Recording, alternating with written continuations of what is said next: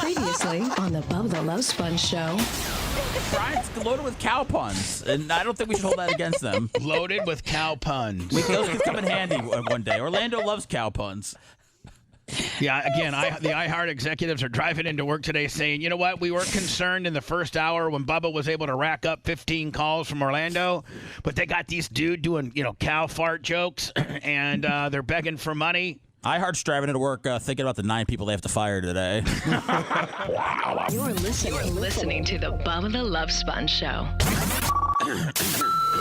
Broadcast rights for the Bubba the Love Sponge show have been granted to this station by the Bubba Radio Network and is intended solely for the enjoyment of our listening audience. Any rebroadcast, retransmission, or other use of this production without the express written consent of the Bubba Radio Network is prohibited.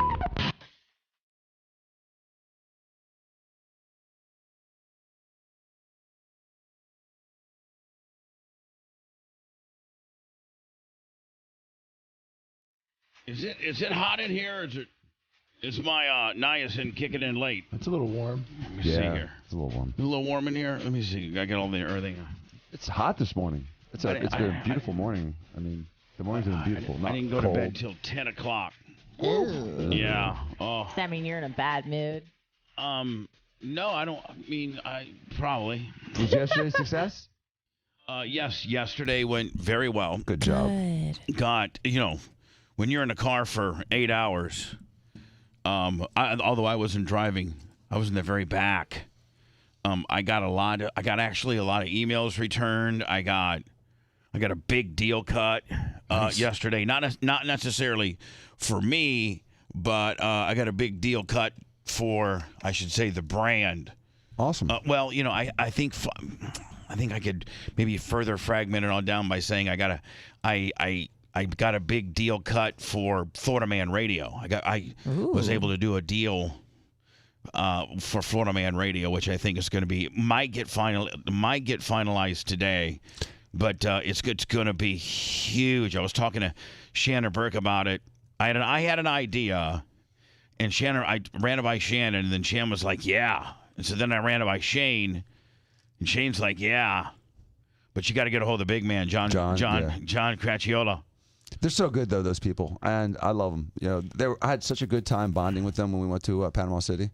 Yeah, it's pretty cool. But I got to tell you, man, down in the Fort Lauderdale area, man, Dan, you drive around here and, you kind of, the way you roll with your Ferrari and everything, you kind of stand out as there's a lot of Dan Diacos rolling around down there. Oh, I know. There's thousands of them. What I'm saying is you can probably, you don't see a Ferrari in Tampa a lot.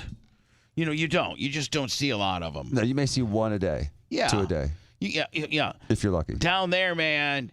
Every 15 minutes. Yeah. Standard protocol to drive on the roads. Yeah, there's just a lot of money over there, isn't it? And I don't know if it's old money, if it's new money, if it's crypto money, if it's drug money. I got a feeling it's probably a little bit of all that. It sure is, Bubba. And you see people down there just dumping tons of cash, and they're from all walks of life. They're black, white, Asian, Russian. It's beautiful. Jewish. It's everything.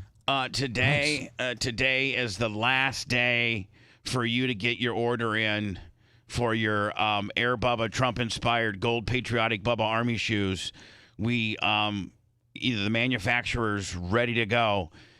He's already started they've already started making them. I just need to tell them how many to make. But today is the last day. We did, Lummy. We're well into the triple. We haven't hit 1,000, but we're well into the triple digits. It's going to be a great thing for us.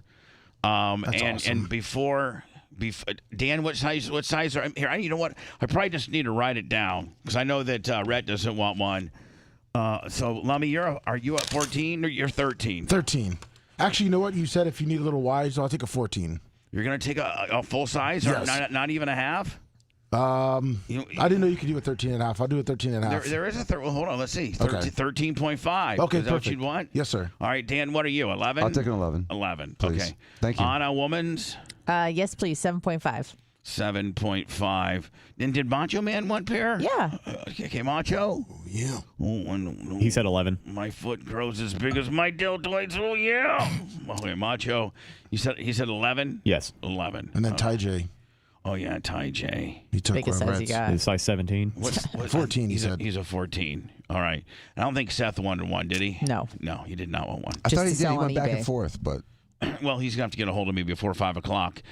The deadline to get your I actually had a person I was traveling with yesterday order a pair while we were in the car.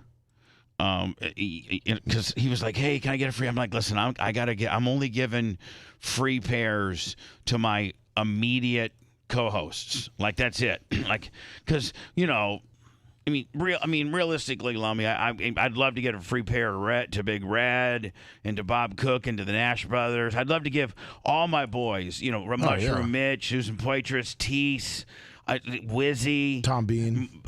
That is, you know what? That is a guy I do need to. That is a guy I do need to consider. I really do. Do you think he would wear them? That's another one. That's another thing. but at least offer it up to him. Of Did course. you? I don't think Jay said he wanted a pair. I think No, Jay, he did not. Right. He was excited to see Dan wear them, is what he Yeah. said. He says he lives. Sometimes he lives vicariously through Dan's gaudiness. Is what he said. He goes. I really deep down. I walk Jay to his car most days, and I just love it. It's just And Dan, I wish I could walk you to your car most days, but you're always like you're always. Well, sometimes I'm trying to. You always have, like, you never have the luxury of just moseying out of the studio, get in your car, and you don't have anywhere to go. Like, No. you're usually either headed to the surgery center quickly, Yes. or headed back to the office quickly, because you got patients stacked up in the waiting room waiting to be seen, or you have somebody on the slab ready to get some new boobies. Right. It's Something hard. like that. I try to squeeze a lot in a day. Yeah, you do. When you run a little bit late and I get that middle finger emoji from Jennifer, is that when you roll in about like 9:40 and the waiting room is packed?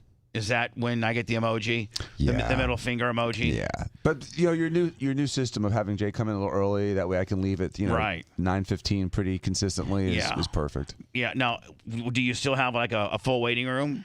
They stagger me. Can you run them through pretty quick? Well, the beginning is usually post-ops, and so there's usually like 3 or 4 in there from the day before that need attention. So, but post-ops, if there are no complications, are usually just everything looks good. They're settling in nice. Now do A, B, C, and D, and I'll see you in 3 days. Yeah, but the first post-op is, they're beat up. It's the day after surgery. You're changing dressings for the first time. You're showing them how to use the drains. It's a little bit more intricate the first they're one. really sore. Yeah, they're in a bad mood. Because all their anesthesia is worn off. Yeah. They may only be 1 or 2 pain pills deep at this point, and they're beat up, aren't they? I mean, getting new boobs it doesn't.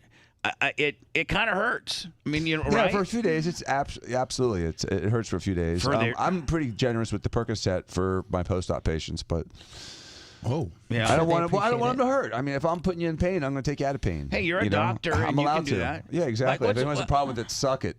Like what's what? Let me guess before you tell me. But I would say is probably as much as they've really locked that part of medicine down, where it's a triple net. You have to have you can't just call in.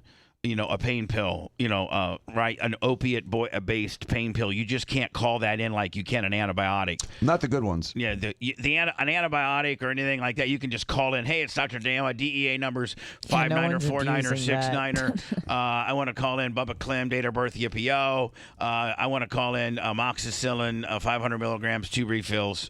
And they're like, okay, whatever. Nobody's gonna, nobody's out. Nobody's out overdosing. No one on really amox. goes from penicillin to heroin. So. Nobody's on the street corner saying, "Hey, buddy, guess what? I got 500 amoxicillin." Oh, really? Oh, damn. They're doing Got a you know Z-Pack what? on you? You I need one. you got a sniffle, kid? What, Dan? But you know what? During COVID, they were doing that with hydroxychloroquine and ivermectin. That stuff was priceless at one point. Oh, I know. I remember when you first started your regimen. The gouge hadn't really kicked in yet because you were on the very, very, very early tip of that cocktail, let's say to speak. And so, like, literally, the ivermectin, I know I always say it wrong, was like $24 or less. Yeah. For the whole, and now the dosage is contingent upon your weight. So I would take more than you, Anna, as far as just what Dan would prescribe me. Right. But needless to say, it was, and I didn't say nonetheless. Did you see that one? It was needless to say, and that doesn't count as one, Anna. I just want you to know for your being the nonetheless scorekeeper, right? Thank you. Thank you. No problem. Needless to say, in the timeline, Dan, of the real big COVID deal, when you were really prescribing that quite aggressively to your patients, it quadrupled in price because of the supply and demand, right? And I mean, like, the pharmacies can gouge too, right? If they're buying it from the manufacturer, they can pad it up, can't they? Oh, and they based have. on supply and demand. And they sure have. I mean, like, if Walgreens, I think they price gouged. To be honest with you, they did. I think it's shameful. They did. I mean, I know. Listen, my first time I got COVID, I went on the Dan cocktail. And everything that Dan prescribed me, the deoxycycline, I'm not gonna get into it all, but the medication that healed me without having to get a vax, and that healed me completely. No, the first time I got COVID, Dan's concoction cost me with the nebulizer. I even went out and bought a nebulizer.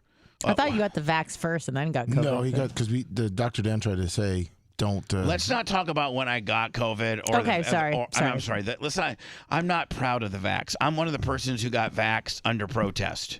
Okay, I did not want to get vaxxed. I remember Dan wanted to be specifically yelling at you not to do it. I wanted to be just like you guys. Who do you pick though?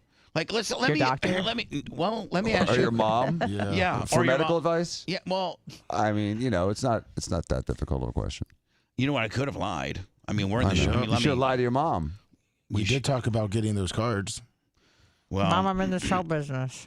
Well, no, I just would flat out lie to her and say I got it. But then Tara would be like, well, you know what? Show us your card. I'd be like, shut up, Tara. Card. So anyway, I did get vaxxed with a booster, all under protest, because my mom was like, you got to give it. Dan was begging me, please, buddy. Said especially don't get the Moderna. As your friend, as your doctor, that you've already, please do not get it. Do not get it, please. And my mom just kept, so I got it. And you taped yourself getting it. I know. I figure if I'm going to get it, I might as well get some cards. Might as well be like Travis Kelce and try to make a few dollars out of it, right? Fair enough. Yeah, you've been a big ambassador for Travis Kelce made $15 million. I made $1.50, and I made $1.50 on my footage, and Travis Kelce made $15 million. But I mean, Dan, they gouged the hell. Ivermectin, quadrupled? Sometimes on the pharmacy that you would use, it was well over $100 to get your ivermectin. It's amazing how the prices jumped. Yeah. So anyway. And then the restrictions changed and the whole thing. I mean, for them to have to pay a jackass that plays football to promote a vaccine, $15 million, makes you have to wonder, why are they using stars to promote something and paying them outrageous amounts of money? Why are they paying people like Anderson Cooper and Cuomo and all these other a-holes to promote a shot? It's pathetic. Well, hold on. You shouldn't have to pay anybody to promote anything if your shot really is effective. And like the measles shot and the polio shot, shots that really did work. You know what I'm saying, Dan? Amidst outbreaks in our community, in our society. I mean, right? I don't think your mom or anybody ever argued when we were getting vaccinated as kids, although they used to do it was like 3 or 4 or 5 in one day. You should never do that. But listen, we made a lot of mistakes in the 70s, and so, but nobody questioned the measles or the. Remember, what would we get them? We would get the polio, the measles, the which ones would we get as kids, Dan? Because you and I are in the same age, right? We get DTaP, which is tetanus and diphtheria and pertussis. Is that still? Is that a single vaccine? Yeah, it's a combination. It's always been a combination. It's sometimes it's Tdap or DTaP, depends on which one's got a couple. Now, higher. this is talking about what we got. got As right, kids, right yeah. now. Then, And polio. And then tell me, do they continue to do it? So DTaP, Yes. we got it, and they still do it. Yes. Okay. And then we got MMR. We got polio. We got polio, which they stopped doing for a while, but I think they're starting to do it again. Is polio tearing its shirt off and hulking up a little bit? I think so. I mean, but it's one of those things that we kind of eradicated it, so we'd Right. like to keep that down. Right. Polio is devastating. Yeah, ask FDR. Although the biggest misconception, there's a big conspiracy theory. Maybe I'll get full whap on the deal, but that FDR really didn't have polio. He had something else that's very similar to polio, and he was actually misdiagnosed. Somebody look it up. I don't have time to. Well, some people said that at the time DDT was being used a lot. Diamond Dallas Page was being used. Oh, I'm sorry. DDT. What's DDT? Well, it was an insecticide, and they would squirt it in your arm? they shower people in it. Yes, Bubba, you were correct at FDR. Hold on. I'm going to drop the mother effing mic because not even Dan Diaco knew this one. If you had asked Dan Diaco what did FDR have, he would say polio. And go ahead. He got it while he got it from like a mosquito or a bacteria, something in the pond. DDT. It's from the DDT that I'm talking about. He got it swimming at a resort or his pond. Did he read it, Lummy?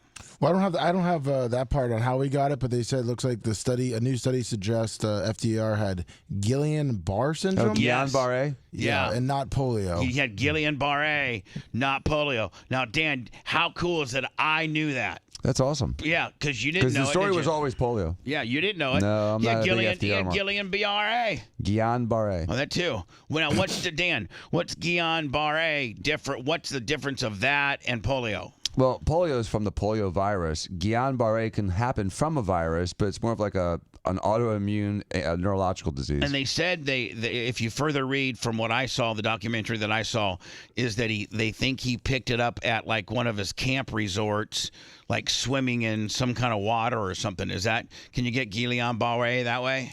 I don't know about swimming in water, Mosquito? but maybe from a mosquito it can trigger it. It's weird because any virus can trigger anything. It's amazing what you can get from a mosquito. We all get bit the hell out of by mosquitoes. But some people die from it. And next thing you know, we got a big storm coming ahead. Look at that coming. Jesus, that looks... Yeah, it's supposed to rain all day tomorrow. Oh, no. Oh, what's tomorrow? I don't even know what day it is. Wednesday's tomorrow. I don't even know what tomorrow is. That should be the title of my new book. I don't even know what day tomorrow is. Hello. Oh, this might be an Orlando call. Hold on. Whoa. Hold on. Charlie. I don't want to start my See you day later. like this. It should just be, but your book should be, hello, can you hear me? No, my name should be, hello, if this is Charlie, I'm hanging up on you. So, Lummy, I talked to Shane and Shannon, John Caraculo and Stevie, all the forefathers of JVC Broadcasting, and they said the response yesterday in Orlando, 103.1, as they flipped the urban-leaning Fly. Well, originally 103.1 in Orlando was the Wolf Country Station, and I was on it. I was actually the first morning guy. And then Lynn Shackelford talked management out to fire me. Now, honest to God, I'm going to have to tell you, I'm not trying to be a bragger, but even Shannon would admit, like, I'm probably the most liked personality on Florida Man Radio, especially after the deal that I got done yesterday. Like, I've been really hitting some home runs with JVC. They love me. I bet you know what I want? You know what I want, Lummy? I want Shane or John, the forefathers of JVC, to apologize to me for listening to Lynn Shackelford and firing me. Remember, they fired me from the Wolf and then also from 102.3, the Ocala station. They flat out fired me based on some program director who did not like me. Now I'm their darling. They love me. Are you back on the Wolf? Oh, it's not the Wolf now. Dan. It's not called the Wolf anymore? So the Wolf in Orlando starts out. Let me see what the start date of the Wolf was. Okay. And we're the original radio, we're the original show, and I think we were doing fairly good. Probably not as good as we're going to do now with a better format. Because, it was all country during the day and then us in the morning. That's kind of not necessarily the best fit. My show and then country. But although my show tends to be more country, right-leaning, a guy that likes guns and is driving heavy equipment and likes country music probably likes our show too. More than the urban listener. Right, exactly. Urban music listener. Exactly. So 103.1 in Orlando starts out as a country station as the Wolf. I don't know how well they do, but they quickly got rid of us based on Lynn Shackelford not liking me, and then they switch it over to, let me see, they're on country for a while, and then I think they switched it over to this new station, this Fly deal, and they were trying to get like an urban crowd, like that kind of deal. And they did that 18 months, and then finally John Caracciolo said, listen, and so then Florida Man Radio goes to Fort Walton Beach, 103.1, oddly enough, in Fort Walton Beach, and we kill it. We kill it. All of us, when you say all of us, that's me, Don Miller, and Shannon Burke, the three main day parts, mornings, middays, and afternoons. All of us are top 5 men, 25-54. I think I'm second. I think Shannon's second. I think Don's third or fourth. And so, we're top 5 in our demo. And when we took over 103.1 in Fort Walton Beach, it was called, The Blaze. Lummy, let's not forget, I was originally the first morning man up there, too. Yes, you were. God, I feel like Vinny Testaverde, where I'm good. I'm good, but I'm a journeyman. I get thrown around a lot. Yeah, but the cream rises to the top. Right, and let's not forget, Vinny Testaverde won a Super Bowl. Sure did. Didn't he? Steve, if you look at, hold on. Let's look at, hold on. Wait. Listen What's to the other me. guy did, though? Everybody shut up. I'm going somewhere with this. And Rhett, your mic's on as well. Think about this. Think about how many Buccaneer quarterbacks pooped the bed, crapped the bed with the Buccaneers, but went on to win Super Bowl. Doug Williams. Trent Dilfer. Hold on. Doug Williams. Trent Dilfer. I guess Vinny didn't. I was confusing Vinny with Trent. I think so. Yes. I was confused. Steve Young. Yep. Mm-hmm. So those are 3 dudes that went on to win Super Bowls that were ass buckets for the Bucs, right? Yeah. It's kind of how I am with JVC. Like Orlando, like in Orlando, the current 103.1 that we're on now. We originally started there. I don't know how many years ago. When did the Wolf fire up? As I'm trying to look, it looks like it was 2015. Right. Also, just to clarify, did Peyton Manning get his ring with Indy? And it was 07, right? Yes, he did. So the closest Vinny Testaverde ever got, he was a backup for New England that season, and then they lost to Indy in the AFC title game. But straight backup Willie, though. Yeah, backup. Right. I think he was 43 or 41 at the time. He was really, as far as skill set, he was a good quarterback. Testaverde? Yeah, if you gave him They said he was colorblind. Yeah, he was. If you gave him some, and Dilfer was. You know who else was pretty damn good? Don't say Trent Dilfer. Dilfer was good at ball control. Hold on. Josh Freeman. Hold on. You know who else was pretty good? Jeff Garcia. Yeah. Jeff Garcia was not a bad quarterback. Buccaneers legend. Buccaneers just didn't have anything for him. Nope. Right. But he was You guys hated on him. Did we? Man, and then we got Not a friend of the show. But tell you what about him, and that is Garcia. You probably doctored him. I did, and he played for us while I was one of the team doctors. Right. And Tough guy, that right? kid was, first of all, he was not much bigger than me. And he would sacrifice his body every single game. He was done bleeding. At the end of the game, he was bleeding every single game. Not just like a scratch. No, I heard he was. Heard he was grit, pure grit. Really was. I would take a guy that played that hard over a big old prima donna, 280-pound guy that benches 225, 40 times. When you were the team doctor, name the top 3 grit guys. You were a team doctor for the Bucs for 4 years or 6 years. 6, a little over 6. Yeah, 6.5. So you were an assistant doctor. Your dad was the head doctor. Your dad, God bless his little soul, rest in peace, Daddy Joe, the seed, the man. He was, and I think still is, has the record in the NFL of being the longest tenured team doctor in the history of the NFL. There was another guy named like Charles Brown that did it like 35, 34 years. So it was similar to Dad's run. All right, so, yeah. There's two guys that did it forever. I mean, if you're working for an NFL organization, I don't care whether you're the guy, the equipment manager, the guy that's striping the field, or the doctor. Very rarely are you there longer than 6, 7. It's very rare for you to be working in the NFL for the same team for over 3 decades. Yes, right? that never happens. That never happens. Very rarely. Unless maybe you're the guy in charge of like the ground maintenance or something like that. Right. The grounds guys do keep their jobs. They don't necessarily because they're so damn good at it. Right. Right. And they know that field. Right. So anyway, name out of the 6 years when you're the team doctor, name the top 3 truly grit guys. And what I mean by grit, I mean like guys that you knew guys that if they're a little bit banged up, they'd come in and just be like a hypochondriac and way over the top. And then there was the guys that just played hurt and just gritted it out. Well, I really have to give Garcia number 1. Would he be up there? He would be absolutely up there because he was literally hurt every single game, and he was fine on Tuesday. I mean, he was as tough as they get. Were you there during the Gruber days?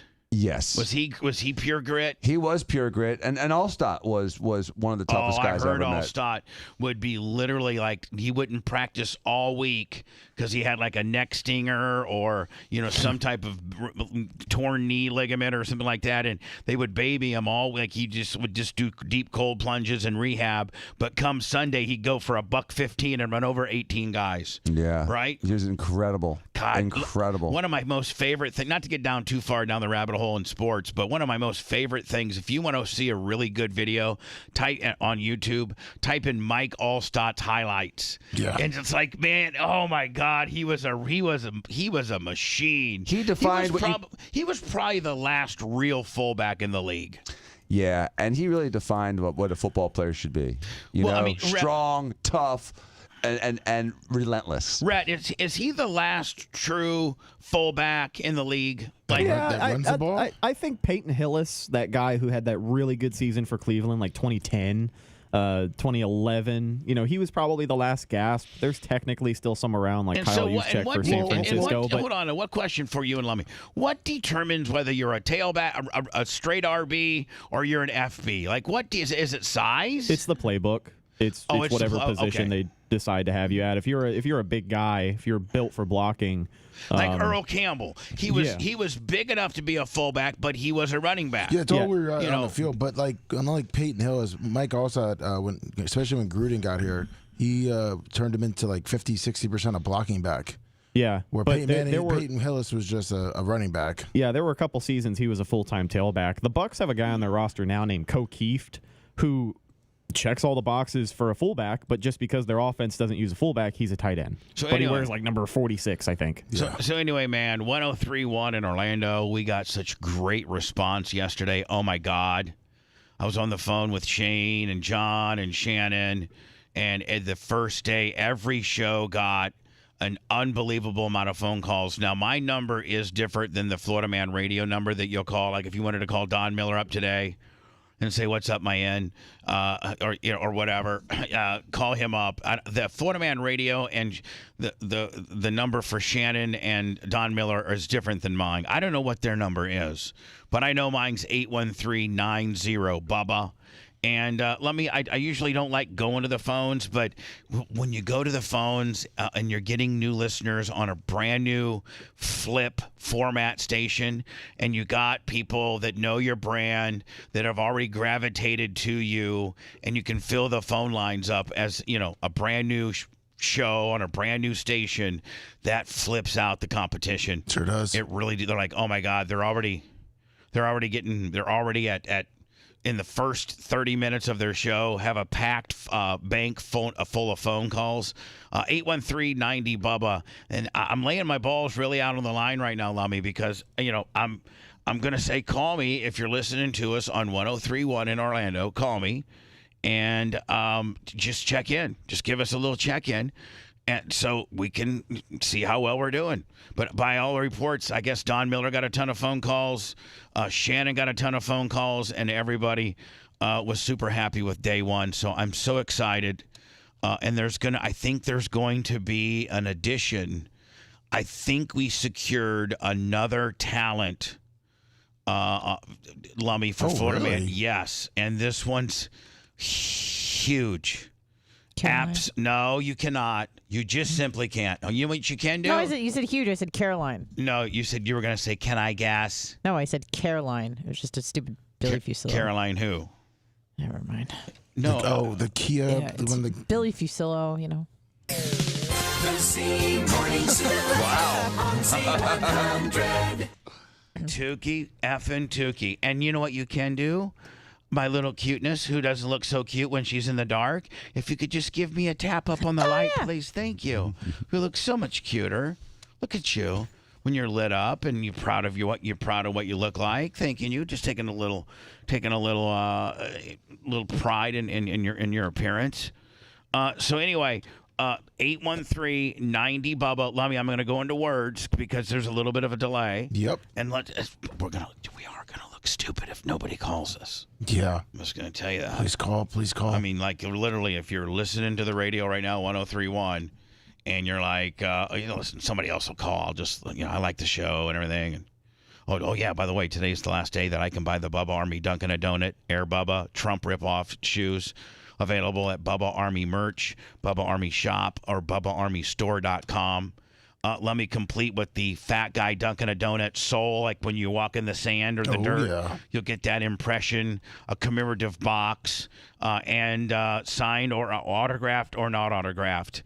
Everything from a men's 14 to a woman's, I think we go clear up to a 9. Wow. So BubbaArmyStore.com.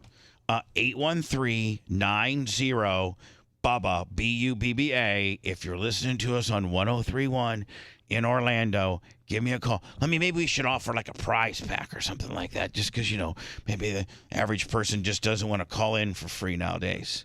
Or do we just lay our balls? I think people will call in. You just lay your balls in the line? Yeah. Okay, so listen. Let's do it. The prize is being live on our show. Yeah.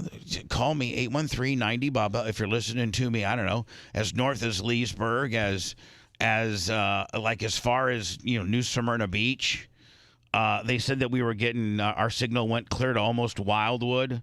Almost down to Lakeland, too. Oh yeah, Lakeland. So again. No, we were in Lakeland. I was in Bartow yesterday, and I could hear Don Miller. That's awesome.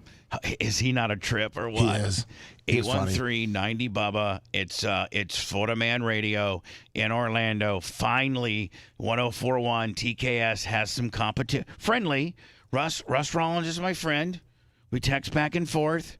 Friendly competition. Did he text you yesterday? No, I think we're going to have a little bit of a cool down period. we're in the middle. We're in the middle of a little bit of a battle right now. We need to focus. He needs to focus on me not kicking his ass, and I need to focus on kicking his ass. So we're both, on the grind. 69, Alex Stein, prime time. Do we got him on today, Lummy? No, Wednesday, tomorrow. Tuesday. I don't even know what today is. Yeah. Today's Tuesday? Yes, sir. I got to go to the dentist today. Oh, no. Oh, you gonna see McSherry? Yeah, and For cleaning or fixing? just cleaning. Oh, okay, that's not bad. Check up, clean. Oh, he's gonna get. Does he ever wear his rings when he does your teeth? Because he does with me. He's not going to ever get another ring. Because he's never come to a... I'm gonna have to make that announcement to him. Uh-oh. Oh, Lummy, the phone lines are ringing. I don't know if we go to him now or we wait through stop set. We're gonna be late. Yeah, I'll check and put him on hold. Just tell him, please hold for 6 minutes and 20 seconds. Well, here, just to prove we even have some. Hey, this is Bubba, and thank you so much for calling. What's your name? My name is Tony. Hi, Tony. From Orlando, Bubba. Tony, I'm getting Bubba ready. Army, Orlando. I'm getting ready to go into commercials, so I can't be very long-winded with you. But thank you so much for listening to us on 103.1. And if you could, being the rugged-ass human being that you are, tell your friends, because that's guerrilla/urban word of mouth, water cool, advertising at its best. That's how things really get talked about. So, today in your daily travels of being kick-ass Tony, tell your friends, hey, Bubba the Love Sponge is back on 103.1 in the mornings. I did. I did post it on Facebook. All your Bubba Army seen it. I posted the whole lineup. Perfect. And where are you? You know me for a long time. Where are you at this very moment? Right now, I'm in Orlando. I know, just like by the mall area. Oh, okay, perfect. Well, listen, Tony, I appreciate you, bud. I appreciate you, man. I know you since XL days. XL 106.7. Yes, sir. All right, buddy. Good talking to you. Thank you.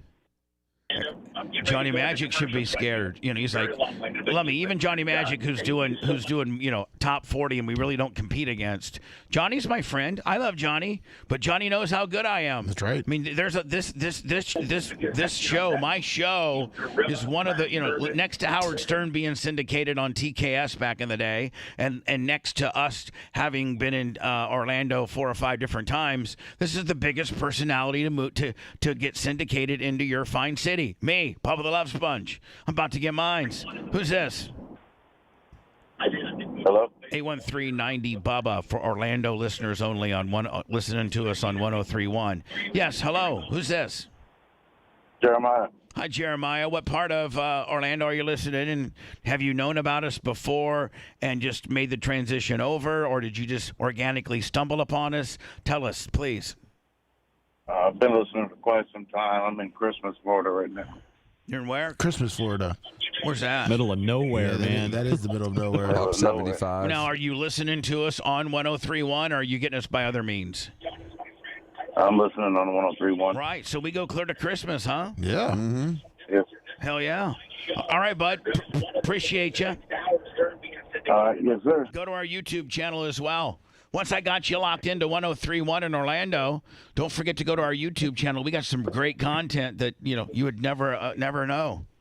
It's great stuff over there. I'm going to start firing up the food reviews and doing scratching off tickets with the homeless people. Sweet. The Merch Crick and I did some ducking over the weekend in the golf cart at the mall. Who's this? Hello, you're on the air. Robert Prattville at Leesburg. We got you on 103.1 in the pop-up camper, me and the wife. You and the wife. Is it hard to get a... we're in a pop-up.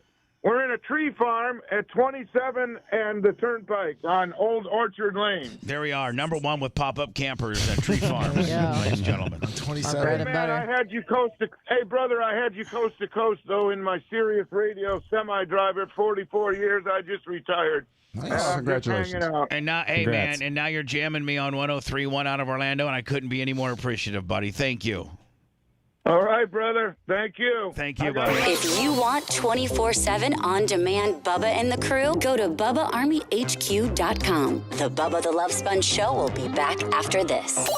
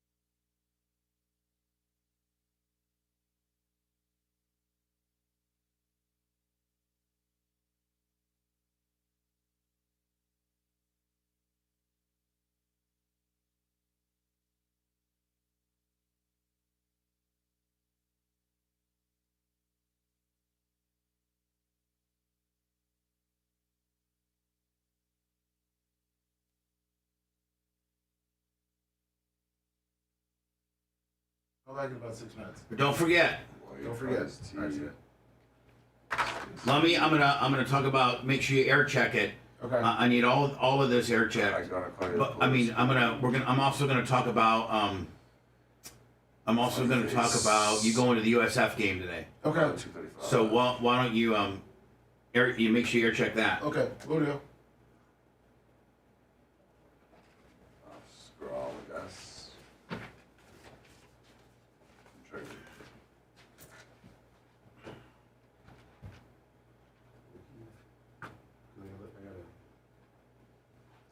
Terry, That is? Iggy, good cut it? morning. Big Red, hope you're still doing better. You already cut it?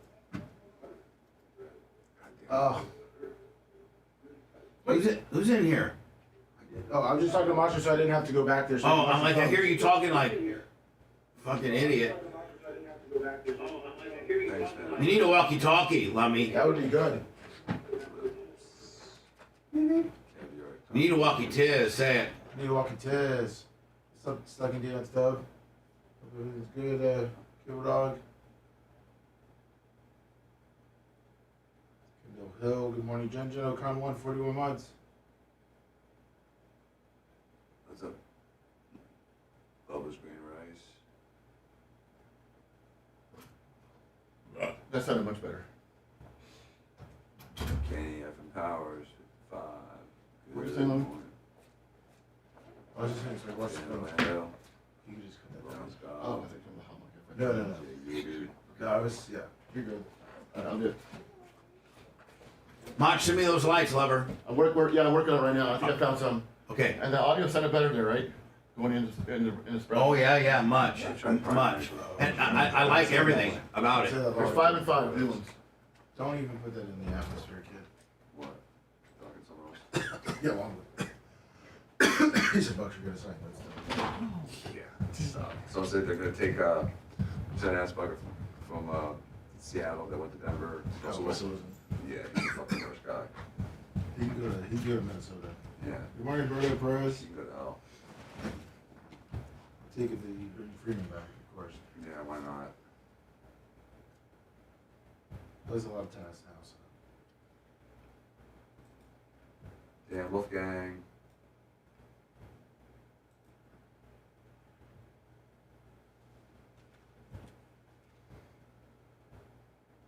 Morning, Kabuki Jones. I know, all the kids. It's a little sweet for me. Trey Longwood. Locker's still up.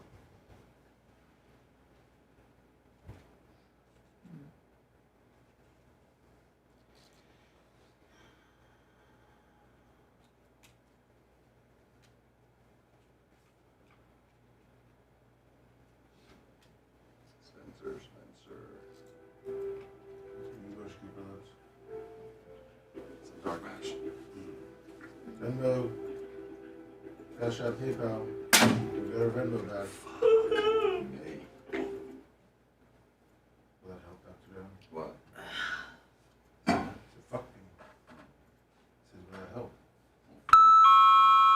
He's outside real quick. Yeah. Distract me a little bit. Exactly.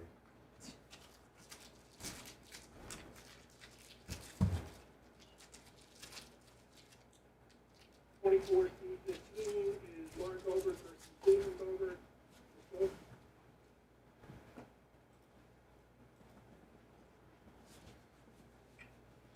Wolf into the Giants clothing. Good morning, Yinzer. Morning, Leslie.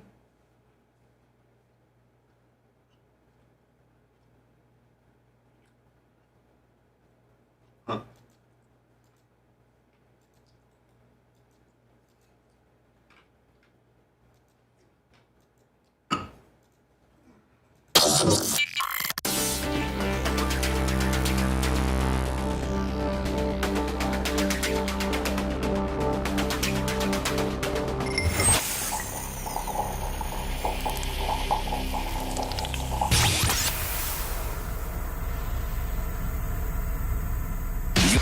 You're listening to the Bubba the Love Sponge Show. After the show, make sure to check out BubbaArmyHQ.com. It's all things Bubba 24/7. And now back to the BRN.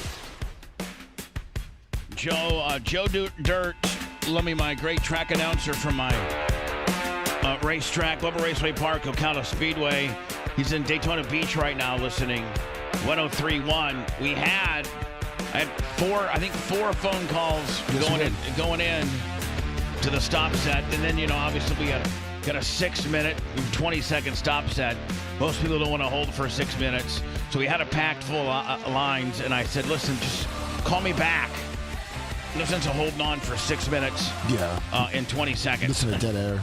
Now, the great Jonathan Morris. The guy that has the great steaks. Oh yeah. And I think he does some fill-in work, some weekend work at Florida Man Radio. Now, supposedly, great guy. Supposedly, his kid, my son, he's 14 years old. He's 6'6", 235. Jesus. He is already having like major colleges kind of start, because they start sniffing around like when you're in 8th and 9th grade. If you're that big, if you're that special. Big, right. He's 14, 6'6", 235. He's on the Lake Mary high school basketball team. And he said if I sent him, he wears a size, I think, 13 and a half. Jonathan Morris says that if I send him a pair for his kid will wear them in a game. Awesome. I mean, I think that's pretty cool, right? Yeah. Yeah. I mean, we'll actually wear them in a, Florida-sanctioned high school basketball game. We had another person reach out, wanting for their youth, for like 10 kids for the cleats. All right, so is the cleats an issue or a possibility? I'll know today. Okay. I'll know today. Hello, you're on the air. Hello. Hey, Bubba. Just wanted to ask Anna, why are you such a judgmental bitch? Whoa. Well, why not? I mean, like it's fun. I mean, like that's everybody. We all shut up for a second. We all have our own little lanes that we're in, and she's in the judgmental bitch lane. lane. You can ask me about fasting. Like, what's going on? Why are you judgmental against pit bulls, then, Anna? What do you have so far against pit bulls that you just can't stand them? Why can't she? Wait, are you talking about the dog or the rapper? I think she's talking about the dog.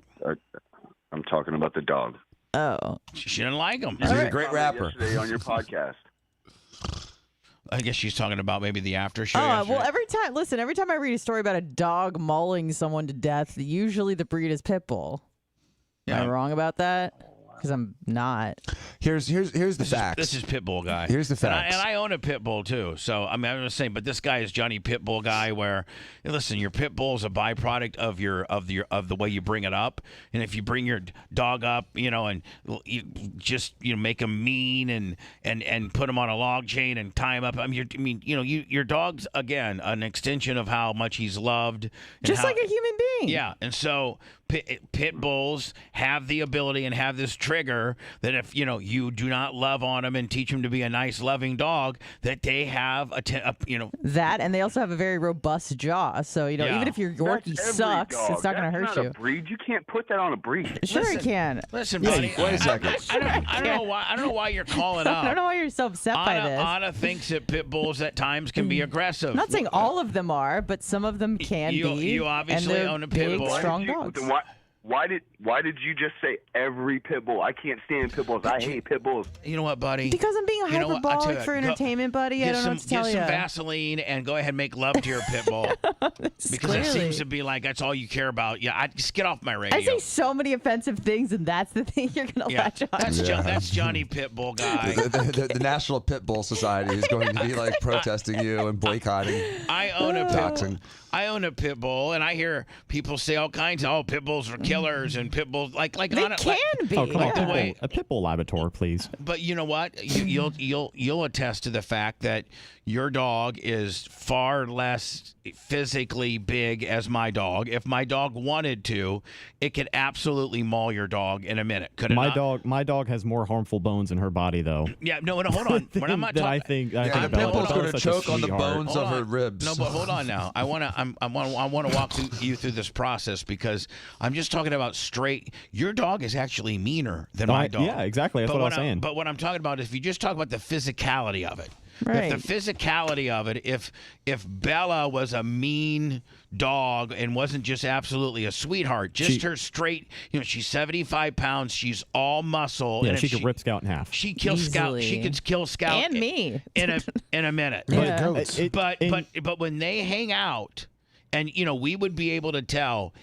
Scout is the little ass that just comes bite. Like Scout will take hacks at Bella, and Bella will just lay there. In fact, Bella's got a scar above her right eye where Scout's taking a hack at her, and Bella just sits there, kind of like Lummy would if you were hitting over the head with a 2x4. Yeah, Bella's. You know what? There's this little dog, and he's biting me, but he's my friend, and I play with him every day, and that's just him. He's a biter. No, Bella's extremely patient. She's a great dog, but and I'm sure you know this too. It seems like a majority of pit bull owners are just really sensitive about that topic. They are. Like, it's not the first time I've had someone call in and tell me that. By the way, oh yeah, too. When I was at the bone, that would happen a lot. I own a pit bull, and I say, you know what? Yes. Pit bulls can be the way that Anna described them. They can be. I didn't say all of them. I mean, maybe I did on the podcast just to be, Here's the facts, though, Bubba. Number one is that all dogs bite in pretty much the proportion that they're represented in society, which means that the number one dog bite dog is the lab. About 13%. Because they're the most common dog in America. They're the most of them. But here's what you have to understand also. The reason that insurance companies and other apartment complexes have rules about pit bulls breeds, is certain breeds have more severe bites because, like you said, they're more apt to be dangerous if they do bite. Where how many people have been bitten by a freaking cat? No one cries about cat bites. Cats bite you all the time. They're nasty, nasty animals. Or scratch you. Really are. Yeah, scratch the hell out of you. They're evil. aggressive. They're evil animals.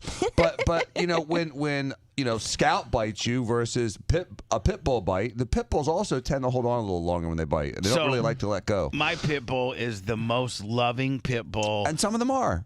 It's also a mix too. Yeah, well, no, it's we've just found out that it's 94% pit bull. Did you have it at Ancestry.com? Kind of. No, we did a dog. Yeah, we did a dog ancestry, and it's 94% pit bull. Okay, oh, really? Wow, it's a pit bull. Yeah, it's a pit bull. It doesn't have any laboratory like I thought it did. Oh, really? But, what's the 6%? Chow. Whatever those ears which are. Nasty. Chow.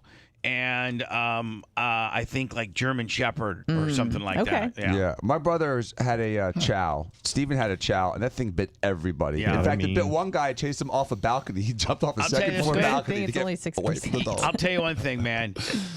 If there was a dog bite that happened here at the BRN, you have a better percentage of it being the wiener dog than you do the pit bull. It'd be Scout going after Bob Cook or something. Right. And here's Or the thing about Scout, your little wiener dog. He doesn't forget. She doesn't forget whether she's supposed to like you or not. Like you can't trick her. No. Once she's seen you and she doesn't like you, she doesn't like you forever. She is stubborn and she is fickle. Yeah, and she's a little bitch. Yes. She is a little bitch. She rolls around here like she runs the place, and she kind of does. She took the day off today. Oh, she did? Yeah, she's not here. You okay? Nice. Yeah, she's good. Hello. No, are you okay? yeah, I'll be fine.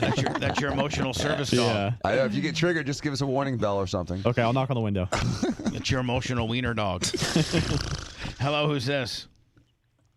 Hey, it's Barba on my way into work. Hey, man, congratulations on your new affiliates, man. It's about time. 101.1 out of Ocala, and then the big, huge one, which is 103.1 out of Orlando. We are so excited about that and the potential of what that could represent if we would do well in Orlando. Like, I don't know that we could be number one, but I think we could be really, really competitive in the men 25-54, demo. And if we could be like top 3 in that demo, oh my God, I think it would change really my entire, terrestrial radio, trajectory nonetheless. First one of the day.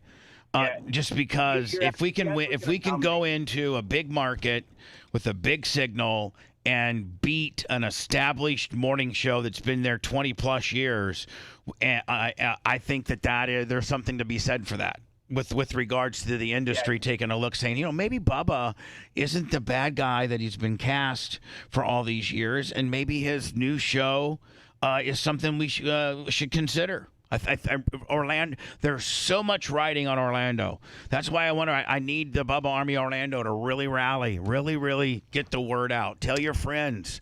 103.1 Bubba. We got this cool ass black guy named Don Miller. And then we got Shannon Burke. Like, the lineup is unbelievable. If you like men skewing talk radio, Florida Man Radio is now another choice that you have in Orlando, when for years you've really only had one, and that's TKS. Now you got, us who have, I would stack our talent as better than TKS. Yeah, you guys. This lineup is phenomenal. I really enjoy the Two Live Jew and then Anna's show. Talking about my world, yeah. Yeah, I mean, I'm really happy with my current lineup. I really am. The dynamics that we have, and then sometimes we bring in Babyface, and then Seth's in here sometimes, and then Dan's in here 3 days a week, and then Jay comes in for 90 minutes. Tomorrow I think we have Kevin Hazlett on at 8. Oh, because St. Patty's Day is coming up. Well, that, and he's going to Vietnam for a month. Really? And yeah. And so he's only going to for what? For vacation? Yeah, for vacation. Vietnam. And I don't know what you do. Cool. I don't know what you do. I mean, Do you dig a hole to poop? I mean, is it? No, it's. Is it more modernized cool. now? Yes. Really? I thought was we there a decade destroyed ago. it a couple years Just ago. don't go to the Saigon Museum of War. Why? Because I was telling everyone I was Canadian after that. They really hate Americans. No, it's just you go to this museum, and it just shows how the Vietnamese were decimated by the Agent Orange and all the things Americans did. So after that, I was just telling people I'm from Toronto. I'm from Toronto. All right, man. What else you got, real quick, before I let you go, buddy? How much weight did you lose? Yeah, I'm down 151. So Jesus. far, so. God. And that's incredible. And that's walking and fasting. That's just exercising and doing Anna's or a version of Anna's intermittent fasting deal. You lost a whole person. Yep. Well, the Bubba shoes, did you get them? Because they're perfect for your walking, man. Yeah, did you order the Bubba? Did you order the Bubba shoes? No, I'm very particular about the shoes that I wear, especially with me being diabetic. So I have to really watch, the support that I have and things like that. But what I wanted to touch on real quick was about the dog bites and the pit bulls and all that type of stuff. Statistically, you're going to have more dog bites from smaller dogs than you are going to have big dogs. And like you said, it's just it all depends on how the owner interacts with its pit bull. I had a pit bull for 5 years before she got sick, and I unfortunately had to put her to sleep. And that was devastating. And Misha, that was her name. She never, ever snarled, growled, barked, showed any aggression towards anybody, from little kids all the way up to adults. She was very gentle, very loving. All she wanted to do was lay on the couch, put her head in your lap, and she just wanted you to pet her. That's all she did. Now, I had a Chihuahua. Oh, Chihuahuas are dicks. For my mom. Oh, they're the most evil little mother effers in the world. I know. I've right there with cats. I've had people that had Chihuahuas, and they are the most aggressive, mean, will bite you. Oh my God, they're Chihuahuas are about the biggest dicks. They really are. They're right there with cats, like you said. 100%. All right, bud. You guys have a great day. I enjoy the lineup, and again, Bubba, I'm so happy for you. You are absolutely going to rock those new markets, man. Everybody else in those markets, y'all better look out, because Bubba's coming, and when he does, it's all over. He's bringing Louie. Thank you. I'm bringing Louie. Appreciate you, buddy. Thanks. Let me today at 8:30, I got Justin Ashley as a guest. Nice. He is the current Skag top fuel dragster driver. Randy, instead of being a sponsor, Randy from Skag, instead of just being a sponsor, Randy went out and bought 3 teams. Yeah. So, before he was just he was the big sponsor of these 3, of like Dale Worsham's, Tony Schumacher's, and somebody else. He was just the big sponsor. So he's still, but now he went out and said, I own these teams now. Justin Ashley, he made a change in the top fuel dragster. He dropped Tony Schumacher and picked up this young kid named Justin Ashley. I'm going to have him on today at 8:30 to talk about this weekend's Gator Nationals. And then Thursday, I'm going to have Tony Stewart's funny car driver Matt Hagan, and you should see this dude. This Matt Hagan, he's the Mike Allstott of drag racing. Really? Oh yeah, he's real thick, and like most race car drivers are kind of littler, like a Kyle Larson kind of look. Yeah, Tony is on the big side. Tony weighs 180. That's exactly what Tony weighs, and Tony's on the bigger side of race car drivers. Dan, you're familiar with race car drivers. Most race car drivers are small because it gives them an advantage. Right, unless they have to have a certain weight. Right. But almost all race car drivers are small guys. Not Matt Hagan. This bitch looks like he could literally go out and, wrestle, play UFC. Like, this guy's a badass. I sent you an article, but it has a picture of him standing next to Tony. Yeah, he looks thick. Oh, he's thick. Rugged. I got him, and I don't want to spend too much time. Don't get too aroused now. Yeah. So Justin Ashley today, who drives the Skag dragster, Top Fuel dragster, and then Matt Hagan on Thursday as we're promoting the annual Gator Nationals. This is the kickoff of the NHRA drag racing season, and it's in Gainesville. And I'll be having, again, 2 of the drivers on this week. Today, Justin Ashley, and then Thursday, Tony's funny car driver, Matt Hagan, who is just a stud. So I'll be having all that. So make sure you be listening for that. And then if you don't catch that interview live, you can, repurpose and go back on our YouTube channel. And I'm sure that, Rhett will make it a standalone, the Justin Ashley / Matt Hagan deal. That will be on Thursday. What else we got going on? You could also download it. You could download it on Bubba Army HQ and have it so you can listen to it anytime you want. Right, the interview. Lummy, I think you and Rhett are going to the USF game tonight. Yeah, the final home men's game. basketball. I think they got the conference locked up. They do. The regular season, they're number 24 now. And so the number 24 rated. I think it's the first time that the University of South Florida's men's basketball program has been rated. Yes. I think. Ever. And, even if they didn't win the conference tournament, which I think that they're probably obviously the odds-on favorite to win. Yes, they could still they're still in the conversation of getting an at-large bid. Yeah, maybe a 12 seed for the NCAA suite, March Madness, so to speak. Yeah, 11 or 12 seed, just depending on how they do. So get some footage. Oh yeah, we were going to tape it and make sure we put it up on on X, put it up on Insta, put it up on maybe make it a little standalone video on YouTube, which then I can go download and Facebook. So let's try to take care of them best we can. Okay. No problem. They play Tulane tonight. Yes, they do. 15-game winning streak too. Now let me 14. Tonight's 15 if they win. What kind of a crowd are they packing the place? The last 2 home games have been sellouts. Yeah, this should be a sellout. Nice. And this one it's close to being a sellout too.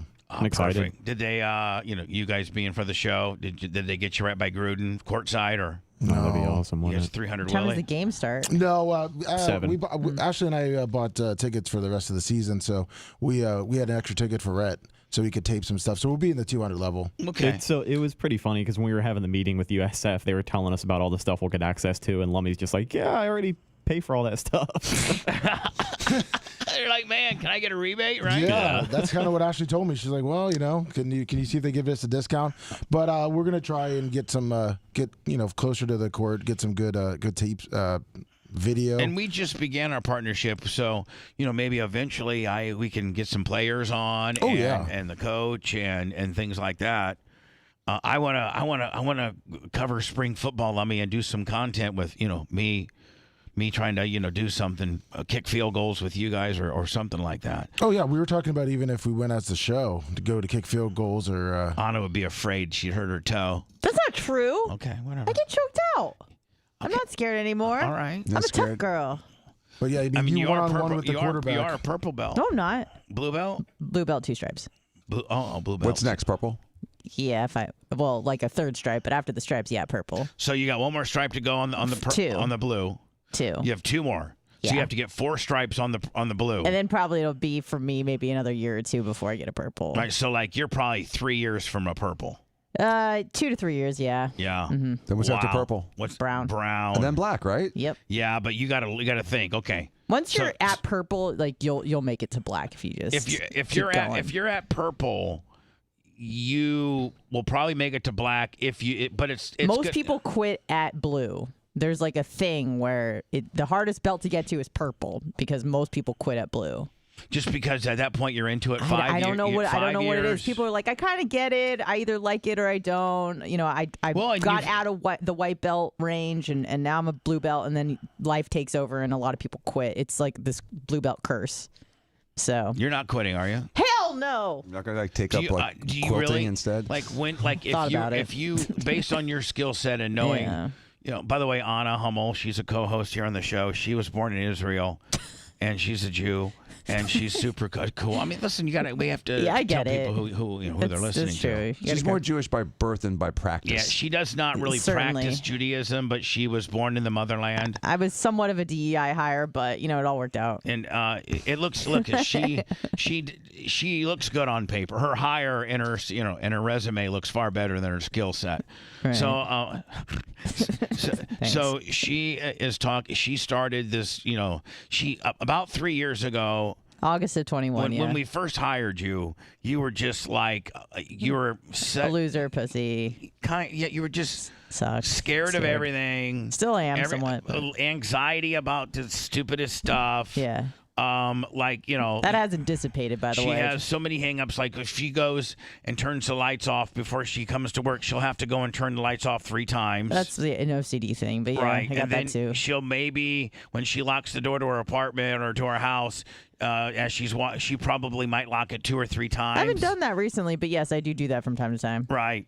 And do you like when you put your seatbelt on? Do you put it on 2 or 3 different times? No, that I'm not. For some reason, is not a ritual, but really? It could be. Wow. Now that you mention it, I might pick it up. Yeah. Might be a tick Who that you wired pick your up. brain? I mean, my I God, don't know. who did that? Maybe to it was your God. I don't know. My God. You just said my God. I was like, I guess so. Your God. Eric Gill, 25 on the Cash App, hearing loud and clear, 103.1. Say it again. Who? Eric Gill, 25 on the Cash App for 103.1, hearing loud and clear in Citrus County. In Citrus County. Nice. Wow. And here's a whole other wrinkle that you that you find people of terrestrial radio in Orlando don't understand. But we have 3 different models that you can just directly pay us and give us money to support us. Please and thank you. And it kind of keeps the show on the air, so we don't really rely on big corporate radio and that big contract that keeps the show funded. We're pretty much kind of outlaws, and we do it ourselves, which kind of gives us a little more recklessness. Because like if they want to get rid of us, so what? Go ahead. See you later. Please don't, though. No, don't. Please don't. We love you. But we figured out a way to pay for ourselves, and it's pretty cool. Venmo, PayPal, Cash App, all at the Bubba Army. We do a lot of merchandise, of which, don't forget, Lummy, the and we've sold 15 pairs of these just since we've been on the air. Woo! Really? Because everybody knows today at 5 o'clock. Today at 5 p.m., this will no longer be at BubbaArmyStore.com, and that is the Trump-inspired gold patriotic Fat Air Bubba Dunkin' a Donut tennis shoes will not be available. At 5 o'clock, we take them down and we put the order in. We should see those in, you said 4 to 6 weeks? 4 to 6 weeks. Nice. So whether it's merchandise that you're buying, whether it's directly making a donation to the show, Cash App, Venmo, PayPal at the Bubba Army, or whether it's going to our YouTube channel, as we have nearly 110,000 subscribers, and watching all of our various live off-the-air content and exclusive stuff that we have over there. Or maybe, Lummy, you're just you follow us on X or you follow us on Facebook.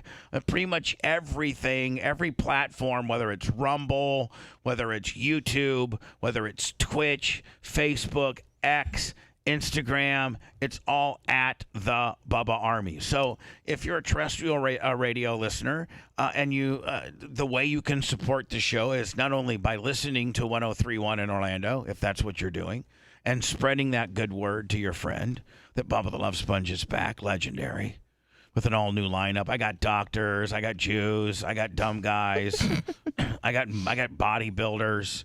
Gingers. I got a ginger that has with a wiener dog. Snowflakes. I got snowflakes. I got surfer. I got everything. I mean, I got everything. Now, what we don't have anymore because society doesn't warrant it, and and now these women that used to do cool stuff for me, like come in here and do the squirt Olympics, or get on my stripper pole, or get in the shower and lather their each other's boobies up. That pretty much kind of dried up when OnlyFans was invented, and they're like, why do I need Bubba? I can just go on my OnlyFans. So we don't really do the girls stuff anymore. I know I have a reputation of doing that, but we really don't. We try to get into more. Retired the sluts. I mean, we just try to give you our very effed up and highly polarizing opinion about life, whether it's politics, whatever. We just give you our spin on it. Chances are it's probably the way you look at things too, because we think like the common person. We're not a bunch of bought and paid for, snowflake and anything. We're not woke. Nope. I think that, if you have a penis, you shouldn't be able to play against women who have vaginas and beat them. But I also think that you should have the right to, if you have a penis and you want to be a girl and identify as a girl, that's on you. Put lipstick on, some fake boobs, and talk like a girl. And be a girl. God bless you. More power to you. As long as you're not going against my daughter for the state championship track meet and beat her. I don't have no problem with you identifying as a girl at all. Nope. Good luck. I think, and just to kind of give you an overview of the show, I think all of us unanimously agree that we're pro woman's right. We're pro abortion. I think every one of us is pro abortion. I don't think. Yeah, sure. Why not? What do you mean? The only woman on the show. Hold on. So the woman on the show is you're not pro-abortion? Yeah, I guess. I don't know. It's one of those things where, like, if you put a gun in my head, you see, if you said, "Do you think that this is morally permissible?" I'd probably say no. But also, I don't care enough, if that makes sense. Like, do what you want, I guess. Right. I mean, live your life. But if we were to get into like a philosophically ethical debate, I would probably say no. But also, I don't care. Well, because you recognize. I'm sorry. No, I'm just saying. So you're saying like some poor girl here in Tampa, 18, 19 years old, gets knocked up on a one-night stand Willie. The guy doesn't like her. Says, I don't have anything to do with you. She's going to have to live her life as a single mom, which is not necessarily. Listen, I'm not going to get in her way of having an abortion. Well, that's what you're saying. No, I'm not. No, I'm not. But if someone said, do you think this is right or wrong to have an abortion? I'd probably be like, probably not right. All right, let me rephrase my question. Okay. Do you think that abortion should be legally available to women as an option? Yes. I think... Yes. Yeah. And whether you agree with what, morally it's doing, do you think that up until, and I'm even good with putting like a, 16, 17, 18 weeks on the gimmick. Like, I'm even good with that. If you got to reach across, political aisles and say, okay, Democrats want it wide open. You can suck it out literally the day before. Mm-hmm. And Republicans, hardcore conservatives went like Alabama. It was 0. You cannot get an abortion. Right. Period. Yeah.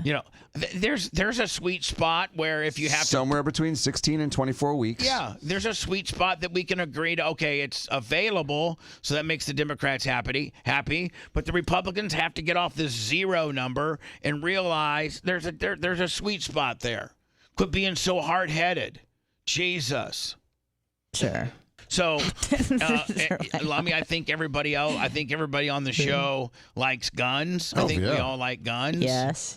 I mean, I want the ability to be able to have a gun if I have not been convicted of a bad crime and had my rights taken away from me through incarceration or whatever, being arrested. If you're a felon, you shouldn't have a gun, and that's the way it is. But law-abiding people should be able to have guns. Do you think a felon should never have a gun again? I think, like, if you're convicted of a felony, you should never be able to get a gun again for the rest of your life? I think, Dan, it should be what type of felony you got convicted of. If you got convicted of embezzling, grandma's 401k. A violent felony, then? I think if you got arrested for a felony involving a gun, or shooting or hurting, then you shouldn't be able to get a gun. But if you again? Ever. But if you were convicted of like a Bernie Madoff, kind of deal, then you should be able to have a gun once you get out. Just my effed up views. I don't disagree with that. Yeah. I think it's a little draconian for a guy that has some like a felony DUI not to ever have a gun again. Right, that's what I'm saying. Right. But if a guy went into and killed a store clerk and did 25 years.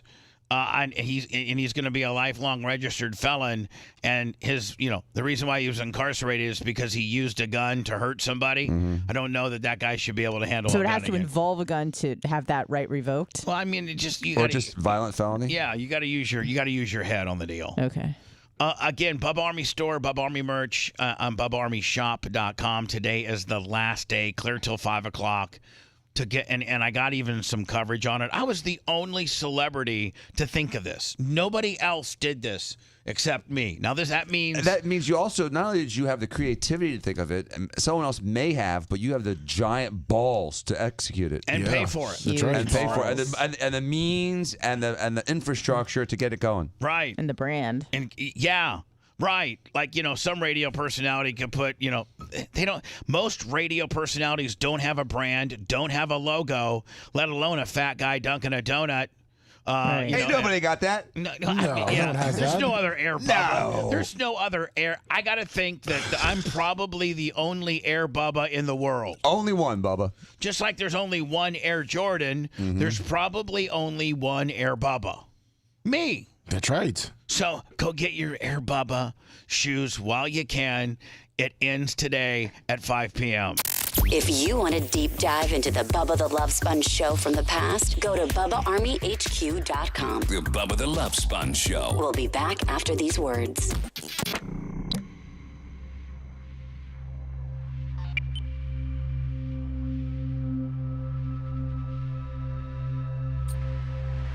Gooch, I see your stickers here. Yeah, I didn't know you had your own. Who made those for you? A guy that used to drive a motorhome for Robbie Gordon. They're pretty badass. Started a business doing it.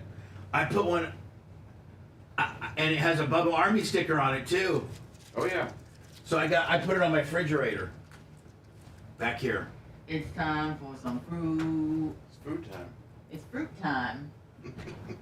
He's big on. I think I got my fruit from yesterday in here. Oh, that's not They're probably still good. Almost the worst of it. The donut in his head. You never noticed? Notice that we also has slides on. Touch me. Economics. Almost the worst. You give a little and you get a little. I'm sorry, Dr. Dan. Did you know that? No? That's all. Yeah. Yes, ma'am. Thank you.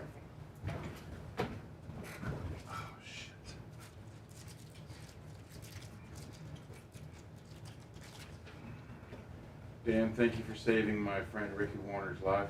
You're welcome. Because he's a stubborn. You remember him, don't you, Danny? Redneck from Central PA. Is this with the COVID deal? Yes. And he had He's gonna die. cancer and a bunch of other stuff, and he was a bad place. oxygen was in the low 80s. Yeah, it was like 82. And he was stubborn.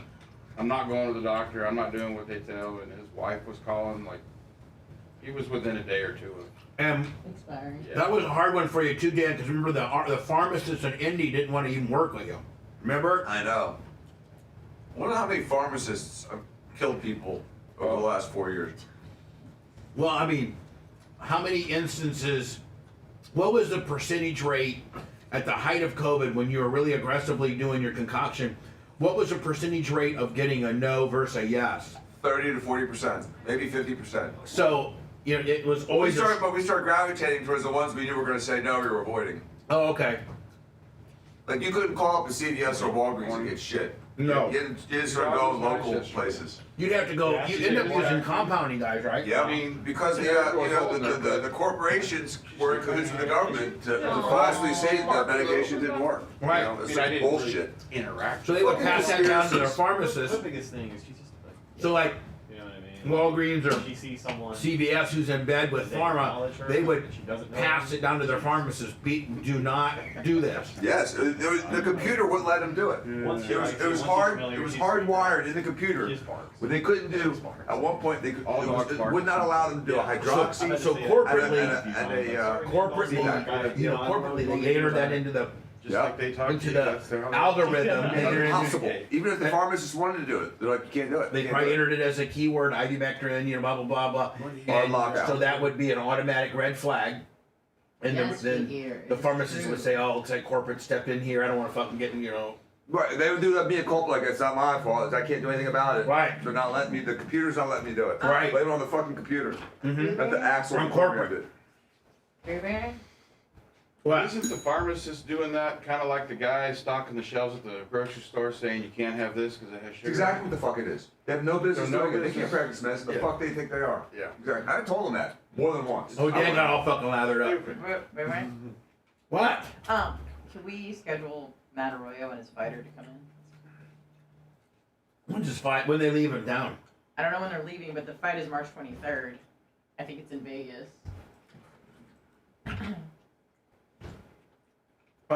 See what next week looks like for him. Okay. Sounds good.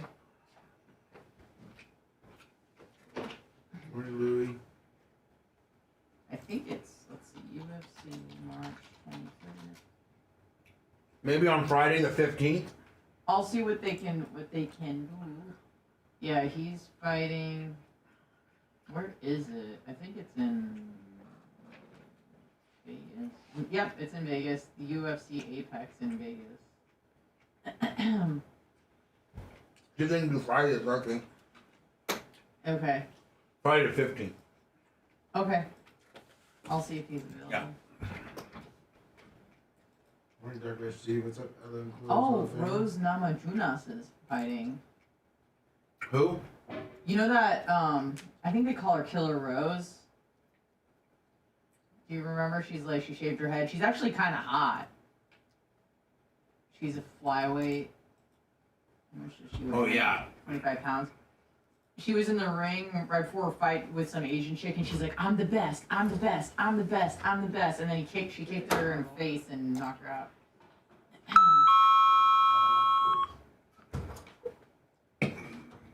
What'd you do to your shoulder? Rotator cuff in the labor room. I just had it injected again on Friday, and it's all fucking jacked up.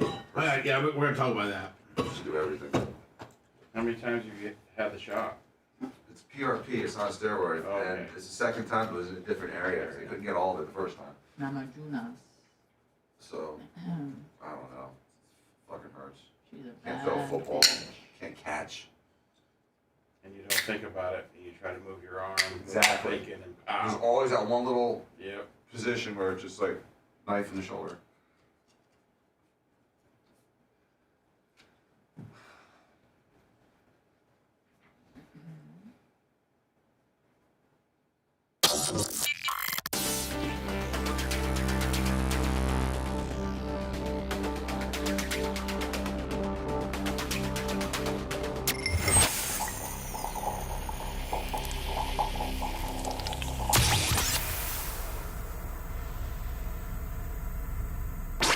It's the Bubba the Love Sponge Show. Missed part of the show? We got you covered at BubbaArmyHQ.com. Now back to Bubba Live Worldwide.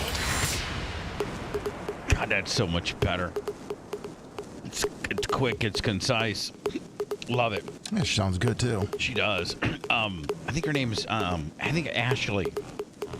Remember the guy I had on from Flow? Yeah, from Flow Racing. Yeah. Michael Bigsby. Yep.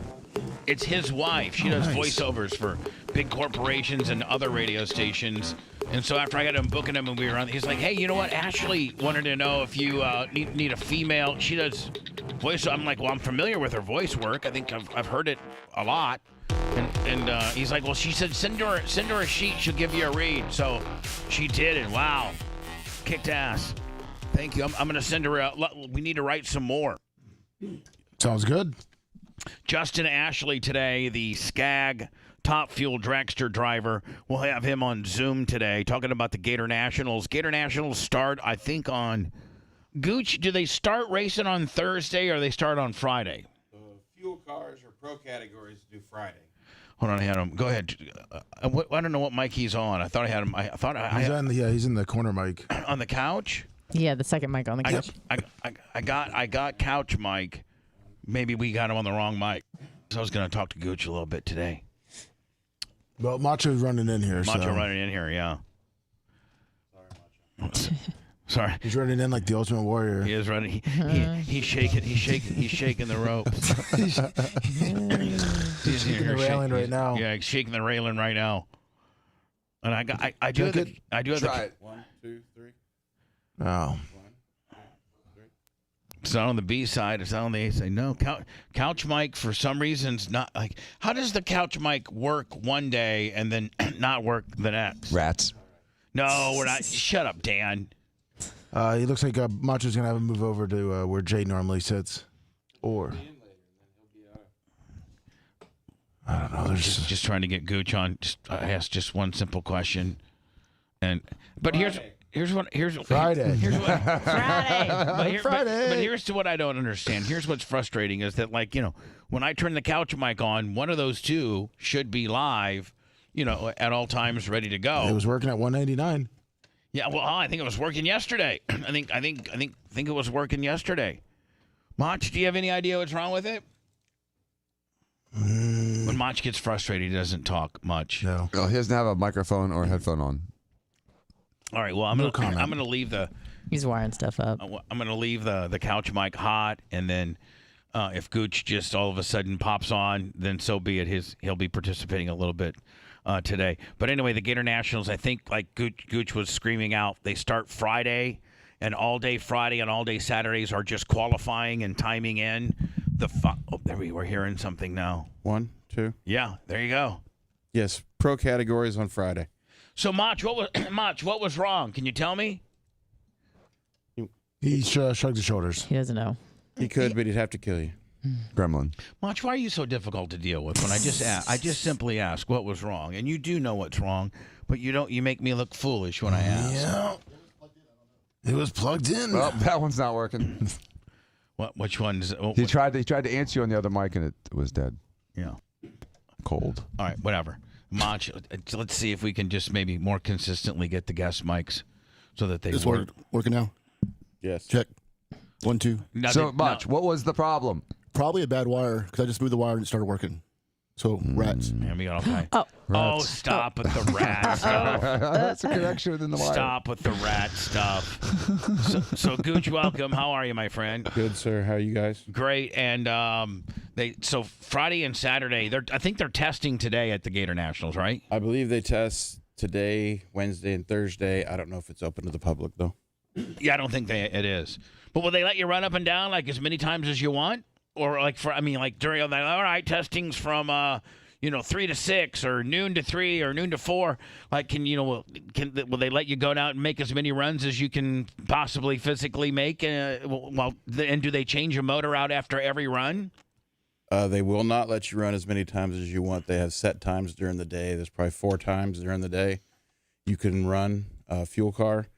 And yes, they have to, no matter what, they have to rebuild the engine every time. That's a rule? Hold on. No, they won't. It's a policy. They won't last. Okay. Yeah. So here's the deal, Dan. When you like on the top fuel side of the things, the funny cars and the dragsters, they're so violent.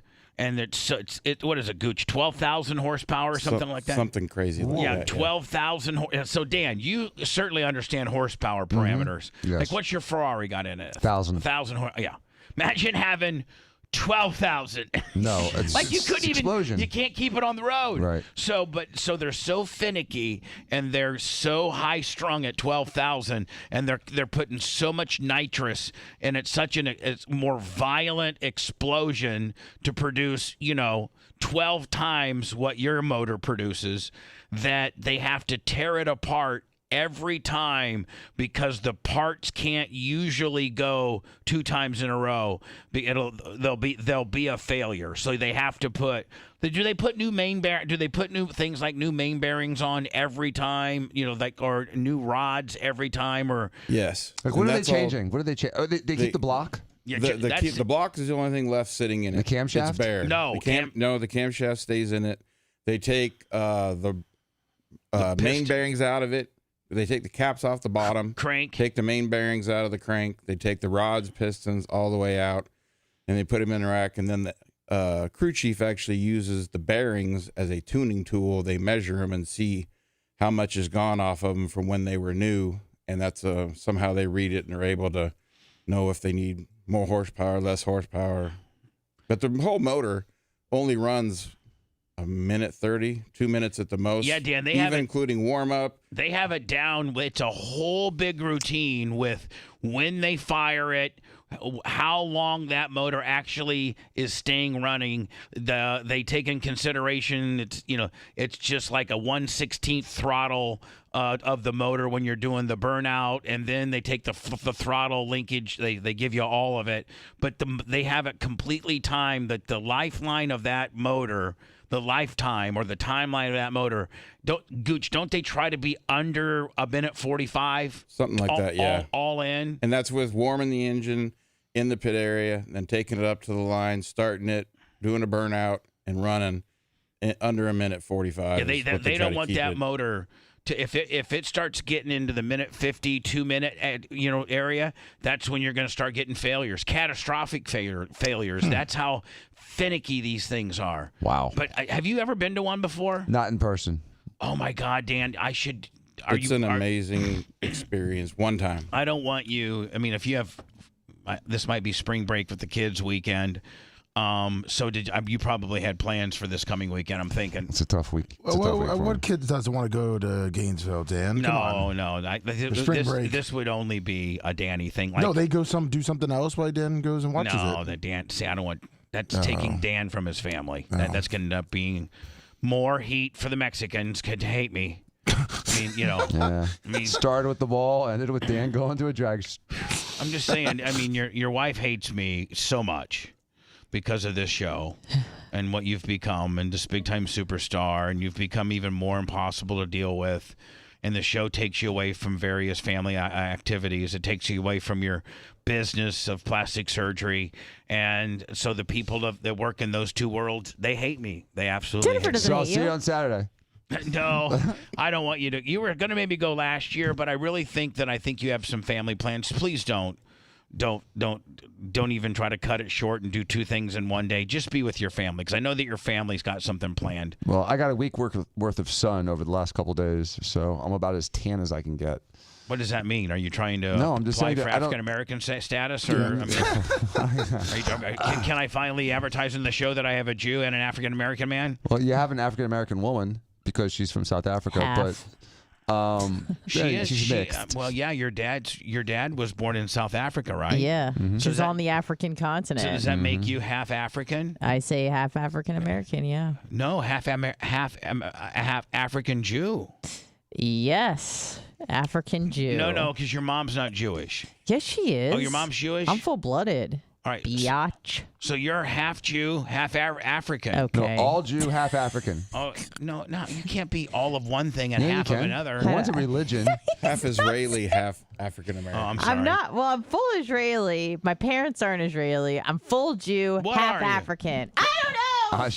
The math doesn't. Hold on. Full Jew. Full Jew. Half African. Half African. I gotta Full think, Israeli. man, that we should be syndicated in almost every city in America. Oh, yeah. If our female co-host, maybe she's not the cutest thing in the world, because like a lot of immigrant, like a lot of like for instance Orlando, he's got Meredith in there straight for the eye candy. That bitch is just straight fire. Yeah, God, she is. She's looking hot. better and better every year. She is hot as hell, Meredith. God, kudos to you, girlfriend. You're kind of my radio crush. For real. But anyway, we don't have Anna in here for the sex appeal. We have her in here for the fact that she's half what are you again? Full Jew, half African? African Jew-American. She's a African Jew-American. Thank you, Alec Baldwin. And I don't know that there's any other radio show that's got a African Jew-American. Right, exactly. It's a perfect word. I'm covering all your bases here. You're welcome. And we got it. We got yes, one. We do. We do. Yeah. And so, we should be farly more take it seriously, knowing that that's what we have in here. And then we have a plastic surgeon and Dr. Dan. And then we got who happens to be a lawyer as well. And then we have me, who is basically the finest strain of Indiana white Triz. That's what I am. And Lummy, you're kind of just a dumb white guy. You're just kind of the average big dude. Yep. You're just the average dude. Yeah. Rolling around, that's hammering nails for a living. You just got lucky and got you a radio gig. If you were not, if I didn't take you under my wing and make you a big time radio star, see, even I can even make dumb, slow people radio stars. I can make a doctor a radio star. I can make a half African Jew American a star. Thank you. I can make. Seth is he's full Jew. He's full Jew. And has full American. Full American, but he has anxiety issues, big time anxiety issues. A macho man. What is he? Hungarian. Yeah. Hungarian bodybuilder. With kind of a bad attitude. Red. Are you? I'm red. I mean, you're a full redheaded ginger? Are you? Does that mean you're Irish? Hello. Yes. Macho Man is answering for the Irishman. Thank you. Yeah. So Dan, what? And so let me look at me. I mean, like if you weren't working for me, yes, and I hadn't made you if we're all going to be intellectually honest, the co-host named Lummy. Say hi, Lummy. Hello. What are you? 39-year-old? Yes. 6'6", 325-pound. Former offensive lineman in various different colleges. Yes. Mountain of a man. But Giant. if you would look at him, I don't even think you can be tough. Can you, Lummy? No. Can you look at a guy at a bar and say, bitch, you want to take this outside? Yeah, no, I could. I mean, especially if he's just being a straight dick. But I would go to have fun. Can I see you say, bitch, I want to take this outside, like you're angry? He can't do it. I can't do it to you. You can't do it? No, do it to the camera. No, just do it to the camera. Pretend. He can't. He doesn't have that I'm skill happy. set. I'm a happy Pretend guy. the camera's He's on. He's a drunk. happy drunk. He's drunk I'm right happy. now. I try not to, I'm a big guy, so you don't try not to start fights. Kitch knows what I'm talking about. And he drinks during the show. He stays usually a little bit lit during the show. That's why his face is a little reddened and flushed. But we love him. Santa Claus. But here's the deal, Lummy. Like if you weren't working for me and I didn't see the potential of making you, a superstar. Yeah. Like you're my George of Mice and Men, and then the fans just gravitate to you because because they always are pulling for the slow guy, right? Of course, yeah. And so, average guy. if you weren't working for me as a big-time radio co-host, and you are the most popular, what do you think you would be doing? Just maybe slinging fish out of a warehouse? Yeah, probably just doing sales. Probably would have tried to get back into it after COVID. I mean, you did have a big-time fish company. Yeah. That a real slippery, scummy-ass Peruvian man took from you, right? Yeah, took advantage of it during COVID. With the help of a Stone Joey Logano. Yes. $100,000 freezer gone. Are you still mad with him? Hold on. You stole a $100,000 freezer. You don't think and melted $20,000 of my own fish and my own money. He's not just mad. It's like on site. Yeah, like if he sees that guy out in public. You want to see me get mad at a bar and say, "Let's go outside"? You want to see? You want to see Lummy show up with Joey Logano. You want to see Lummy catch a charge? Yes. I mean, like for real. That'd be a great. I would. YouTube video. I really hope we're out filming something when he finally sees him in public one time. Like Lummy, will you put hands on him? Yes, I would, and that's a warning to him. If I see you, I will kick your ass. I will put hands on you. And you need to hypothetically, I guess. And listen, you got so much legal representation, we could probably get you out of it. You know what I'm saying? Plus, Dan's connected. I mean, we'd probably get you out of it. Just don't kill him. No, of course not.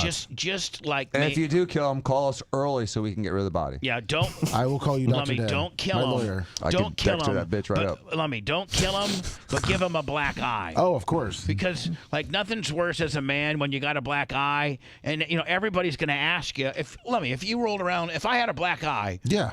Anna, what happened? I had a black eye. And what did we do? We all made fun of me? We all asked you how'd you get it, right? Yeah. It's like if you go to work with a black eye, everybody's going to ask you how'd you get your black eye. Right. Like it doesn't matter. It's really a conversation starter. Right. You should have seen the other guy. Yeah. You better have a chewed up knuckle if you got a black eye. Right. And he won't have one of those. He won't have. I mean, so Lummy, here's the deal. Blacken his eye. Just give him a really nice hit because the eye. Dan, one of the reasons why it's so easy to give a person a black eye is because that area around the skin is so sensitive. It bleeds. And so thin. and it's so thin, and so that you put any pressure against the bone and it starts to bruise. If you're lucky enough not to get it cut.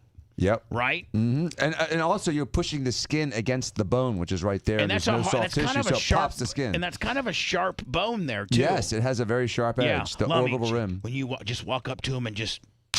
Oh. Right in the eye. Yeah, I don't need to tell him anything. Right. I'm not going to go talk to him. You just or walk anything. up. You just walk up to him and be like. And he knows why he did it too. Stomp him out with your Air Bubbas on. That's right. And then stomp him with your Air Bubbas. Put like an Air Bubba print on his face. Let me take the fat guy dunking a donut and put it right on his forehead. Perfect. Right. Right on his forehead. Just for Bubba. That's probably the only person, Lummy, that really can get you all riled up. What about your uncle that stole the hot dog deal? Yeah, he doesn't care about that. I don't care about that. I mean, his mom has more heat on that deal. Yeah, my mom and uncle have more heat than I do. Yeah. Is he a millionaire because of it, and it should have been half your mom's hot dog empire? Yeah. Yeah. No, yeah, the guy does really well. He lives in Rhode Island and, has 2-3 houses. Listen, I got to go into words, but there's so much sports to talk about, including what we're looking at on TV right now, and that is the Russell Wilson. The Broncos are going to cut Russell Wilson. And what is it, Lummy? Is it $86 million in dead cap money? Yep. That is 2 years worth of dead cap, by the way. So now, Rhett, does that mean like they get their salary cap, and then over the next 2 years, however you appropriate it out, whether you do $40 million 1 year and 56 or 40, what is it, 86 million, 84 million? I think it's 86. Yeah. All right, so that would be like what, 43 million if you were to break it in half. Does that mean that comes right off the top of your salary cap and you're already starting at a $46 million paying somebody $46 million that's not there? So what I'm reading here from Spot Rack is the Broncos will carry his $35.4 million cap hit into June and then take on dead hits of $35.4 million this year and $49.6 million next year. Denver had to pay Russell Wilson $39 million in cash up front, minus whatever he earns elsewhere. To get out of the deal. Yeah. So I can't believe he got $40 million for being an ass bucket. Hold on, it was it was one of the is the general manager for the Broncos that made this deal still around? He's the same guy that hired George Patton. I mean, hold on. Let's remember. Coach. Let's remember. He gave Russell Wilson like a $240 million deal, of which I forget how much, 128 or something of it was guaranteed. He gave Seattle 2 first-rounders and 2 second-rounders and 3 players. Yeah. Yeah, he should be fired. To get Russell Wilson in a 4th, and I think that was his first season there.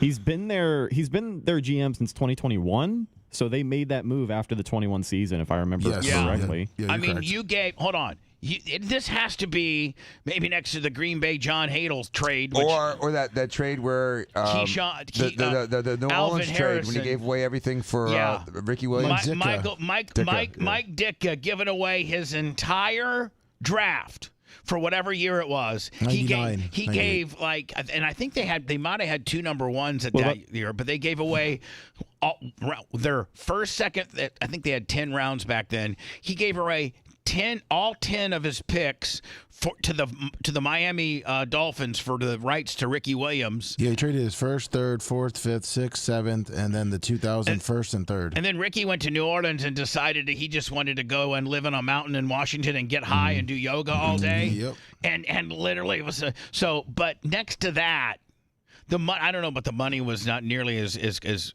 volatile as what this Russell Wilson deal is. So man, think about the Seahawks.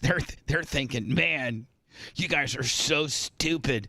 We knew that we knew that Russell Wilson's skill set was diminishing, and he wasn't nearly as good as statistically he should. He just is not as physically gifted and as good of a quarterback. He just really pulled some lucky years out of his ass in Seattle, and Pete Carroll was a good coach and built a really good team around him, and he wasn't nearly the player the Broncos thought he was, giving up two firsts, 2 seconds, 3 players, and a $240 million deal.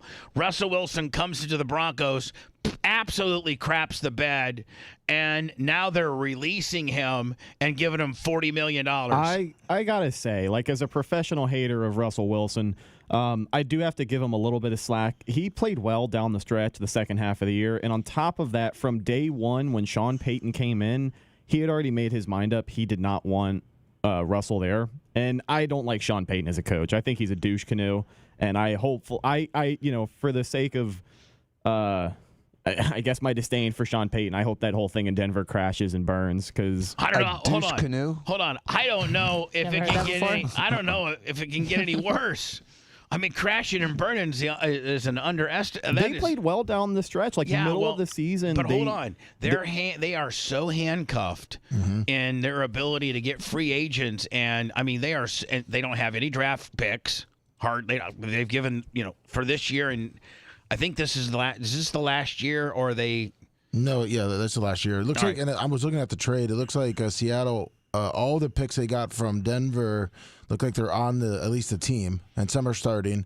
And the Broncos got obviously Russell Wilson and a 4th-round pick, Ayuma Uwazurski. That well, guy. He's suspended indefinitely for gambling. Oh, there you go. So nice. 0-2 on that trade. Nice. Now, does that mean, Rhett, that a team can pick up Russell Wilson for the league minimum, because he's getting $39 million this year guaranteed for Denver? So at this point, nobody has to pick up his contract. He can just cut a new league minimum deal if he wanted to. He could cut a league minimum deal with any team he wanted to, right? I believe that is how it works. Yes. Yeah, because he's getting the third. Like the team that signs him doesn't have to inherit the $39 million. That's on Denver. Yeah, that's on Denver. It's all dead money. They paid him up front, so they paid him what they needed to. Now they're just going to have that dead money on their books for the next 2 years. So how many years has he been in the league? You can find out what the league minimum was for a guy that's been in the league 10 years. 2011, 2012, probably 1.2, 1.5. So maybe before that. Actually. Let me look up what the league minimum of a guy that's been in the league like 10 years, okay? Yep.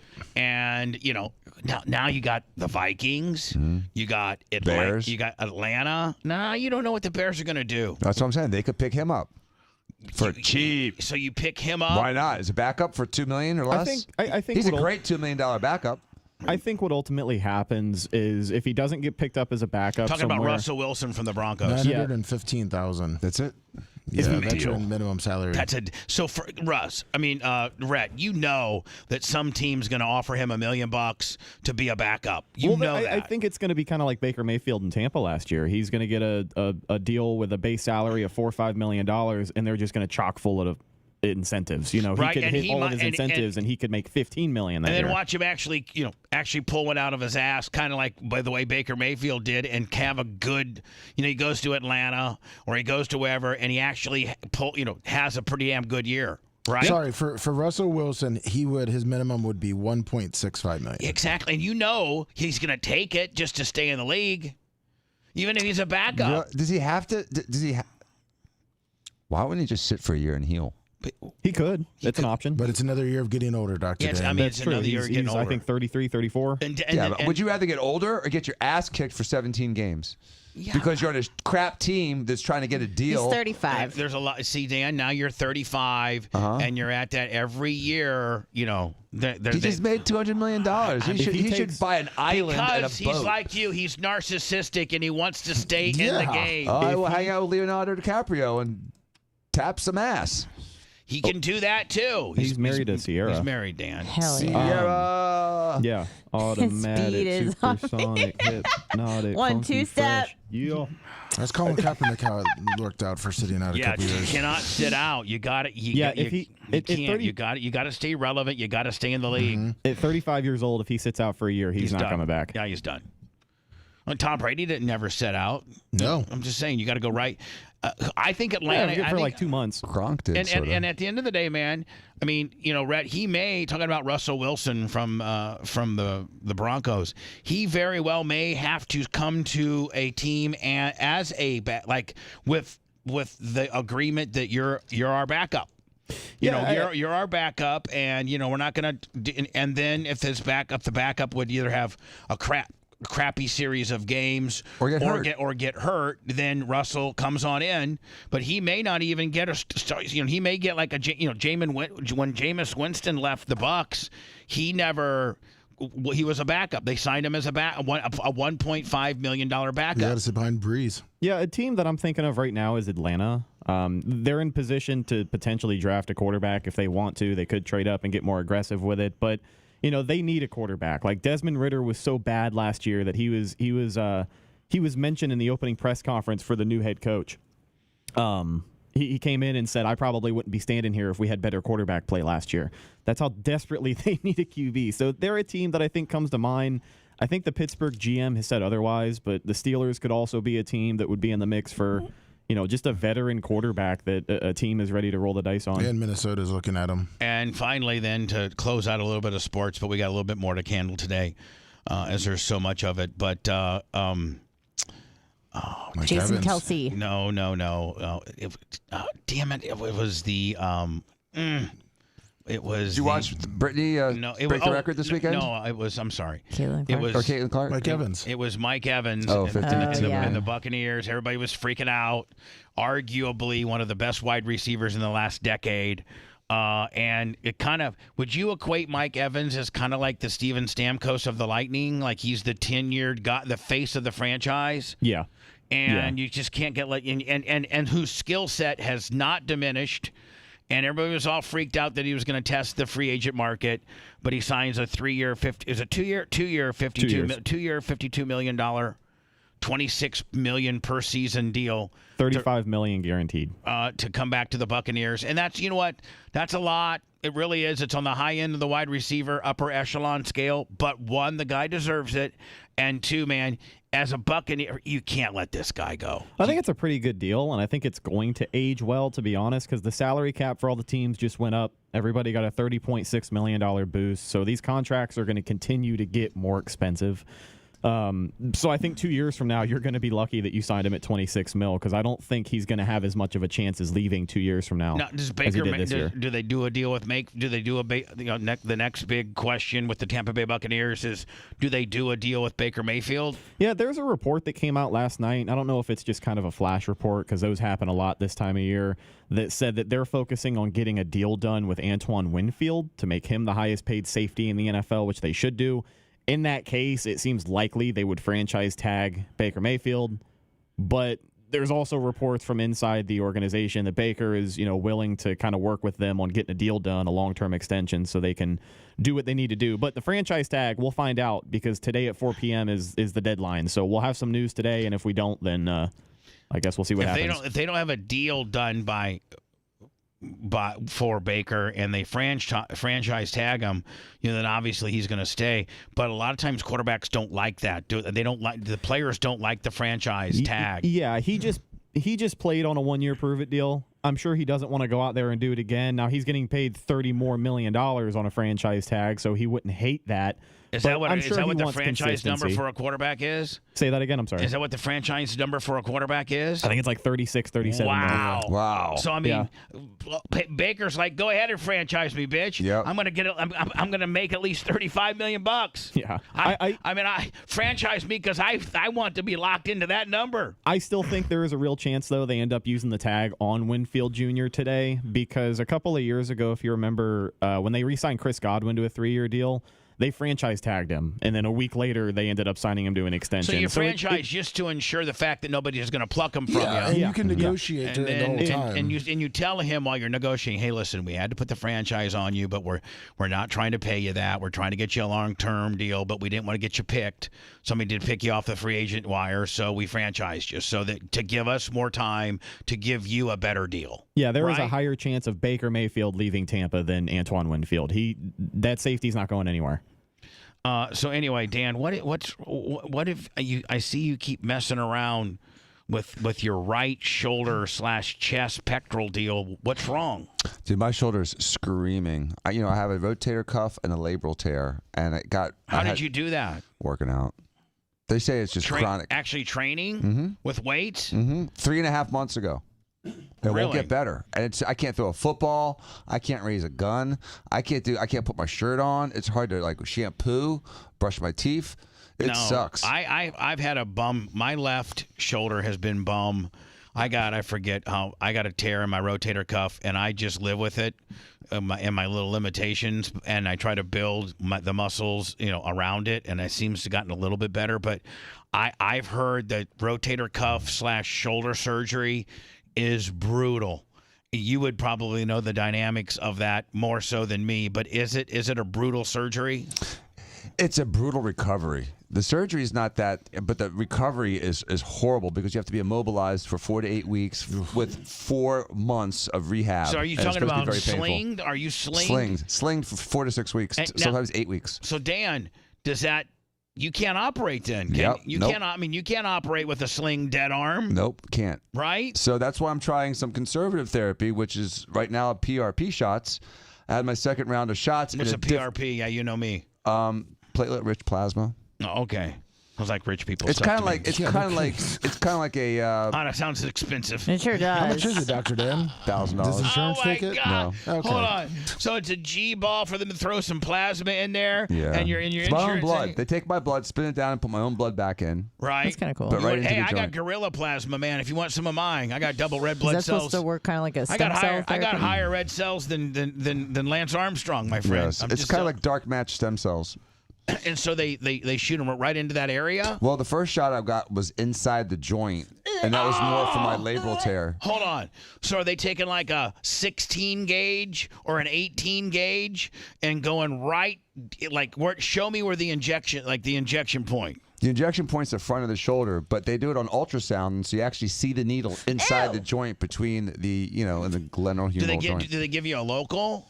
They freeze the skin on the outside. It doesn't do much. What does that mean? They give you a towel to bite on. Yeah. a piece of old bone to bite on. So, branch. I mean, do they literally have a needle jammed inside your shoulder? Yes. And it's inside the joint, which only has a limited amount of space. And so they inject, 6 cc's of this fluid in there. And so suddenly the joint's now distended, and it hurt. Oh, my God, it hurt so much for like 3 days the first time. Now, how much did it hurt when they started jamming the needle in there and start working it around? I mean, did that hurt? Yes. I started sweating. I didn't move. I didn't want to move at all. So you're just like, you're frozen. I mean, because were you like, ah? And was it that kind of deal?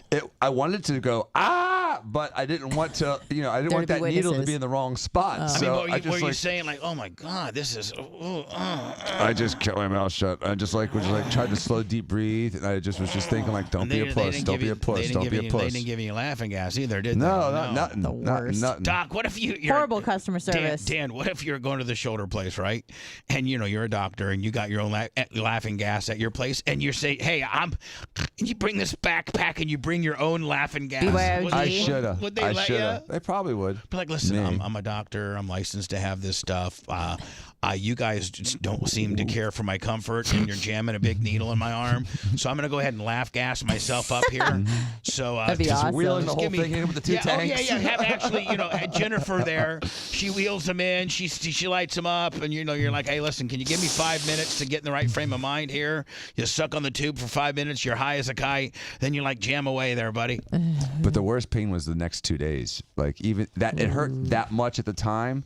And then for the next 48 hours, it continued to not really get any better. It just. So did that procedure, did that procedure not work? Well, it worked for part of it, but then I'm still having this really sharp pain 3 weeks later. Can you lift a gallon of milk? Could you lift a gallon of milk straight up? No. That's like like 8 pounds. No, I can't even hold a gun up. Really? I couldn't shoot a gun forward. Now I could shoot Lummy from here, but I couldn't shoot you. There's no way. There's no side. You don't shoot the guy beside you. Shoot the guy in front of you. Yeah, well, that's what I'm saying. It's not very effective. Hey, bad guy. Don't run in front of me. Run beside me so I can shoot you. Okay? Listen, buddy. Let me catch up and shoot you sideways, okay? Oh, okay. No problem.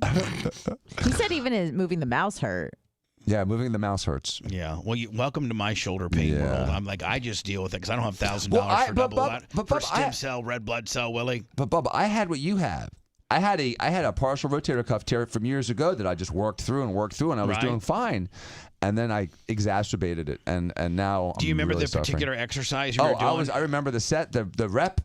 I was benching. I had 185 on. I was doing a set of 8, and on number 5, it didn't feel right, and I just stopped. You're talking just straight flat bench. Just straight flat bench. 185. You're doing what, sets of 10? So I was doing a set of 8 because I was going up to 225 next. Okay. And just a straight flat bench. Yeah, it wasn't high, it wasn't low. It was in the middle. It was maybe my third or fourth set. And now you're doing it correctly, where the bar is like touching your nipples. Yeah, okay. I mean, yeah. I keep my butt down. Right, exactly. I've done this for a few Not years. bouncing off your chest, anything like that. No. And all of a sudden, it just you feel felt something. It's just like I felt something, and I stopped immediately. I was like, that didn't feel right, and then it never got better, and in fact, got worse. So what at the end of the day are you? If the stem cell, double blood red cells, stick a needle in your arm deal. Voodoo. If that witchcraft doesn't work, are you gonna have to get surgery? Yes, and that'll be in the summer. What would that do to your business? I'll take a month off. Really? I have to. I can't operate like that for a month. After a month, I'm sure I could operate. But I need 4 weeks of immobilization. Wow. You don't want to come in. See your doctor come in with a sling trying to check you out. Can you imagine? Hey, listen, we're all good for tomorrow. Listen, Rhonda, I usually need both of my hands to put boobs on you, but I am so good left-handed, baby. Even though it's not his dominant hand, I'll be able to get your implants in with just one hand. Yeah, no problem. I think what would be the hard suturing? Probably suturing. Lipo. Oh, lipo is when I can suture now, no problem. Lipo with one hurts. hand.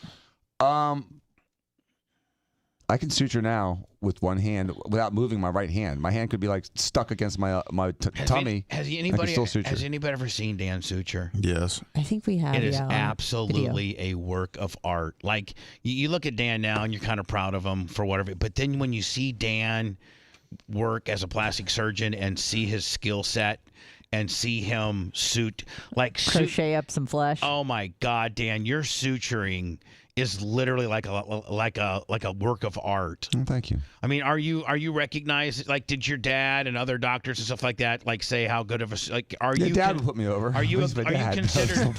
No, but are you considered a good suture? Oh yeah. And can you look at a plastic surgeon suture and just tell whether they're a hack or not? Mm-hmm. Absolutely. I see some hacky stuff sometimes. Really hacky stuff. Just really not, The most frustrating is watching OBGYNs operate.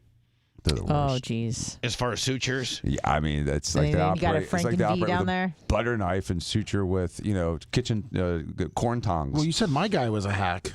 Yeah. But he wasn't a The first plastic time. surgeon, He was a though. PA, Well, let me. They put 8 stitches, 8 super coarse, look like Frankenstein. look like yarn. Look like Yeah, they burlap stitches. Stitch you with yarn. 8. They just put 8. Talking about when Lummy's former dog, who died, bit his face. And Lummy comes in here with a modern-day Frankenstein scar on his left cheek, and because he just went to the ER or to the Advent Health community emergency center. Oh, I know. I went to St. Joe's, but I think they thought I was homeless. Oh, okay. Yeah, that makes sense. So they literally just put 8 super coarse stitches in it, and then we're just going to let it grow back and cause this super big. When you just barely stitch something together in very large intervals, then you get, is that called a keloid, Dan, when you get like a keloid scar? Yeah, hypertrophic scar. Yeah, he was probably going to get like a keloid scar from the deal. So Dan says, no, hold on, Lummy. You're still in the fresh stages of that healing. Come to my office, Diaco Plastic Surgery Center, USA, and let me do it the right way. So I was with Lummy. Lummy, I think we videotaped it. And Sure You did. were Dr. Dan's nurse. You shaved me. I was Dr. Dan's nurse and an assistant. And a hell of an assistant. You're a very good assistant, I Bubba. would be. You are. I You could. are. I Not would. Yeah. You are. I turning could. things on and Dan off. could. You know what? You know willy-nilly. what Dan could say to me? We could be in a procedure, like maybe Dan was doing, I don't know, some kind of procedure. He could turn to me and say, you know what? I need a half a cc of lidocaine with a 17 gauge now. And I would be able to go ahead, draw that, find it, draw it, and have extra 17 gauges ready to go. I mean, I don't know a lot of people that can do that, Dan. You know what I'm saying?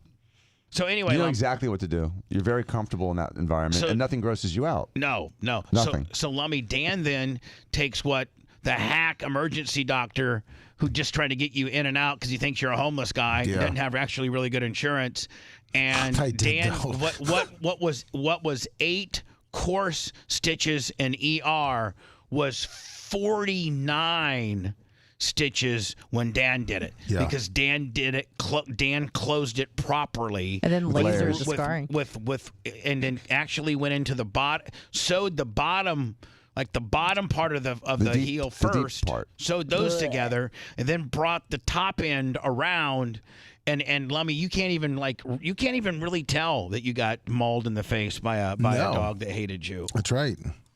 So anyway, thank you, Dr. Dan. You're welcome. I get so proud of my little Dan when I see him up there suturing like just.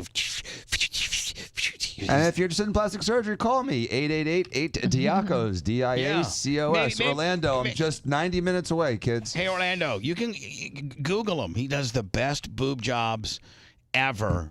And you probably have a lot of Orlando patients, do you not? I do have a fair number of Orlando patients because it's worth the trip, and there's not a lot of dominating plastic surgeons in Orlando. And if you need any legal help, you call me at 888-SOS-FIRM. One-stop shop. It's the Bubba the Love Sponge Show. Want to listen to the show on demand and on the go? Enlist today at BubbaArmyHQ.com and sign up and start listening. The Bubba the Love Sponge Show will be back after this.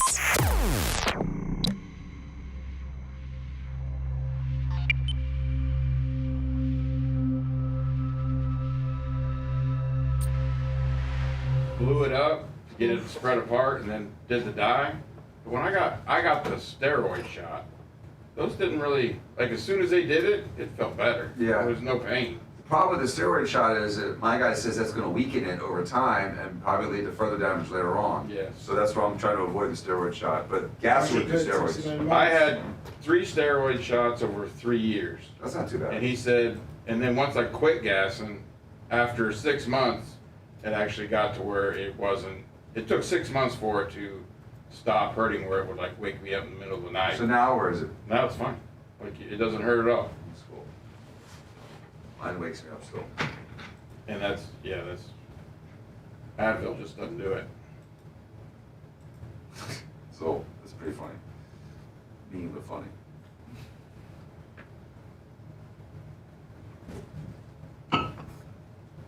Caveman is Dr. Miles, spelled Mighell, Mighell.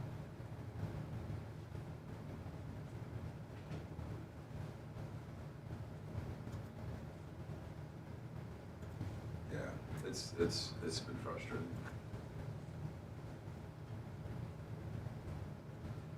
So would you not recommend doing the PLP? PRP? No, if it fixes me, I'm recommending it.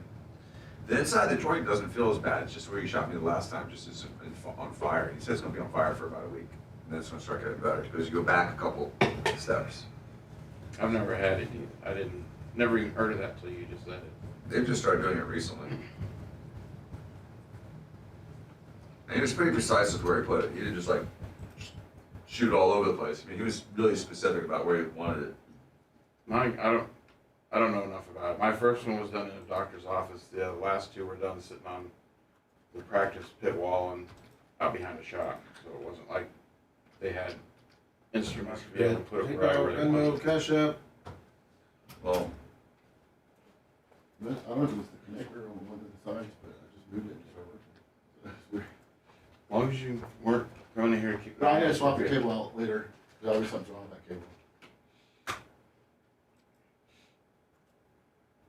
Thank you. My son will appreciate the fact that he can actually hear me on the radio. As soon as I got cortisone or steroid. As long as he doesn't get in trouble in school trying to listen to it.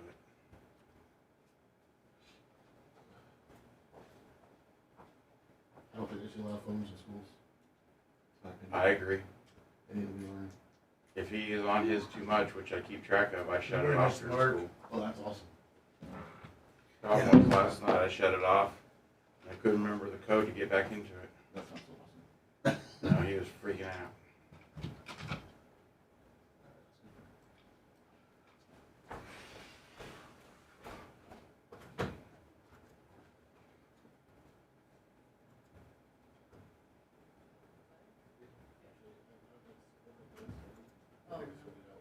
When is Super Tuesday? Super Tuesday? Is that just because It's just more there's- states doing it Like together? 14 states. Yeah. Hey, about Super Tuesday. You get free donuts today. What? Where? What do you mean? Krispy Kreme. Are they being Super delivered? Tuesday, even if you don't live in a state that's Are having they being primary- delivered? Delivered? I think you have to go to it. Oh, I thought you had some being delivered. No, no. You just get free if you go there. I think if you just say I'm here for Super Tuesday, you get 2 donuts. You don't even have to prove that you vote. Well, even in states where there's no primary, like in Florida, there's no Oh. primary, but yeah. you just go. That's what it said in the article. Don't quote me on it. WFLA. SLAP, lasers, mugshots, stands for superior labral anterior to posterior. So it's the top of the label. Do psychologists have to go to med school? Huh? Do psychologists have to go to med school? Psychologists do, not psychiatrists do, not psychologists. Psychologists is a PhD. And I'm sure they have A like, psychiatrist like is an MD. clinicals and shit like that. Which ones are quacks? Some, yeah, but Which ones are quacks? Which ones are quacks? Mm-hmm. I don't think any of them are quacks, but the psychiatrist is the one that can prescribe big boy medicines. The psychologist can prescribe, group therapy. Okay. But Does that answer which your ones question? which ones can really get you the good stuff? Yeah, the psychiatrists. Right. Isn't that like an optometrist and Ophthalmologist. Yeah. Yeah, but the ophthalmologist is the real doctor of that one.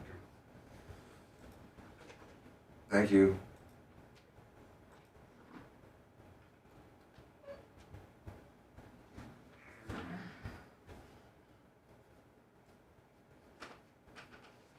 And Dan, if you ever get a chance, go to a drag race. Just one. I will. Just to experience, even if you, like if they're down here testing, have Bubba hook you up and go to, just to experience one car, that one couple- time. couple- I need to couple take launches. you. What I need to do is I need to take Dan to the 500 next year and get him right, on the hot, right behind the wall. That's what Dan would appreciate. I would appreciate that. That's Give him a fire suit and a gas he'd be wrangling that thing around. He wouldn't be able to fucking wield that thing like you. With his shoulder. How much does it weigh? 100 pounds? Just under 100 pounds. Yeah. Oh, Dan's got that. Anyway, easy. My shoulder wasn't a bad idea to wheel around. See? He said it's easy. He's the right height now. That's 100 pound of liquid slogging weight that you gotta fucking get in this little hole. And it's all above your shoulder.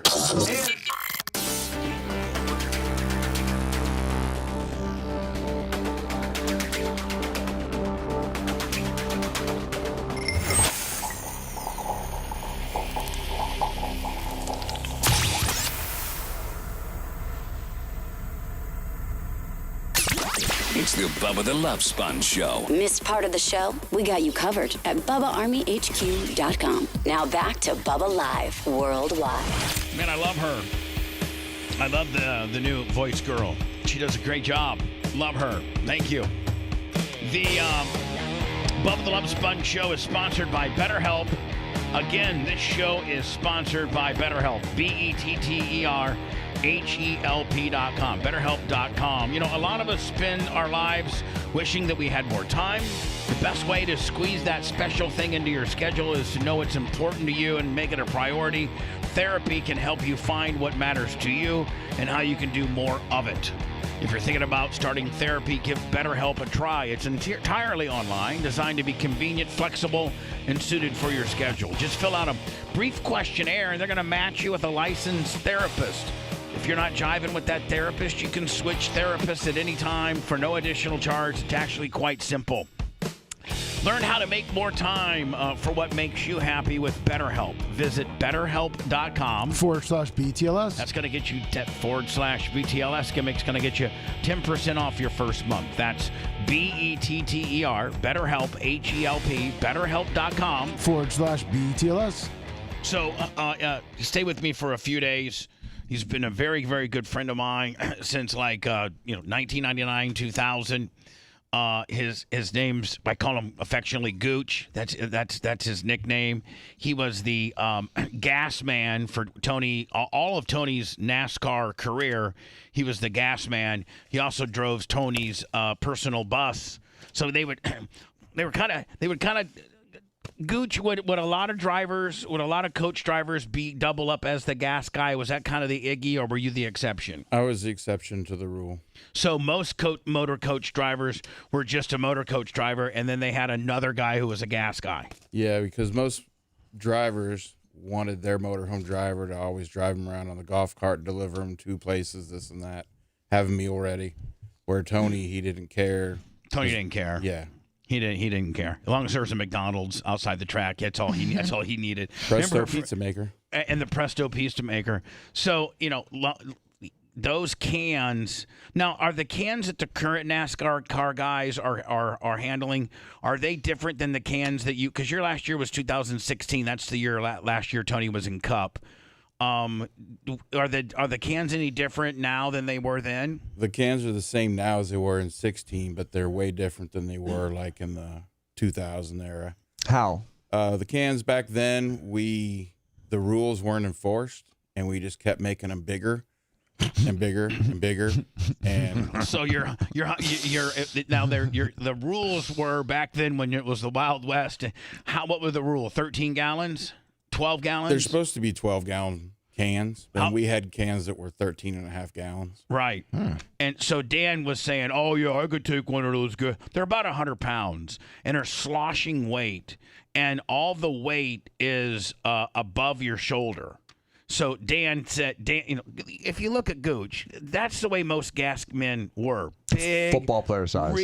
Big dudes, really big dudes that can manhandle a 100-pound can. You didn't see a guy, the size of, me.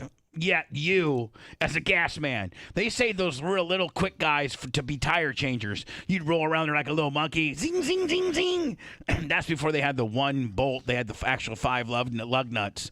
So guys the size of Dan were the tire changers. Now, Gooch, did you think the tire changers, were they prima donnas? Like, were you just a lunky-ass gas guy and that they were like the little prima donnas, or were they cool? No, some of them are cool. A lot of them they tried to walk around with Dan's swagger, but they couldn't pull it off. But there also was probably always a scuttlebutt. That's Tony's guy. Like, we probably should leave that guy alone because he didn't even have to go to pit stop practice. So that guy kind of has a different set of rules. I'm sure there was. I mean, they didn't come to me with that, but I'm sure they thought that way. Were they all scared of you like all of us have been over the years? No. Oh, all right. Yeah, 1990 Dan could have done it. No, Dan, you could not take a 100-pound NASCAR gas can and do anything with it right now. Nothing. I said 1990 Dan could have done it. You mean the one that Lummy's got? The picture Dan? Hold on, that guy. All day long. Hold on, you mean Decadan? Decadan? Decadurable Dan? Maybe. Elevar Dan? And so don't forget, man. So Gooch had to go up there, take this big ass can, inject it into this hole. It would come vacuuming out. Then another dude, he'd swing the empty one over, hand it to a dude who would hand him another full can, because each pit stops 2 cans, right, Gooch? Not all pit stops. Just depends on how many laps you run in a run. But to fill it up, yes. Yeah. If it was empty, you'd need 2 cans. So how many fires have you had to deal with? Luckily, I have never been on fire. Really? The first year I did it in '94, a car behind me caught on fire, and I wasn't wearing a fire suit, and that was the last time I did it until they got me a fire suit. Now is it what now for? I mean, everybody's required to have a fire suit now, but did they have it like what was an option back then? Yeah, it was the Wild West. What would you wear? Just like some t-shirt and sweats, or I what would you? wore a button-down shirt that had an embroidery on it for the team, and little work pants. Like black work pants. Yep. And then you're like, I need to go to a fire suit. Yeah, that got hot real fast. And I sent you like a little video so Dr. Dan can see how they do it nowadays. Yeah, and like Dan, we'll see if Deca Dan has the is it? Let me see here. You are definitely built like a tire changer. He's a little tire. He's a little tire changer right now. Little pussy. He's short enough that he can get around in tight places where the big guys are in the way. And yeah, I'm nimble. Here we go. Hold on, let me turn the volume up here. Car gas man. Step 1. Fill up the car. It takes 2 gas cans to get to full. Step 2. Weigh the can and determine how much fuel was used. Step 3. Record the weight. Step 4. Give the weight to the team. Now, Gooch, is that everything? Is this completely how you used to do it? I didn't do it that way. When I started, we didn't have the guy up there. We did all the fuel calculations down on the pit box. Down on the ground level? Yep. And then we would tell the crew chief what lap we could run to. And that's what helped me is I knew I was involved, and so I knew how much gas we needed instead of just being, an automaton. I knew what was going on. Instead of just being the lunkhead that jams the gas in there and everybody else does the calculations, you would be the dude that would weigh the can and calculate what type of fuel mileage you're getting and then get that to Zippy on top of the box. Say, hey, listen, we can go exactly, 34 laps. Correct. That you'd give them that information, right? You're going to run out on lap 188. Now, would sometimes if it would got to be a touch and go deal, and because you have told me privately, Tony was like. One of the things that people never gave Tony credit for was his ability to save gas. Like Tony had the ability to, maybe roll the car in with less brake and lift a little sooner.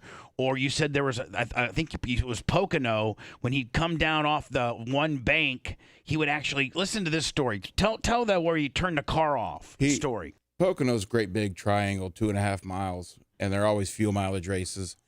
And we were leading, and he needed to manufacture fuel to make it to the end. And you could hear him. How much did he have to save? I think we needed 2 laps. So he had to save enough gas to run 2 extra laps in this run than he would have any other run. Right. And he would come by the start-finish line, which is not halfway down the straightaway. It's more towards the final corner. And you could hear him shut the car off, and it would just coast by you. And when he got down into turn 1, he'd let the clutch out, motor fire back off, and away you go. Can you imagine that, Dan? You're running a road course, and you're trying to save gas, so you get to the certain point that's a hill where most people have to either brake or something like that. Tony leaves it in 4th or 5th. I don't know how many gears there are. Puts the clutch in, turns the car off, lets it roll a certain amount of distance, then double clutches it, starts the car, fires the car back up. And then starts lifting probably early in the corner, using less brake and just lifting, letting inertia go, and was able to save. And didn't you say a couple drivers would say? Didn't Jimmy Johnson one time say, "We both refueled on the same lap, and I ran out of gas, and you made it 3 more laps." And Jimmy thought he was saving fuel, and he couldn't do what Tony did. And he's like, "How did you do that? Teach me." 4 steps of a pit stop for a NASCAR gas man. And this is all Step the new 1. stuff. That's the new fuel can, the new probe, the new how they fill it. And the can is smaller, but all the probe and everything put weight onto the can. Now, so Dan, that's 100 pounds right there on your shoulder. Mm-hmm. I don't know. I don't know that you could do that. That'd be like having Anna on my shoulder. I could do that. No, it's slugging around gas. She slugs around. Oh, the biggest difference now is the cars are lower. Oh, is that easier? It's harder for me. It'd be easier for Dan. Is the hole in the same? Is the hole lower too? Yes. The hole's lower and everything. Now, when you put it in that hole, does it lock on? Does it grab on? With that probe, yes. Oh, really? With that probe, you have to hit it and you have to hold. There's a O-ring, and you got to hold it against that probe. That's why you see him leaning into the car so hard, because if you don't, you let fuel into the overflow, and then it slows the whole can down. It won't flow as fast. By the way, talking to Jeff Gooch Patterson, former gas man for Tony Stewart. Now he drives Tony's merch trailer around, and he's headed to Gainesville for the Gator Nationals as Tony makes his NHRA debut in the Top Fuel Dragster. Boy, that's going to be exciting. So I'll see. So Gooch came and stayed with me. We've been friends for 20 plus years. Gooch is huge Bubba Army. he listens every day. And he's like, hey, man, I like to come in and, I like to get to Florida a couple days early and hang. I'm like, I'd love to have you. So Gooch has been in for the last couple days, and I like talking shop with Gooch. I find it don't you, Dan, find the guys that worked on NASCAR teams and knows the ins and outs? I find it I kind of like asking them questions. It's interesting. It's stuff that I like. And Gooch was the former gas man for you were Tony's only gas man, weren't you? Like when Tony would go run for like Harvick over at the Busch Series or something like that, would you gas or would you let his crew, the Harvick crew, do it? I let the other people do it. I tried not to gas away from the Cup car because when you can get hurt, and I don't want to screw up your Cup career, my real deal. Did you ever get hurt? No, not to where I couldn't. Were you in the fight in 04? Because this guy looks huge. The pit crew fight. I was. I think. Hold on. What's his? I sent you the video. Hold on. A fight in 04? Yeah, it was with Casey Kane's crew. Because you hadn't Patterson on the back of your Casey shirt, right? Kane's crew is not nearly as tough as Tony Stewart's crew, right? Gooch is like you can see his head above everybody. Hold on here. Now it's at 118. 118. Yeah. All right. Now, God, I miss this stuff, man. Gooch, can you give me the behind the scenes stuff here, right here? Hold on here. This is what race is this? This is Chicago. This is Chicago. And what causes is Tony winning? No. Is he Tony's back here? actually that's Tony there. Okay. And Casey is the car in the second in the top row. Over here? Right here. Yeah, right there. Okay. And what happens is Casey finally came out and said that the car stumbled, but Tony ends up wrecking him because we're going and he didn't go. If you stumble, I'm going to hit you. Yeah. Tony gets on. Hold on, Tony.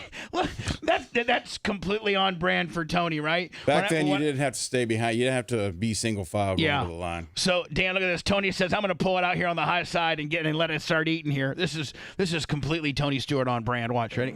Tony gets on the outside of the 40. I think when he goes up on the outside of the 9, or wait a minute, we'll see. Right here, the Are you 9 just merging? misses shift. Oh, but you know what? So the 9 missed his shift, right? Yeah. And he later admitted that. So he misses his shift right there. But you know So what? it's his fault. What caused that? You got a guy that's not on neutral.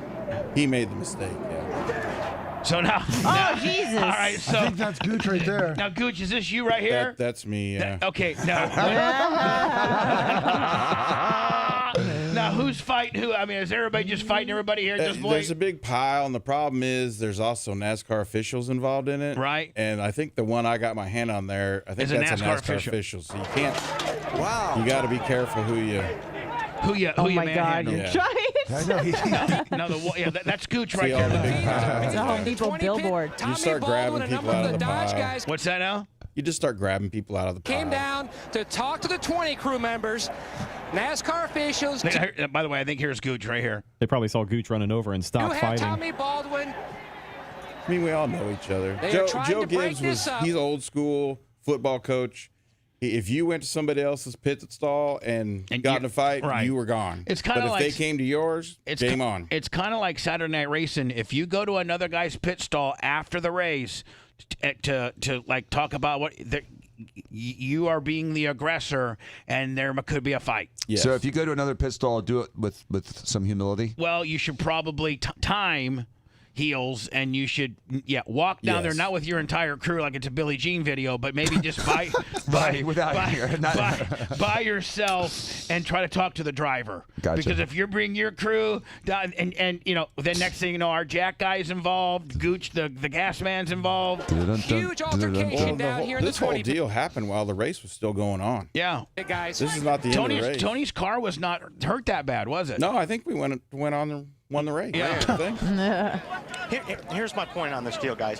When some guys take tires, some guys don't That's take tires. Tommy Baldwin If you right don't there. have He's new the crew chief. tires, you can't go into turn 1 as hard as the guy that's got new tires. So the commentator completely flubbed it up. It had nothing to do with new tires. It had the fact that Casey missed the shift. The car stumbled. He told Tony that the car stumbled. Yeah. That's the Casey's not a fighter. He's just a good guy. Yeah, Tony's not. I mean, Casey's not even going to fight Tony. No. I mean, he's like, please, Tony, don't hit me. Did it flare up a second time? No. Oh, okay. But once it happens once, then the NASCAR officials. Did anyone get in trouble? No. Good. No. Tony Back then, actually, no. Tony, I bet you Gooch maybe got a couple $100 bills, No, Taken care of. Yeah, a little extra bony there. I got to go to words because I got Justin Ashley, the driver of the Skag Top Fuel Dragster, promoting the Gator Nationals. I'm going to have him on next. Awesome. Yes, this is a daily telethon. We got to keep the lights on somehow. So don't forget PayPal, Cash App, and Venmo. All at BubbaArmyHQ.com. Bubba the Love Sponge. We'll be back after this.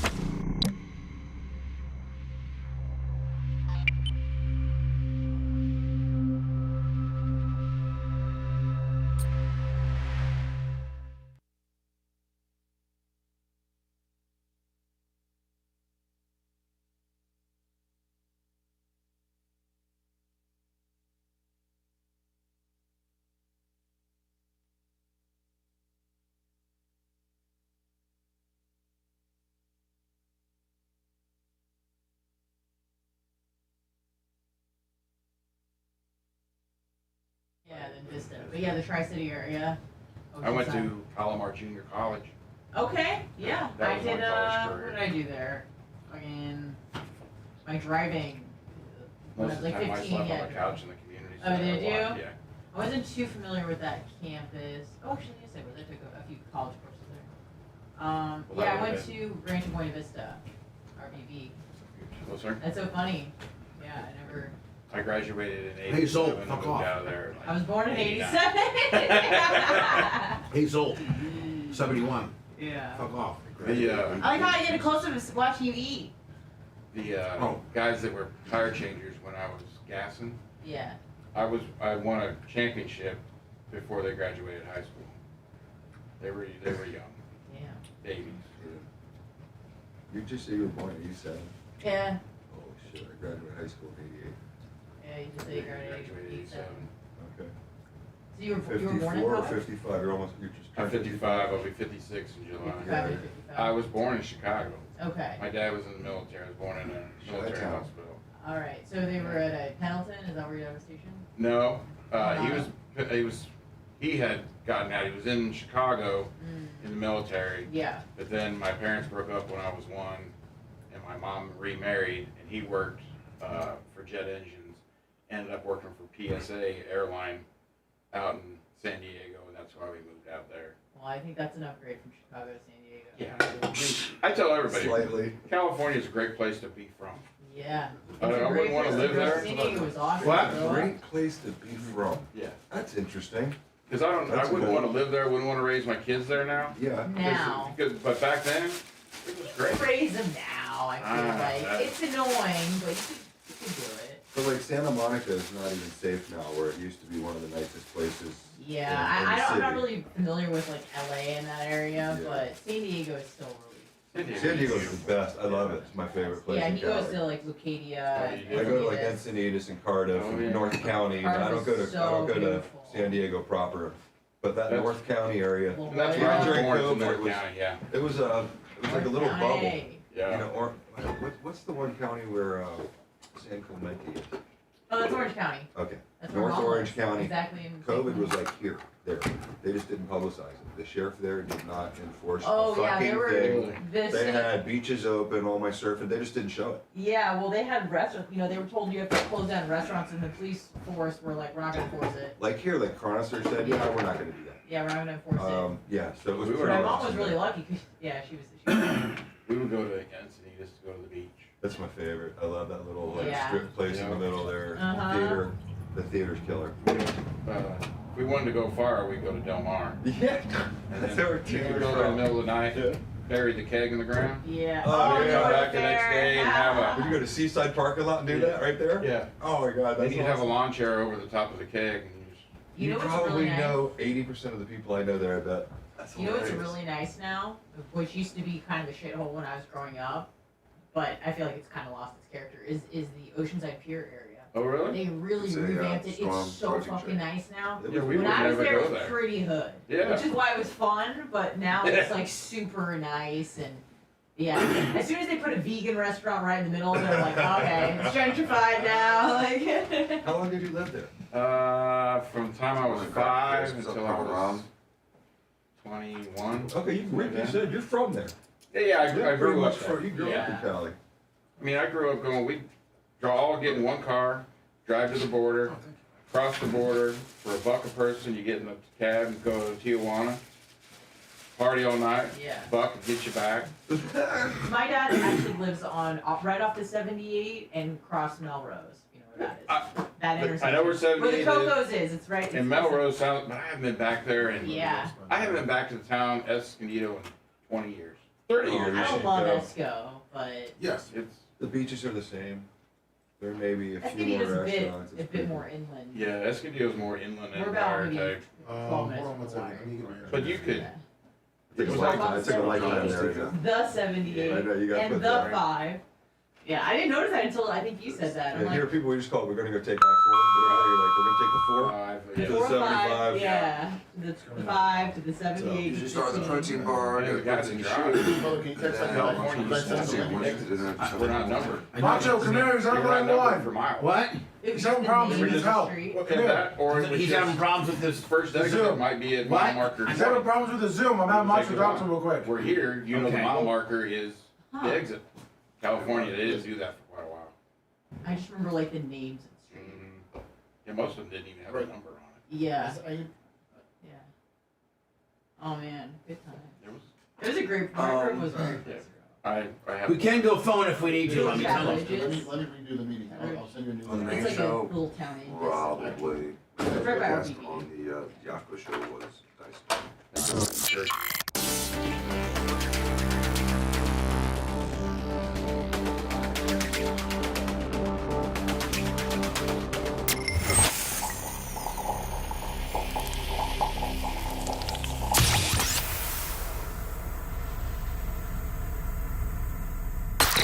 You're listening to the Bubba the Love Sponge Show. Were you sleeping in and missed the first hour of the show?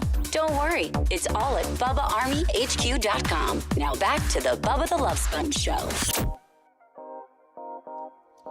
Jay has entered the building. Hello, Jay. How are you, my friend? Good morning. What's been going on with you, my friend? Nothing. Just I'm Mr. Mom right now.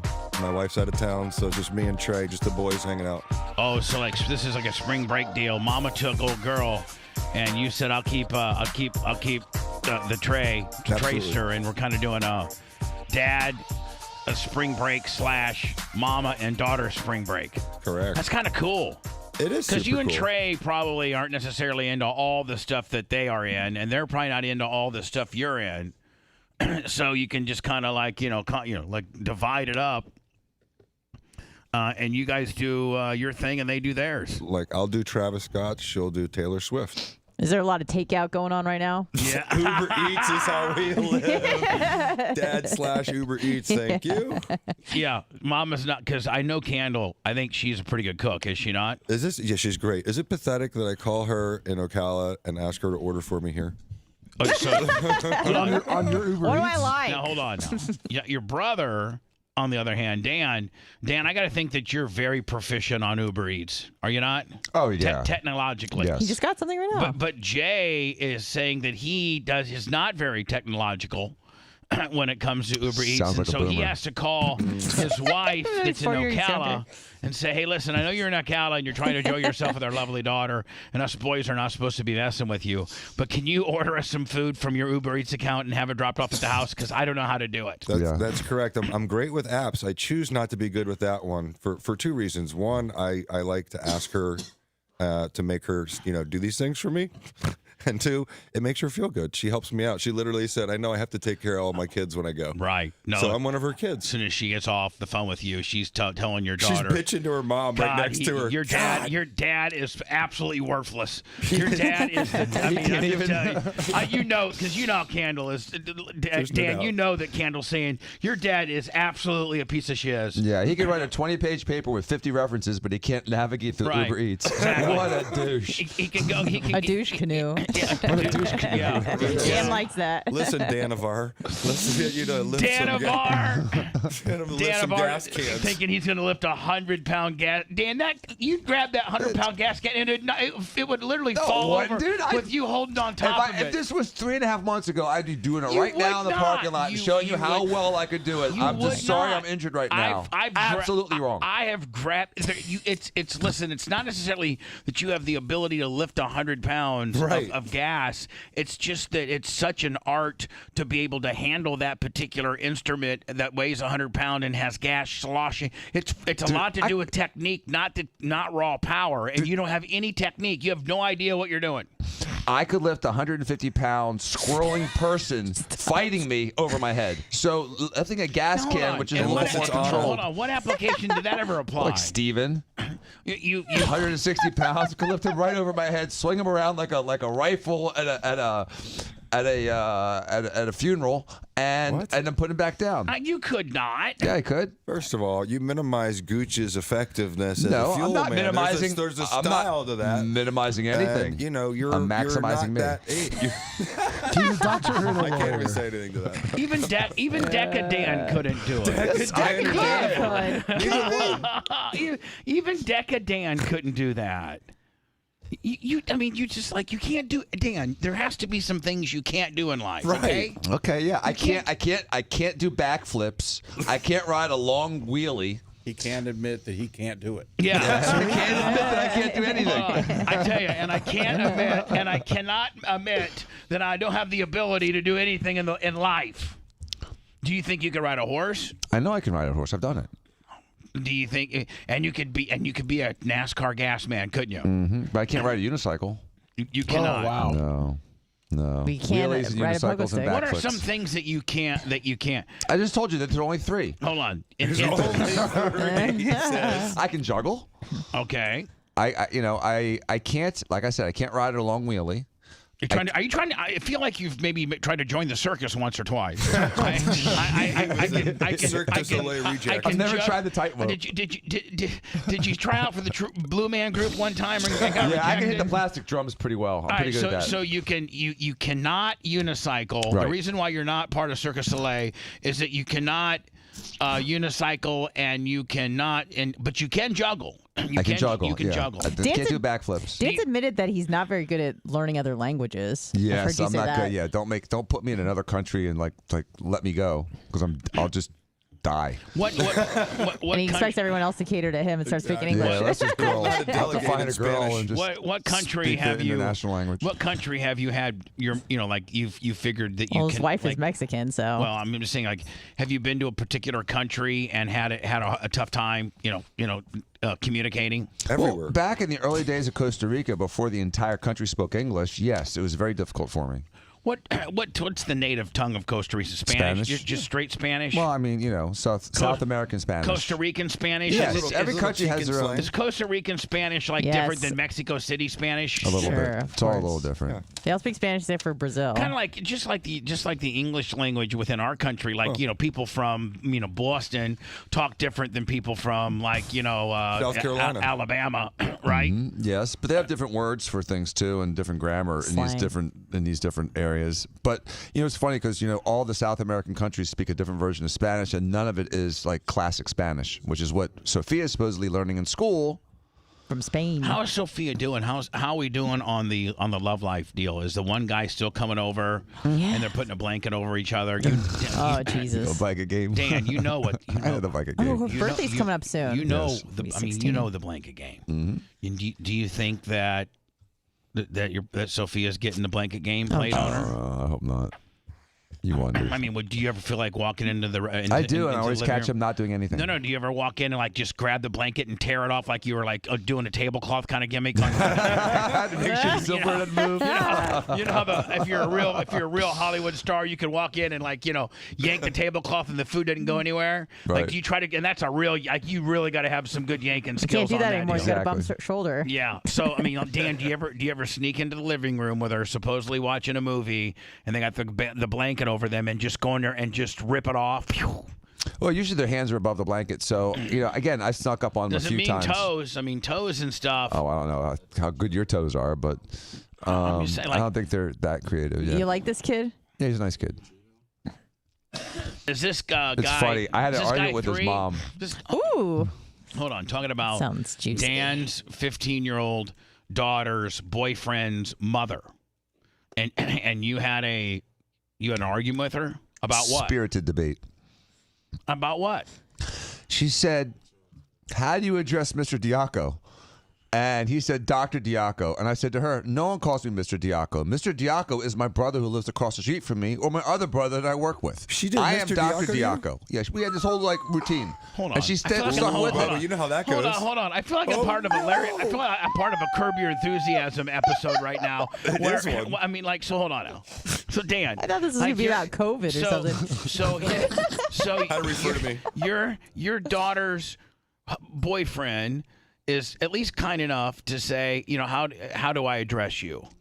Yes. Very early on, he started addressing me as Dr. Diaco, and that's appropriate. That's what you call me. I'm Dr. Diaco, just like you're, Mr. No, Clem. I'm just Bubba. Or Bubba. Or I'm Boomer. either Dan, Dr. Diaco, or Coach. Depends on the context. Or Context. douchebag. Or so he do you think Sophia maybe egged him up with, listen, when you see my father, maybe address him as Dr. Diaco because he's a real narcissistic son of a bitch and he'll make a big deal about it and automatically not like you if you call him Mr. Diaco.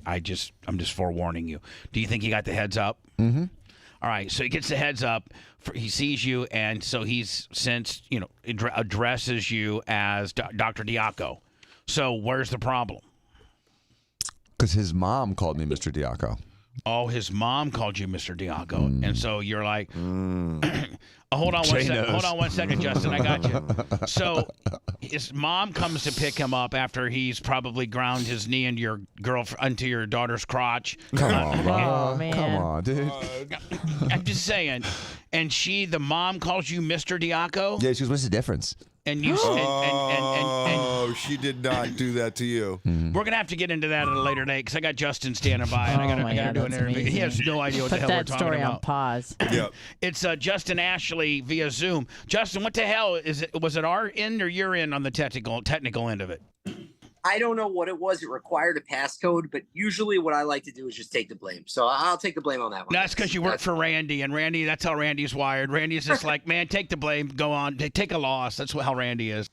No, I think he's the opposite. That's the crazy thing. He's so on top of everything. You know the way he is, man. It's And now, have you really figured out as you are driving now for Randy, the CEO of Skag, the dragster? I think Tony Schumacher was the driver last year, and now I think Randy, instead of just being a sponsor, went and said, "I'm going to buy some team." Like, he is the owner too now, not just the sponsor, but he's the owner.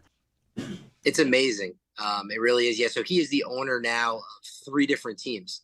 So he's the owner of our Top Fuel Dragster. He is part owner in the Wilkerson's funny car in their operation. And then he also owns the Versatran funny car that's going to be driven by Dave Richards. So he decided, listen, he loves the sport so much, and it is giving him such positive feedback and such good return from his dealers and from his distributors that he wanted to be involved from an ownership capacity, which obviously is great for us. We're all really excited about the opportunity. But man, his investment in NHRA is just second to none. And he's one of those guys, right? That's his company, but he is there working. Oh, trust me, this dude, every CEO should take a class on how to work and talk to your dealers and talk to your employees like this Randy character. This Randy guy, he is such a worker. Like, he'll have some just regular dealer from like Green Bay, Wisconsin, and he'll make that guy act like he take him right to the start launch line, hospitality. Like, he really takes care of his people. He really does. He really does. It's people first. And I think that's what's so great about it. I had somebody, I forgot who it was, but last year say to me, "Hey, I see this guy running around giving people food, giving people water. Does he work for Skag? Who is he?" I was like, yeah, he kind of works for Skag. It's kind of his company. Yeah, it's so his company. Never know. It's amazing. Now, let me ask you a question, Justin. Was the Bradenton? Did you participate in the Bradenton race? We did. Okay, and I think Randy had a lot. Him and Tony and a few other guys had kind of a little thing to do with that promotion. It was kind of a one-off outlaw deal. It wasn't NHRA sanctioned, but boy, it was exciting, and it certainly should maybe. And I'm not saying anything against NHRA because I love the NHRA. Obviously that's where you've raced. Since I think 2020 was your rookie year. I think it was. Yes, sir. Yeah. And so nothing against them, but Randy and Tony and the boys, they pulled off one hell of an event, and boy, that was some good win. That was some good purse money, was it not? Oh, it was incredible. It was a $250,000 purse compared to a $50,000 purse regularly. Compared to a $50,000 purse, which was amazing, right? I mean, we're all competing for that purse, but that was obviously extra motivation. But the event as a whole was amazing. Like, they did some things there that were so creative that we haven't seen in years. And I love NHRA just as much as the next guy, but it was phenomenal. The place was sold out Thursday, Friday, and Saturday, all the way through to the finals. The stands were packed. And they did fun things like they had $10,000 to the number one qualifier. They had Top Fuel versus Funny Car. It was loud, it was exciting. They had concerts up and down the Midway area. So it was a blast. All the feedback that I've gotten so far has been positive. And we got to take a look at the numbers and everything. But if it would make sense, I'd love to be able to do it again and make it an annual thing. Maybe that, not only make the Bradenton an annual thing, but maybe have like a year-end closer too, like start the season off that with an outlaw deal, and then maybe go out west for a closer, a one-off closer, either probably right after your guys' last race, have like a year-end closer, similar model template. That would be great, wouldn't it?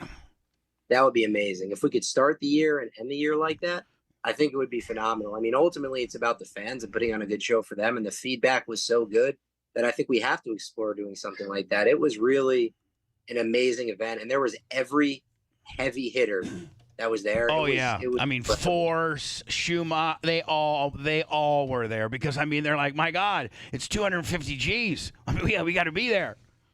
It's incredible. I think it must have been the highest paying drag racing event in history. Yeah, I mean, do you think I own a dirt track in Ocala, and obviously your competition and probably friend of yours, Tony Stewart, he owns a dirt track. So if we use Eldora as a template, I mean, look at their dirt track racing has that $1 million race. NASCAR has, I think that All-Star pays $1 million. Wouldn't it be so cool for NHRA or maybe Randy and the Outlaw Funky Bunch come up with $1 million? I mean, every other sport has hit that $1 million, magical, really sexy number. Wouldn't it be cool if somewhere, some way, whether it's NHRA or it's Randy and the Funky Bunch, come up with $1 million to win? Like, that would be unfathomable. I think it would be, but I think it can be done. You saw from this pro event with the $250,000 purse that everyone was pulling the rope in the same direction. They all wanted it to go well. So we just need to continue moving like that, all working together as one. We can get it to the point where we have $1 million purse. And if we do, talk about heavy hitters at the Bradenton race, this is going to be lined up. There'll be guys it's not even part of that you never even heard of that put together a dragster, just hit them and his buddies just because they think they can probably win, right? Or something like that. Worth a shot, right? For $1 million. So, I mean, people would be knocking down the door to participate in the event. So, Justin, I think you won. Did you win 6 Wallies last year? We did, yes. 6. Wow. That's incredible. 6, but Coletta got you in the finals, didn't he? He did, yeah. So he took home the championship. So I think that was the case. He just he's just Doug Coletta, man. He's just that thorn that won't go away, right? I mean, he looks like he should be teaching math, but he'll go out there and whip your ass on the drag strip. You know what I'm saying? Oh, he will. I mean, that guy's really good. In terms of pure driving, he's probably one of the best I've ever seen. He's good at every single thing that he does behind it. So like when we used to have when Gary Selzy was a really good friend of mine, and of course me being an outlandish shock jock, me and Gary are really on brand together. Very obnoxious, very much to say it like it is. And I'd always have Gary on. I'd be like, Gary, who are the guys that irritate you? Like, and he'd be like, let me tell you something. Effing Force. Effing Force. First of all, the son of a bitch always never will ever stage first. He always makes you stage. So you're burning gas, putting time on your motor. Then once you finally get you in there, he'll take a big hunk out of the clock and just be a real dick and stuff like. Who's that? And who's that guy in current modern day dragster? Who's that guy? Is it that you're like, oh, okay, I got my hands full. I got Coletta, or I got Milliken, or I got here comes Brittany Force and her dad taught her how to do deep stage Willie. Who's that person that when you're racing is that guy that you're like, oh, not that they're just that you got your handfuls because they like to play some mind tricks, because there's a lot of mind tricks that are being played up there once you guys have fired and did your burnout.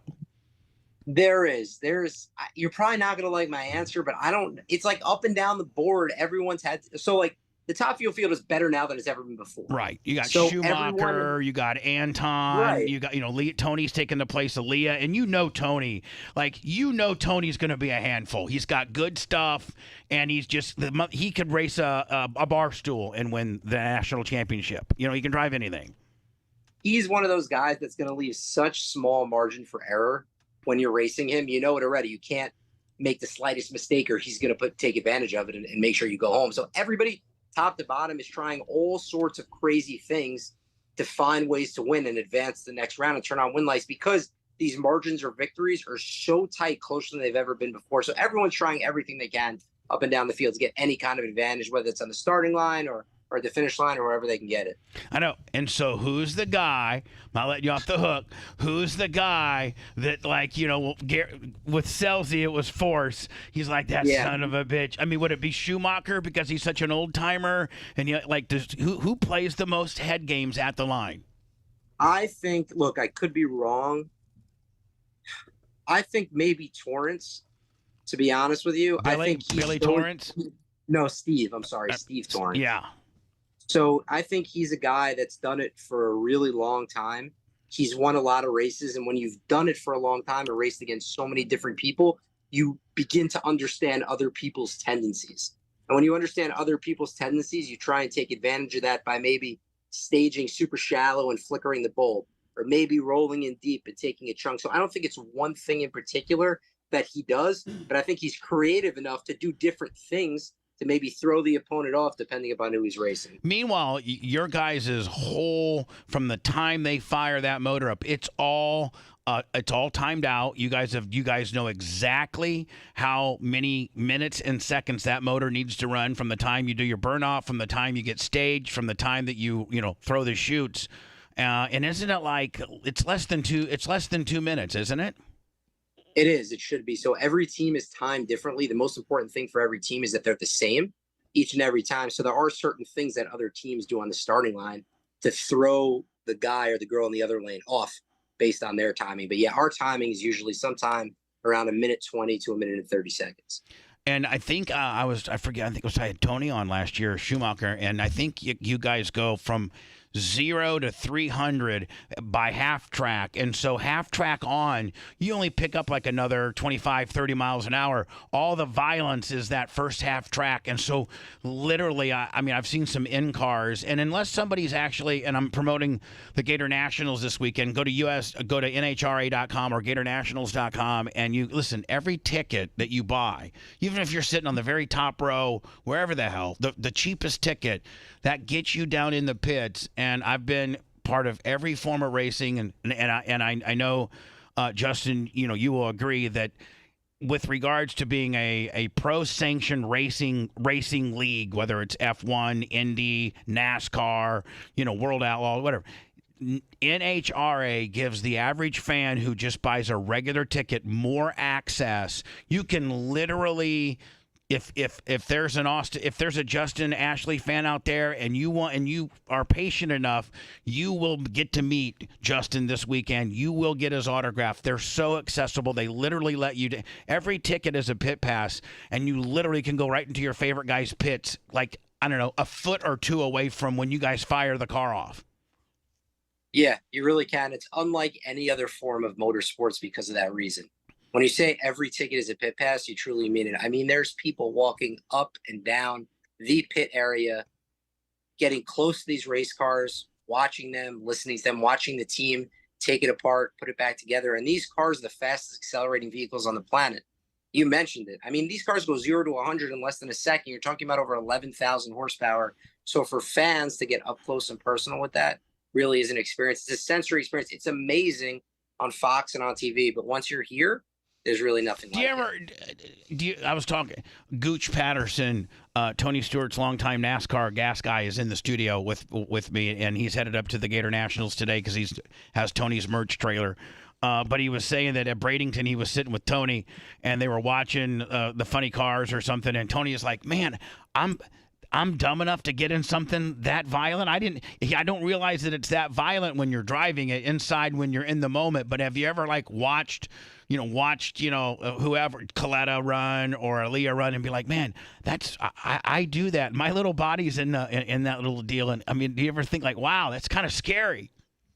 I do. Actually, it's funny when you watch from the starting line, like he said, it looks a lot scarier than it actually is when you're in the race car. I mean, I say that because when you're in the race car, you're so focused, it's a lot less nerve-wracking, and you're just focused on doing your job and focused on the task at hand. But when you actually watch these race cars from the outside and watch how violent and explosive they are, yeah, I have a tendency to think to myself, what am I nuts? Why am I doing this for? But it all comes back to the same reason.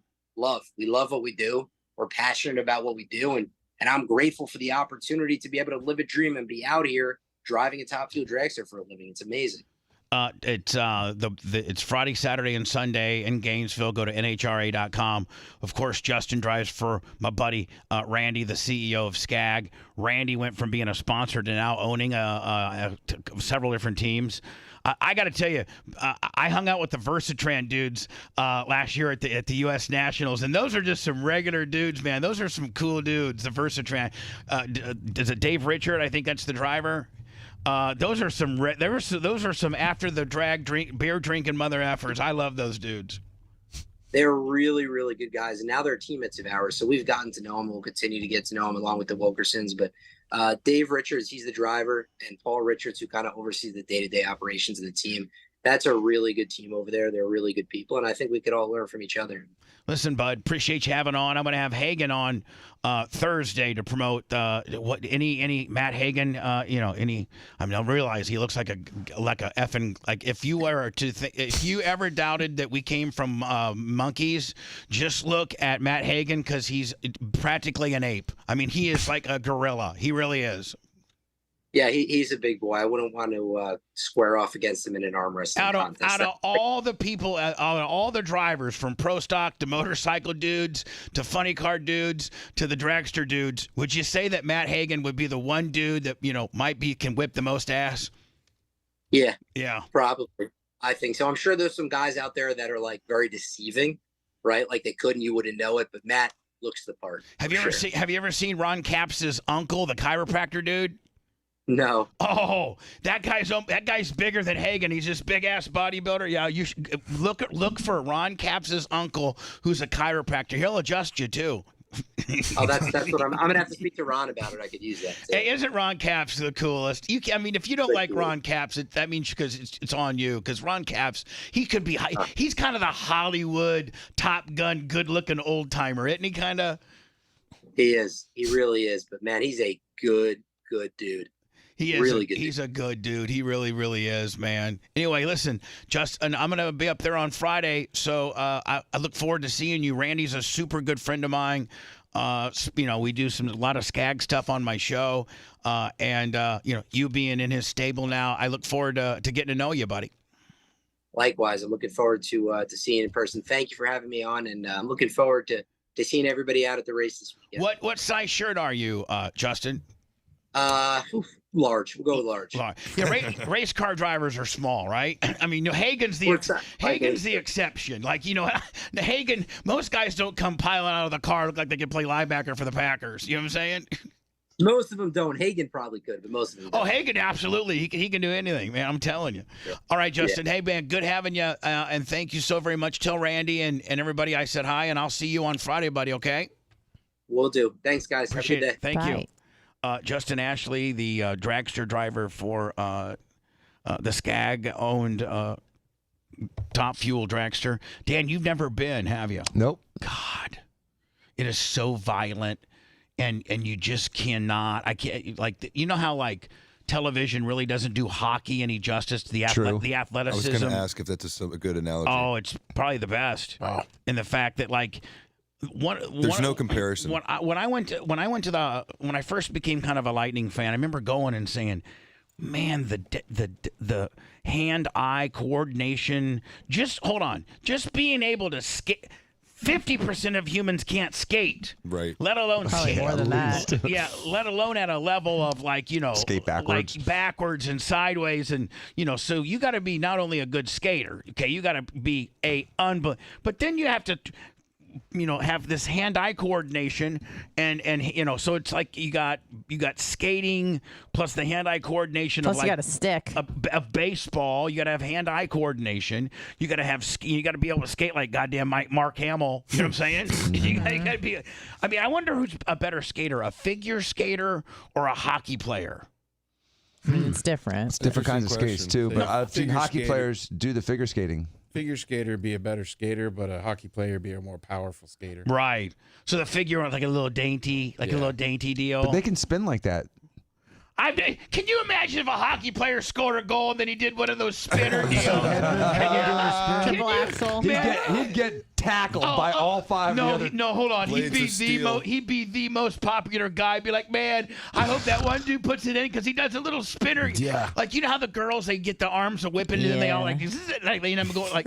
Can you imagine a guy throws in the 5-hole and then he stops middle and he does one of those big spinner gimmicks? Victory dance. The fans would go crazy. Yes, they would. I'd start going to and then games. next thing you know, man, they'd send the goon out for the opposing team would send the goon out. Pat Maroon. The Pat Maroon out to go ahead and just beat his ass. Yep. Because you showed off. That's how hockey still You have to be humble. Hockey still has a little kind of sort of old school in it where, like if a guy scores a goal and he gets a little too flamboyant or a little too something, you literally send out your goon. You could shut it down. And your goon gets a 3 or a 2 or a 5-minute major for beating his ass. Right. And that's how it still works. You may get a fist pump in the NHL where there's no like end zone dances. Could you imagine an end zone dance by a hockey player? Rhett and Lummy, I think baseball still has a little bit of that. If you hit our guy, your guy's getting hit for sure, and we're just going to keep hitting people until there ends up being a bench clearing fight. Right? And then they'll stop it off. But yeah, if you normally get hit and it's on purpose, your next guy's getting hit. Do they know if it was if one got away from him or they know it was on purpose? Like, do they know? Yeah, most of the time, yeah, because the pitchers are so good, you can just tell they put it to a spot. Would it be unreasonable if a guy in the pitching world, if one got away from him, and he just told the dude, hey man, as the guy was going to first, he's like, hey man, that one got away from me. Yeah. Now, but see, I don't think you're even supposed to say that. Like, you can, especially if it wasn't on purpose. Because, like, would you just look at him and kind of like tip your hat? Yeah, like, kind of give him a little nod, like, my bad. But yet normally, like, if they hit him in like the back of the leg or the butt butt, that's on purpose. And then the pitcher just mean mugs you all the way, and you're hoping that he doesn't make a charge for the mound, right? Some guys want you to make that mound, but yeah, they kind of look at you like, bitch, what are you going to do about it? What's the rule in the league with regard? Like, are you instantaneously ejected if you? Because I've seen guys charge the mound and they go out the next inning. It depends. It depends, if the umpire thinks he threw him on purpose, and then how the fight goes out. But if you charge the mound, you get ejected. If the umpire thinks that the pitcher kind of wanted it, like to bring it on, you'll throw the pitcher out. Yep, and then whoever comes off the bench and starts a fight. Do you remember? I have to go to commercials because I'm way late. But can you guys remember that? I think this is the most maddest a baseball player ever got, but it's when George Brett hit the home run, and they said that Billy Martin comes out for the Yankees and says there's too much pine tar on it, and supposedly the rule is the pine tar can't be any wider than the base, the old school race. So they took the bat and they put it up against the home base, and it had was so many inches over, and then they threw George Brett out. Yep. Remember, he came running out of the, like almost somebody was killing his children. He came running out of the dugout as if somebody was killing his mom, and like took like five of the Royals to hold him back. Do you remember that? Oh yeah. I was trying to send it over. So, you know what? Let me go into words. We'll come back with it. Don't forget today's after show, Clem Cush. Today. And get your shoes before 5 o'clock. And, get those Bubba Army Fat Guy Dunkin' a Donut Air Bubba Willies. If you don't have your order in by 5 o'clock today, you're not getting a pair, buddy. Make sure you denote in the comment section as to whether you want it signed or not.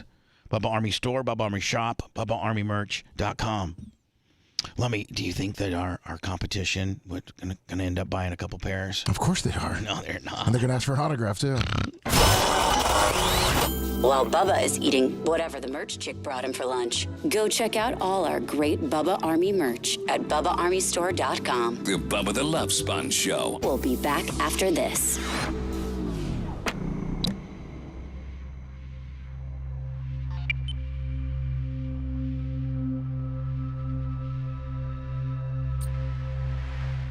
With the Dan story. Okay, that's cool. Our next door neighbor's an orthodontist, and you call him doctor. Man, that's a. You guys work so hard to get. That's exactly right. What you got. You deserve that respect. My dad wasn't stiff about anything, but if any of my friends called him Mr. Diaco, he corrected them.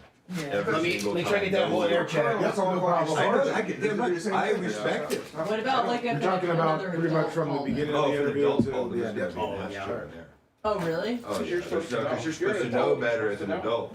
That's like seeing a military guy, not respecting him, calling him Colonel. Well, what if you're just like Eliezer. meeting someone for the first time? Well, I guess if you introduce yourself as Dr. Diaco. Hi, this is Dr. Diaco. Hi, Mr. Diaco. Nice to meet you. That's disrespectful. Or if they're like, I guess. Let's say this for the radio. Yeah. It'd be funny.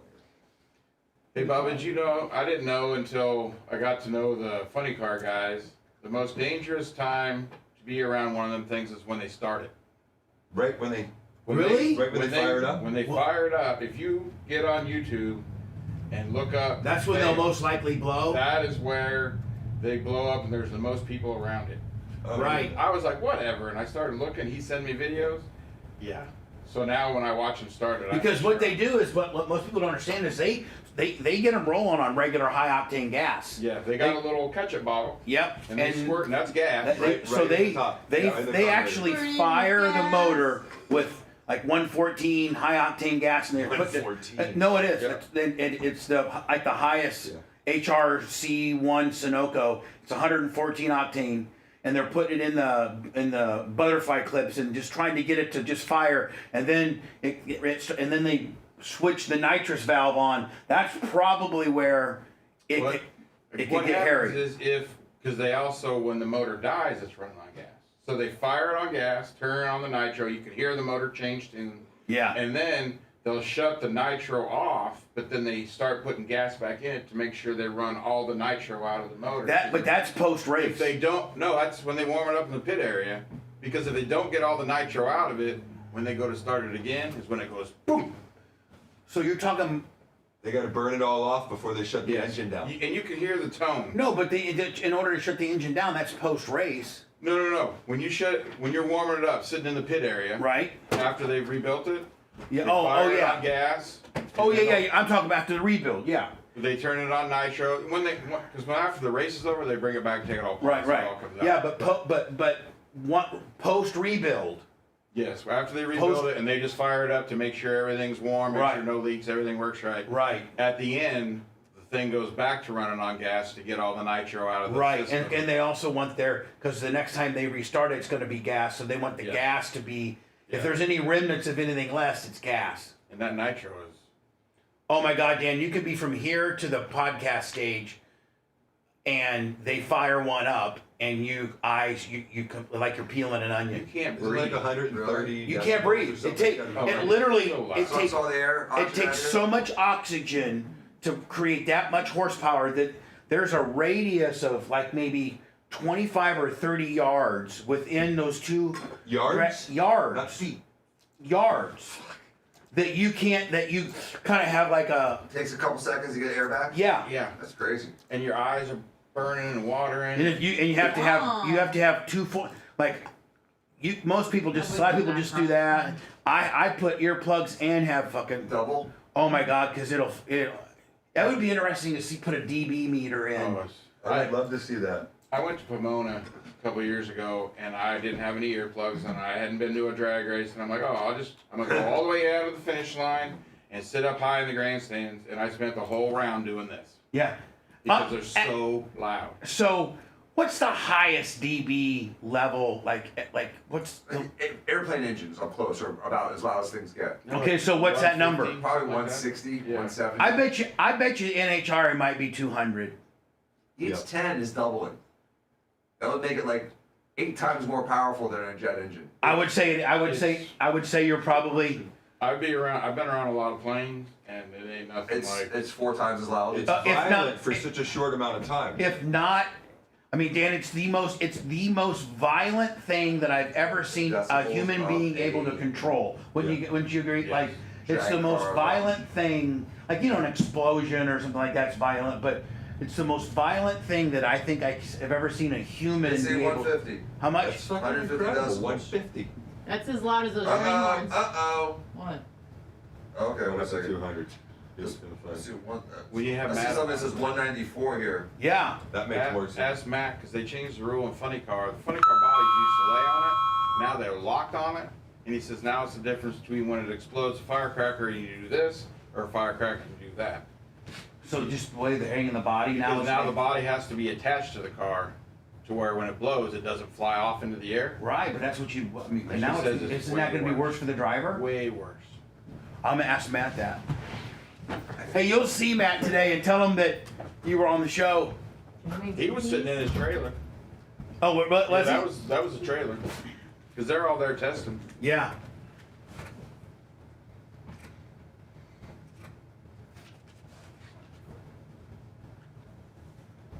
Hi, Lummy. Hi, Bubba. Good interview.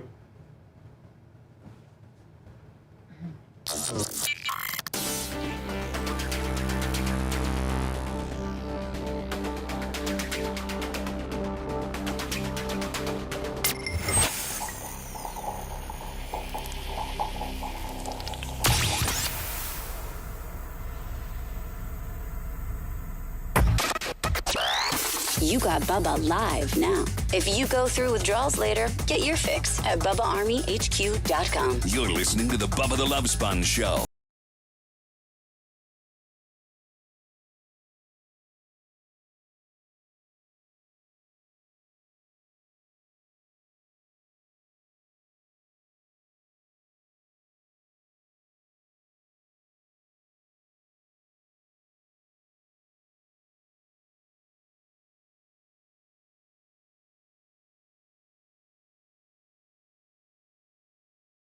BubbaArmyShop.com that you only have till 5 o'clock today. 5 p.m. is the cutoff on getting your Trump-inspired Fat Air Bubba dunking a donut, all gold patriotic tennis shoes.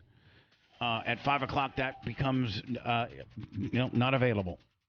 Dan, I'm getting a hold of the manufacturer about the cleat deal. That'll be a separate deal. Okay. The cleat deal, because I think I got you. Your team plus Lummy has said 2 other dads' teams. Yes. I might be able to sell 40 or 50 of them. That'd be cool. I bet. Just on the cleat deal. So. Yeah, I asked for their sizes, so hopefully they can send that over to me. As soon as I know whether the guy can do it or not, okay, then boom, I'll put that order in as well. Quickly, so I can get kind of caught up before I talk to Justin Ashley. The NHRA dragster driver for my buddy Randy from Skag, which I'll be up there. Well, Gooch is leaving. I think Gooch is going to sit in on Clem and Cush. And then Gooch is Dan, isn't it kind of cool to see Tony Stewart's merchandise trailer out in the front? Yeah, I thought it was really cool. It rolled up. I thought it was neat. I wonder what the neighbors think. They're like, what are those guys up to? They got now they got Tony Stewart's merchandise trailer out there. What the hell? Is that really the craziest thing they've seen out? No, I mean, exactly. I'm just saying that, man, Bubba's the man. I wonder what our neighbors think of us. They think we're the man. Yeah, they have to. But we might have a tent. and have to use their parking lot for barb or whatever. Yeah, the goats. Cream machine, maybe. Yeah, the cream machine. We do encourage people that come by the studio and do burnouts right in front. Like we literally, Gooch was looking at the road. He goes, "Man, this looks like an NHRA burnout patch." And I go, "That's what I want it to look like." And he goes, "What does your neighbors think?" And I go, "I don't know. It's a public street. You can do a burnout. I don't think there's a rule." Is there? I mean, there might It's be. careless driving. I mean, it might. What's that? They consider it careless driving.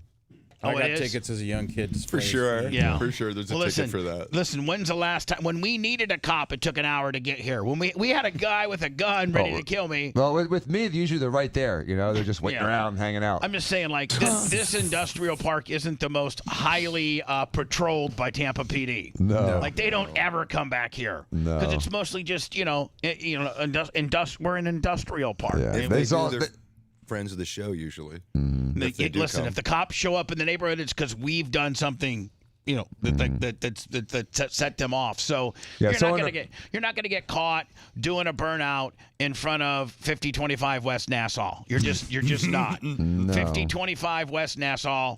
We got a big ass gate, so I'm not worried about you doing anything stupid to my property. Plus, don't forget, I'm the king of the cameras. So I got cameras. Second Amendment loving building. Yes, exactly. So, you go out in the front of our building, man. If you got a car that can do a burnout, you lay me down a bacon strip. We'd love it. Yeah, those bacon strips in front of my house is what's making the police hang out.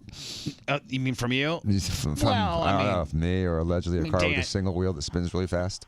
Oh, I did it. Oh, you did. Yeah. You're saying the burnout in front of? Oh yeah. Oh, it was like 100 yards long. Both of our houses. Listen, that means you've been white Triz ashed. Non-posi burnout. Yeah, my Crown Vic it's a one-wheel Willie. It can only burn out one side. But now that it's so nice looking, courtesy of Adam from Fenderworks, I don't do burnouts in it anymore. Oh, you don't mess it up. So I'm worried, Lummy, that our burnouts, because rain does eventually make the burnouts go away. Yeah. So I'm really relying on the listeners to step up on the burnout game. You want to get the smart car involved? The smart car can't do burnout. Even if you hold the brake down? No, it's a 3-cylinder, Lummy. It can barely move me. It can barely, It can't overcome the brake. It barely has enough horsepower to take me and the merch crick to the gym. I mean, it can't. No, there's nothing else that I own. My F-150 can't do a burnout. Most new cars have that traction. Like you can't do one.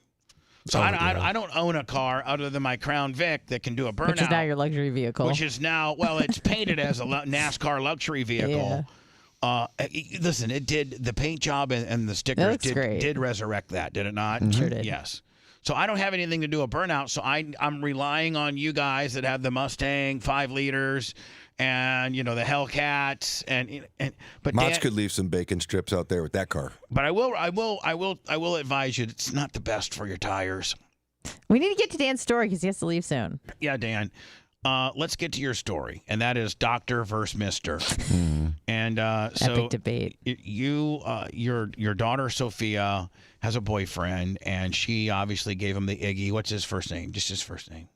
We'll just call him Julio. Let's just call him Julio. What the hell? Why does he have to be a Venezuelan migrant? Right, so Julio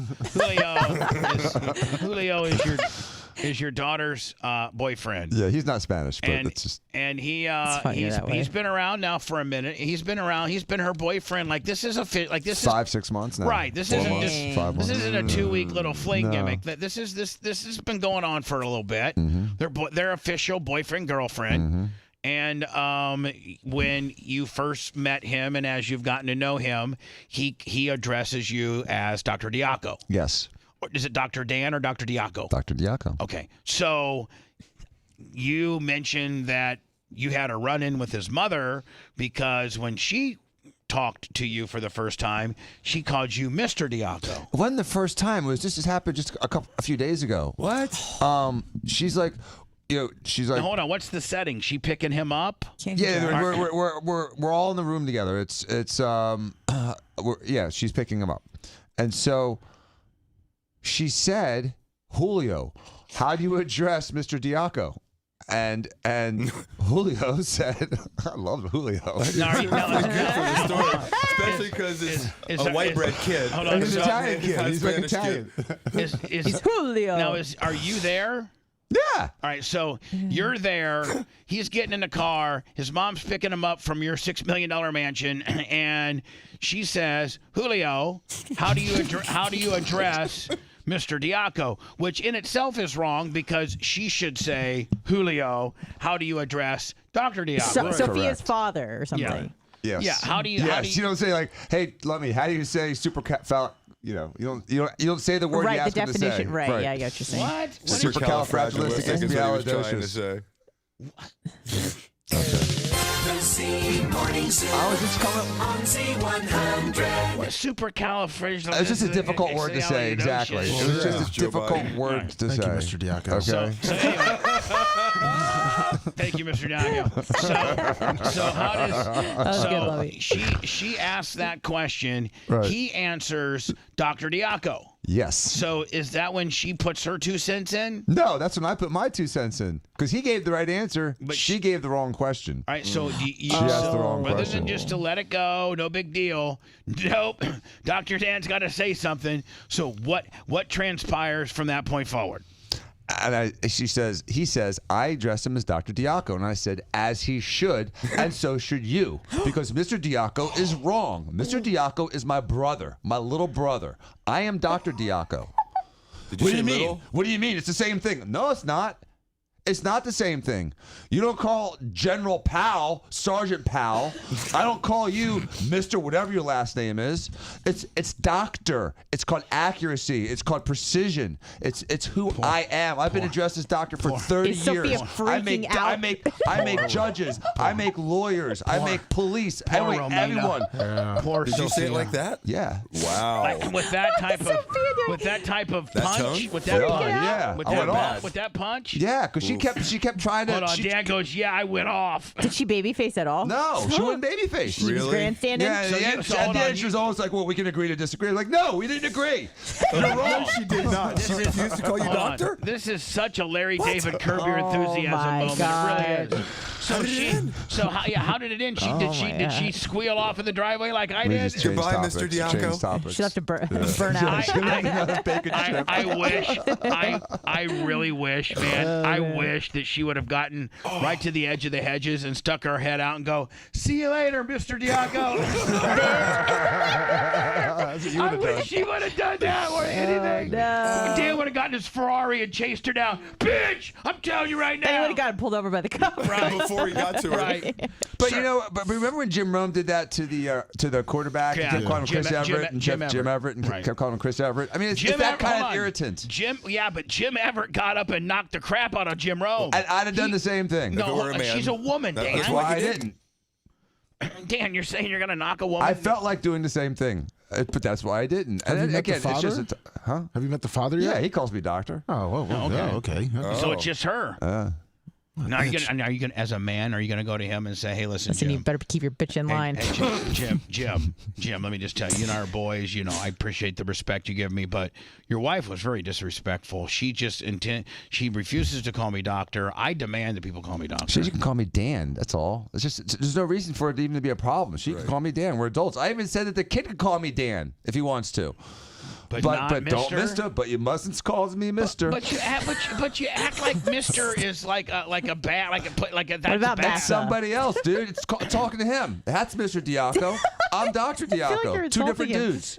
Two different guys. So you're saying no? I'm He's not insulting you. It's a distinction. He's saying It's not a distinction. He's It's not not an trying. He's insult. really not trying to insult you. He's not, Jake, because he would say the same thing to Steve. I respect this. My dad was the same way. The coolest man in the world. Doctors are dicks. It's a certain thing. It's a respect worked because hard they've for that earned title. it. It's Yeah. literally Hey, like calling a captain private pile. Dan, would Halprin be as adamant? Oh yeah. Dave? Oh my God. He Are you doesn't like kidding being me? called Mister. Are you kidding me? He's all about proper protocol, is he not? And most people, Is he more? Is he one more tighter than you are? A little bit. No But Bubba, you and I were raised with parents that told us to respect our elders. Everybody. Respect the system. Respect your elders. Respect authority. And respect people with titles. Yeah, I mean, which is why your priest you would call Father Diffley. You wouldn't call him Mr. Priest, Diffley. I didn't get touched like you, but anyway, okay, they didn't want me. I was too chubby for them. You weren't a hot kid. No, I wasn't a hot boy. I can imagine they were preying on you. I bet you got priest out like a please. Sure. So what was the aftermath? What was the aftermath? Did Sophia? Was she crying? Was she freaking there's out? no aftermath. It just changed. Did she say, "Oh my God, Dad, really? Like for real? Like oh my God." No, she knows. From Calabasas. She sat back and was waiting for the show. Oh my God, Dad, for real? Like you just was totally embarrassed me. My God. Has Julio been back? What? Yeah. And no, what it's about? fine. Everything's fine. Now, what about Julio's Ramina? mom been back. What about Ramina's family? Do they have to? Can they say? Can they call you? Doctore. Oh, okay. All right. Doctore. Spanish for doctor. If you want 24/7 on-demand Bubba and the crew, go to BubbaArmyHQ.com. The Bubba the Love Sponge Show will be back after this.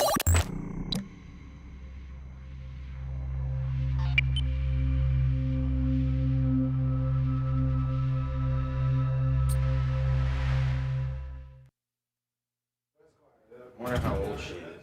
The daughter? No, the mom. She is, I'll tell you right now, she's 2 years older than me. She just turned 39. The kid, the Julio's mom?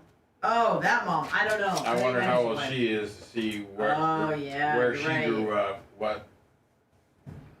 That's a good question. Because there's a big difference. Yeah. I mean, my son tells me all the time about his friends. I'm like, well, that. How old's your son again? 15. Oh yeah, that same age as Dan's daughter. He's like, well, their parents can do that. Your parents don't. Yeah. You're gonna live on our rules. Yeah. He gets told the same thing. You live under my house. You live under my rules. Yeah, that's fair. You don't like them? Leave, bitch. Get a job, get a career, make a living. Mhm. Go on your own. Yeah. That's fair. We still got your back, but then you can live on your own rules. Mhm.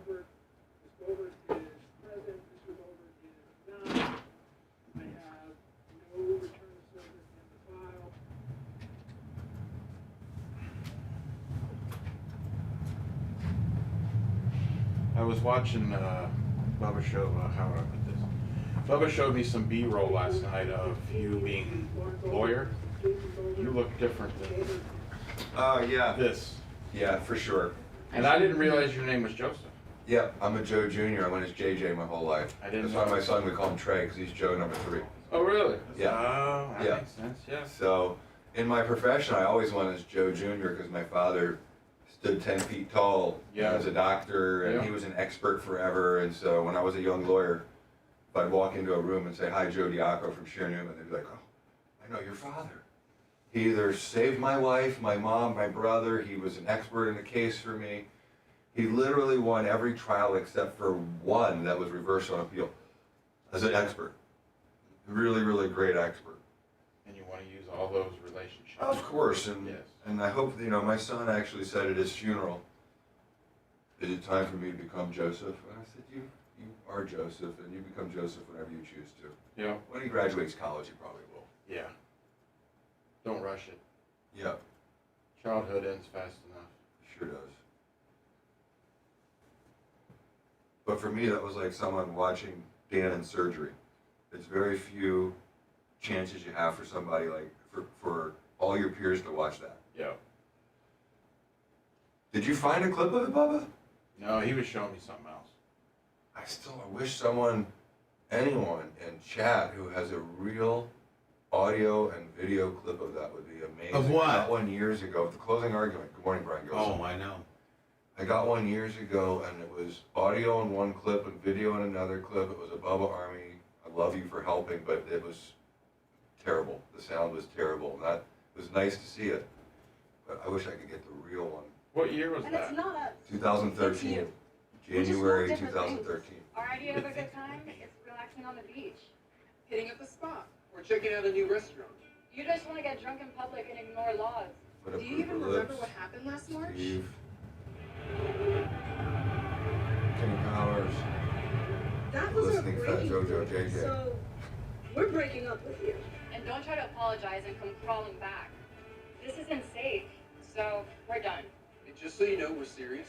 This March, You can expect things like curfews, bag checks, and restricted beach access, DUI checkpoints, What up, Skippy? $100 parking, and strong police enforcement for drug possession and violence. Whatever it takes, because it's time to move on.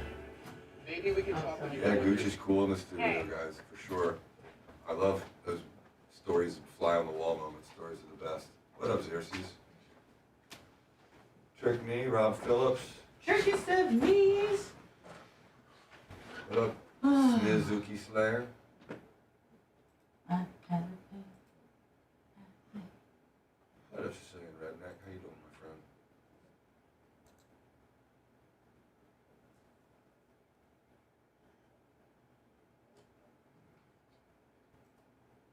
Soupy John, good to see you as well.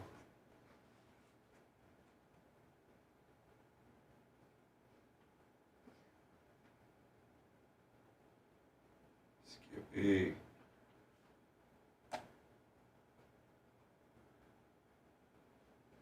How's it up there in Canada, eh? I wonder if it's shitty. Let's see. Toronto. It was 50 degrees today in Toronto. How many? 50. Oh, that's beautiful. Not bad.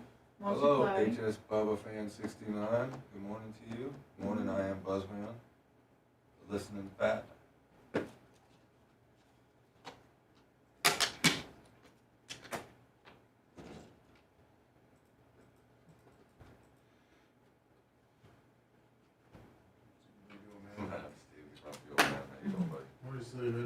What's up, Bama boy? Skippy.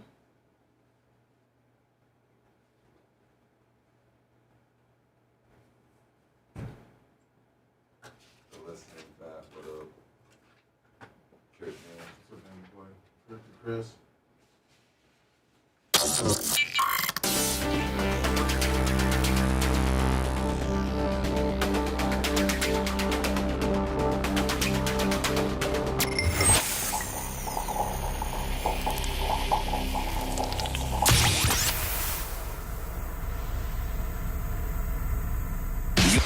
You're listening to the Bubba the Love Sponge Show. After the show, make sure to check out BubbaArmyHQ.com. It's all things Bubba 24/7. And now back to the BRN.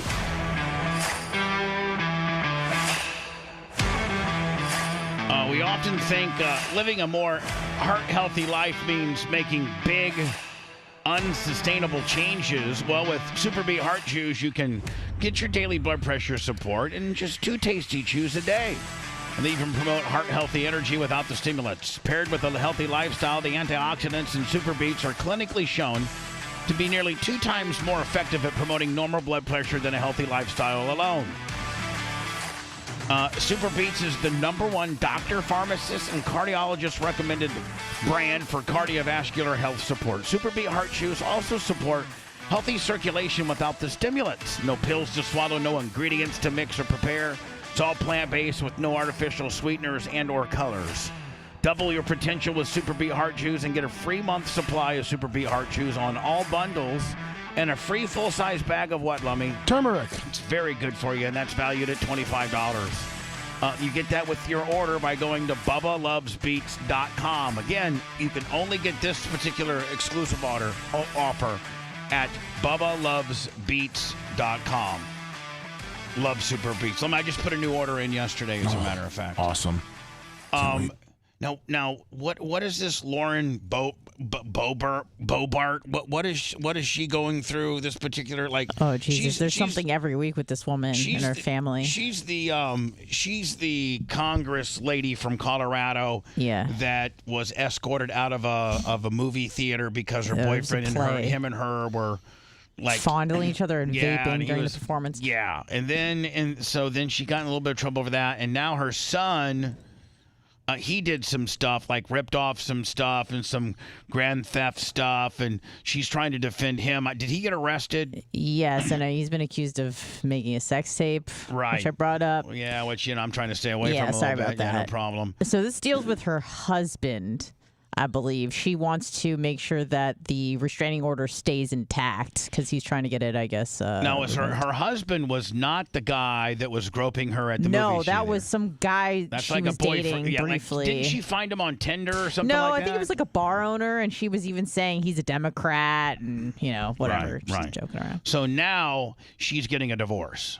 And She has, been she's in the been midst of a going divorce. through divorce proceedings, correct? Correct. And there was a hearing yesterday because she wants to make sure that the restraining order that she has on her husband doesn't get... Because there was some domestic issues, I think, between her ex-husband and their oldest son. They share 4 boys. And so there was some domestic issues where the police were called and the ex-husband got in a bunch of trouble, and she enacted a restraining order against him, and he's trying to drop it. By the way, Fish on the J, 25 on the PayPal, Venmo, Cash App, PayPal, all at the Bubba Army.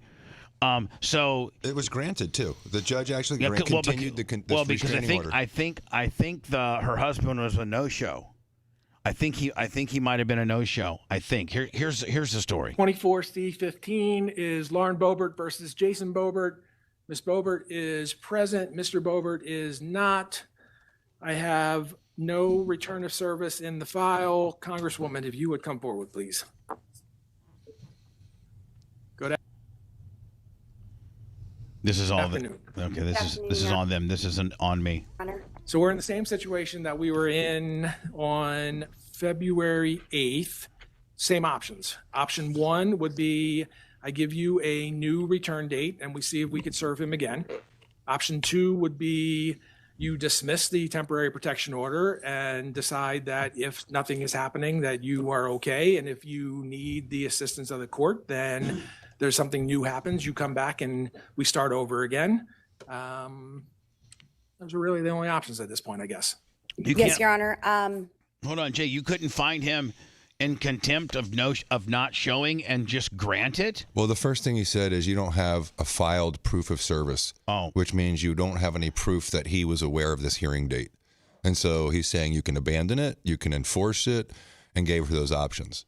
So she's going to choose to enforce it, I'm sure. To detail, it is a difficult decision for me to make. Obviously, as a mother, my boys miss their father. But I am afraid that his anger for me might be taken out on them. And this is a very difficult decision to proceed with, and I wish that he was here. One more thing before you make a decision. He is supposed to be here next week for the 2 criminal cases. Yes, Your Honor. I'm not sure whether he's planning on being here, whether his attorney's going to be here, whether they're going to be by WebEx. Now, what criminal cases? Is it for roughing up the son? I think so. Yeah, and something there's against 2. an officer. 3 charges: disorderly conduct, third-degree trespass, and obstruction of a police Whether they're officer. going to be in person, but it is possible that I could serve him with the protection order, put him on notice at that point in time, and give him if he shows up for those. He better for a criminal proceeding. Right. a return date. That would be another option that you could have. Yes, Your Honor, please. I would like to proceed with that. Okay. So then we'll continue this to It's a good judge. 11th. He's got raccoon eyes. He went skiing this weekend or somewhere. Yeah, he did. But you know what? He was on the mountain this weekend in Colorado. I assure you, that guy was skiing. Look at his eyes. I'd rather be snowboarding right now than dealing with your dumb ass. But nonetheless, I think he made a second one of the day. I think he made a very fair. This is like a very fair, yeah. Judgment call. 24M11 is set for next Monday at 1:30. Is she at risk of not getting reelected just because of Isn't she all running the in a different district? all the blowback? Didn't she lose in the primary? No. No? Okay. I think she's actually doing okay in her district. She's one of those And do I ones need to be nationally present, that they Your try Honor? to Plus clown out. Plus, but she's really hot. Let's just be honest. That helps. I mean, she's that a helps. babe. She's hot. They don't like her because she's a vocal supporter of MAGA. And so whenever they get a chance nationally to try to, tarnish her like Marjorie Taylor Greene, they do it. But in their own jurisdictions, their own hometowns, they're loved. Perfect. Can be. She's not really doing herself any favors, you appear though. by Yeah, she's By having an abusive ex-husband and a son No, who's but a just screw like the up, stuff I mean, with the yeah, that's Yes, not a Your good Honor. look. But also her being in a you playhouse. can't control that though. But her getting fondled and like being rude to staff and vaping during a Yeah. performance isn't really helping Like her cause. the play thing was not a good look for her. Yeah. I agree, at but all. for some people, they're like, "Oh, she's just a normal person." Like they thought of when Clinton got in trouble. O is a how to appear. Well, I mean, getting oral in the Oval Office isn't the At least same you're as trying to conceal that. Isn't the same as vaping and getting my boobies grabbed at the play. They wrote that one off with no problem. So what's the you're problem right. with vaping? You're right. All right, so there's So next Monday, good luck to you. Good judge. Miss. Now, did you guys see this? And I think this is brilliant. What's that?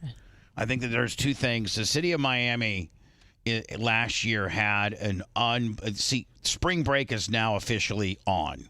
Yeah. And whether it's the schools in Florida or the now.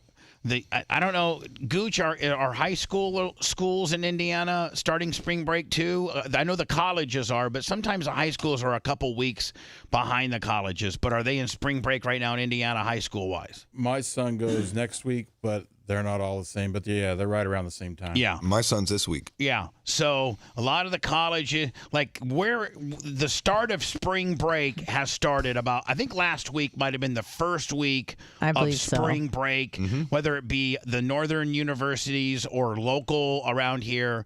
It looks like, Indiana high schools start spring break next week or this, like we're in the middle of spring break, and the city of Miami had such a huge problem with a bunch of really thug-ass people coming into a lot of violence, a lot of chaos, a lot of debauchery. Miami Beach, right there on the main strip on A1A. Where the Ocean Drive. Ocean Drive, right, which is right by the beach and right where all the nightclubs and all the just where it's where everybody goes, and it ended up being it just looked like gunshots and thugs and it was horrible. I don't know how many people died, and so most of the people causing problems are not students. So either. yeah, and so the city of Miami made this promotional video that they're trying to get out organically, virally, to try to deter the people that potentially might start crimes from coming to Miami Beach, because Miami Beach is going to implement the following things that these kids tell you about, and one of which I think every one of their rules, if you think hard enough, it's made to keep the riffraff out. And one of the most ingenious things they're going to do is parking is going to be $100. So that instantaneously, some person that's only got $10 in their pocket with bad intentions of going down there and wiling out and causing problems, if he has to pay $100 to park his car, he ain't coming. You know why? Because they wouldn't get hotel rooms. They just park their car. They'd stay up all night. Right. They'd wild. They never have anywhere to go to sleep, to put their head down. So and they stay up for days on end. So wait till you see some of the rules they're going to implement, which I think is going to be the good people, whoever, the affluent people that want to go to restaurants, that want to go to the beach, that want to, that want to rent an Airbnb, that want to spend money. That have money, and it to also makes spend them feel money. more secure as well. Sure. Like they're happy to spend it if they know it's going to keep out the riffraff. I had a condo right there in the middle of it, 1500 Ocean Drive, right Do you in the miss center it? of all this. I Not right do. now, I don't. Oh well, yeah. I stayed there a couple nights. Boy, It's the bomb, wasn't it? Penthouse. It's like you're a straight rock star. Oh yeah, penthouse number 5. You can You blast. could see the beach. You can, Oh you yeah, can see you it kidding all. me? Walk right out on it. You could blast on the balcony. So sorry, did that burst out? So watch how brilliant, and it seems a little stiff. But it's not stiff for people that are going there with good intentions. Or if you live there. Right. Exactly. Here we go. Watch. Hey. This is brilliant. We need to talk. This isn't working anymore. And it's not us, it's you. We just want different things. Our idea of a good time is relaxing on the beach. Hitting up a spa or checking out a new restaurant. You just want to get drunk in public and ignore laws. Do you even remember what happened last March? Is this not brilliant? And they're taking young people to deliver the message. People that young, good-looking, affluent people are, of color. This mayor is a stud, Mayor hold on. Garcia. Here we go. was our breaking point. So we're breaking up with you. And don't try to apologize and come crawling back. This isn't safe, so we're done. And just so you know, we're serious. This March, you can expect So listen to this. Here's what you can expect. things like curfews, bag checks, and restricted beach access. DUI checkpoints, $100 parking, and strong police enforcement for drug possession and violence. Whatever it takes, because it's time to move on. Maybe we can talk when you're done with your spring break phase, but until then. Is that nice? Not, is that Job well not done. Well done. That's incredible. There's two things they could have done. They could have had a commercial like that, or had Grady Judd saying, "Hi, I'm Grady Judd. The residents of Miami will blow you back." And the city of Miami have hired me to be a consultant on how to handle this mess. So me and my boys from Polk County will be down here enforcing the laws, right? Right. Yeah. But I mean, you implement bag checks, DUI checkpoints, $100 to park your car. You're gonna get the affluent, college spring breaker that has money, that wants to go to the restaurants, that wants to go to the nightclubs, that don't want to, It's going to keep the riffraff out. If you know that you're going to get stopped at some point and they're going to search your car and you've got weed and drugs and all the stuff in your car, those people are never going to the beaches or a gun or whatever weapon. I mean, it's brilliant. But chances are, even if if you're just behaving yourself and you're walking with your girlfriend or your guy friends, because guys sometimes you tend to pack up with your boys, and 4 or 5 of you dudes are walking down and you're not being disruptive, and you're just having a good time, they're not going to mess with you. No. It's just if you're being disruptive and you got a gun out and you're shooting blanks up into the air and something like, you're just wiling and you're drunk and you're publicly outside getting drunk, terrorizing people, with 40s and things like that. Then they're going to talk to you and they're going to bag check you and they're going to do a portable DUI on you. But if you're just if you look like Dan and the boys and you're just feels like you got some money and you're going to the newest bar, and you're gonna go to the beach during the day and not cause any problem, they ain't gonna mess with you one bit. Six Flags needs that now. The one in Atlanta. So does the southern border.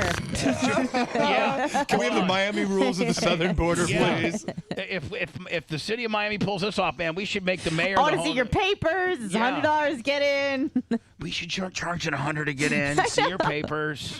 Yeah. I mean, let's look at how well Miami does for spring break and implement that into our immigration deal. Right.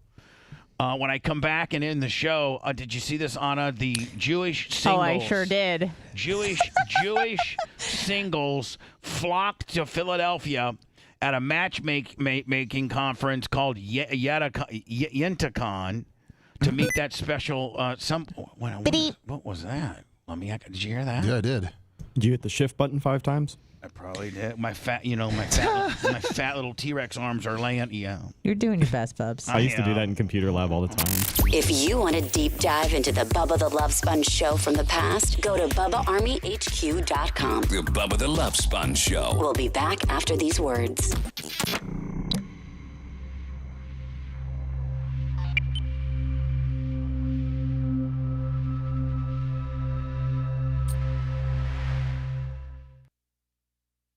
Condos down there in 2001, 5th Avenue, and then eventually we made it to 1500 Ocean Drive, right on the strip. Ocean Drive is from 5th Avenue is when you come in on the bridge, and then Ocean Drive goes all the way up to 15th and went right to my building. So we were right on the main strip.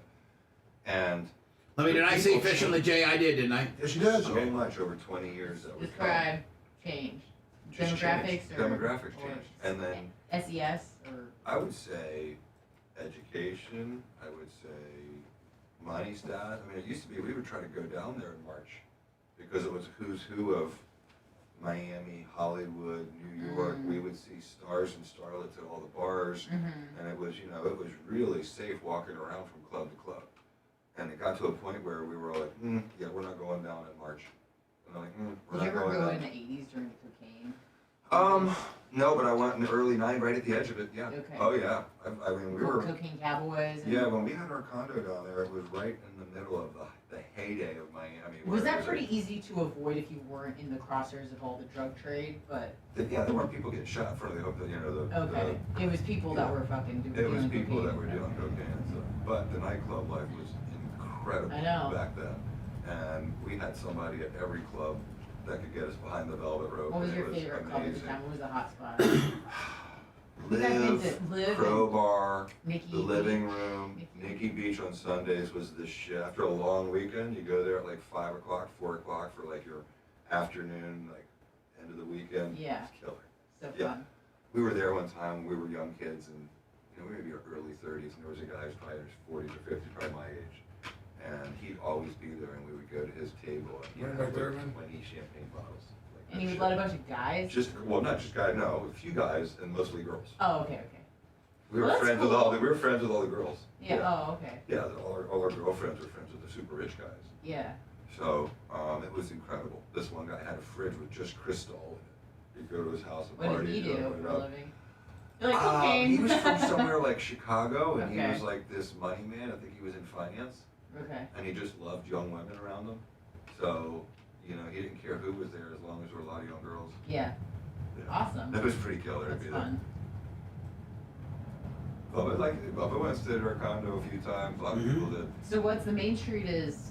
Ocean Drive. Ocean Drive, and then there's Lincoln is like the cross. Lincoln goes at like maybe 16th or 17th. Right? That's Yep. the street. And that's kind of like Ocean goes north to south, like along the beach, Mhm. and then Lincoln goes east to west. Right. So, and then once you get past 15th is where like, the Delano and what's the new one? That's the old one, the new Fountain Blue. Fountain Blue, and all yeah. those nice things. So Yeah. it's nicer up there now. I've only been twice though. So none of that Oh. riffraff goes up there. Yeah. Because there's no parking. You got to Yeah. park at the hotel Yeah. or whatever and pay valet fees. So, the fun stuff's kind of moved a little north. Yeah. It was a lot of fun. Formula One weekend's incredible there. Because it's going, the whole city's going on in May. Is it as hot? Have you been inside the stadium during that? It's brutally hot. That's what I heard. If you're in the grandstands, Danny and I the first year bought like what we thought were VIP tickets for the grandstands, and they were great, except they were in the sun. So unbelievably hot. Yeah, but how expensive are they? Yeah. I think they were like $3,000. 2,500 probably. Yeah. It was Yeah. like 2,500 or $3,000, but that's 3 days of tickets. You get qualifying, practice, and the race. Are you talking about in the stadium or outside the stadium? No, I'm talking about inside the stadium. Oh, I've never. It's they put a whole roof. They put a whole roof on it except for the playing field, and they blow AC on you now.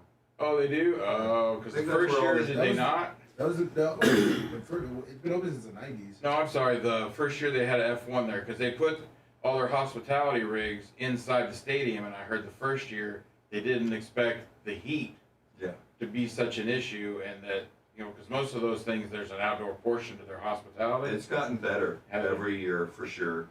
And the outdoor hospitality tents are just ridiculous. It's a bunch of women with their mint juleps and their giant hats, and guys with $200,000 watches on, with a 25-year-old girl on their arm. It's incredible. Hey, hospitality pays for.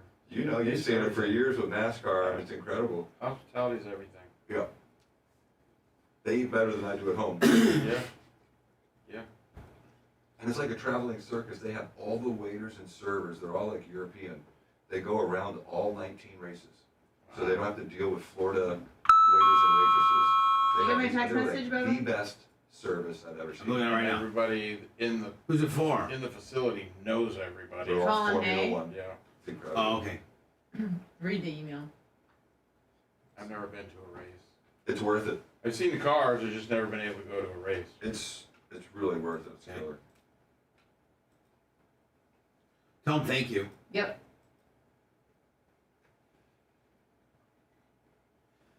Did you talk to Seth last night? No. I wonder if you tried what you said. Oh yeah. Well, we can ask him. He'll be in at 10. We should ask him.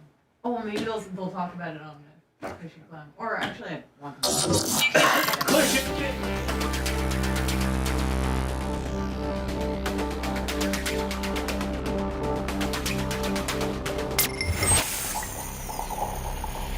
dare you, Anna, besmirch the greatness. Sorry. Make me second. I feel like I called you Mr. Diaco. It's the Bubba the Love Sponge Show. Missed part of the show?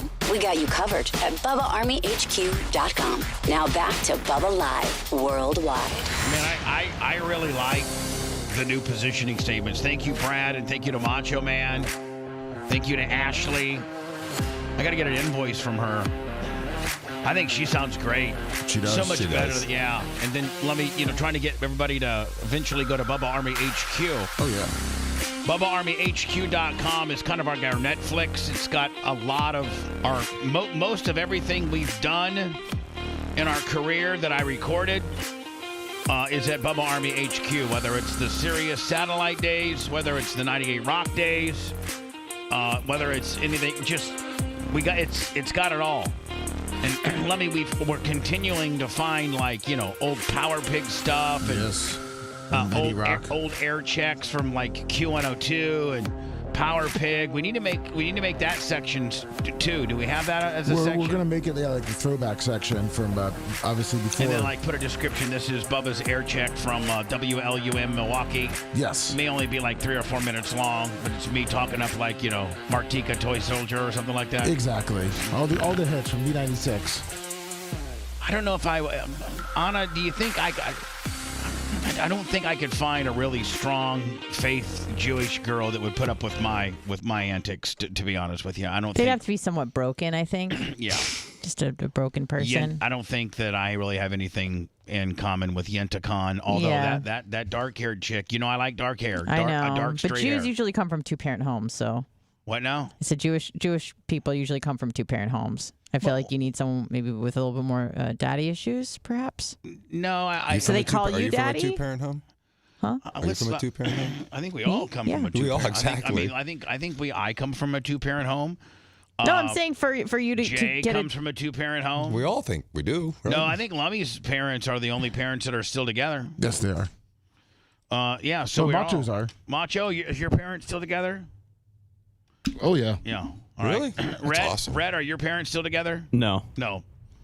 I don't think Gooch's parents are still together. Are your No, parents? he said they divorced when he was 1. Yeah. Me too.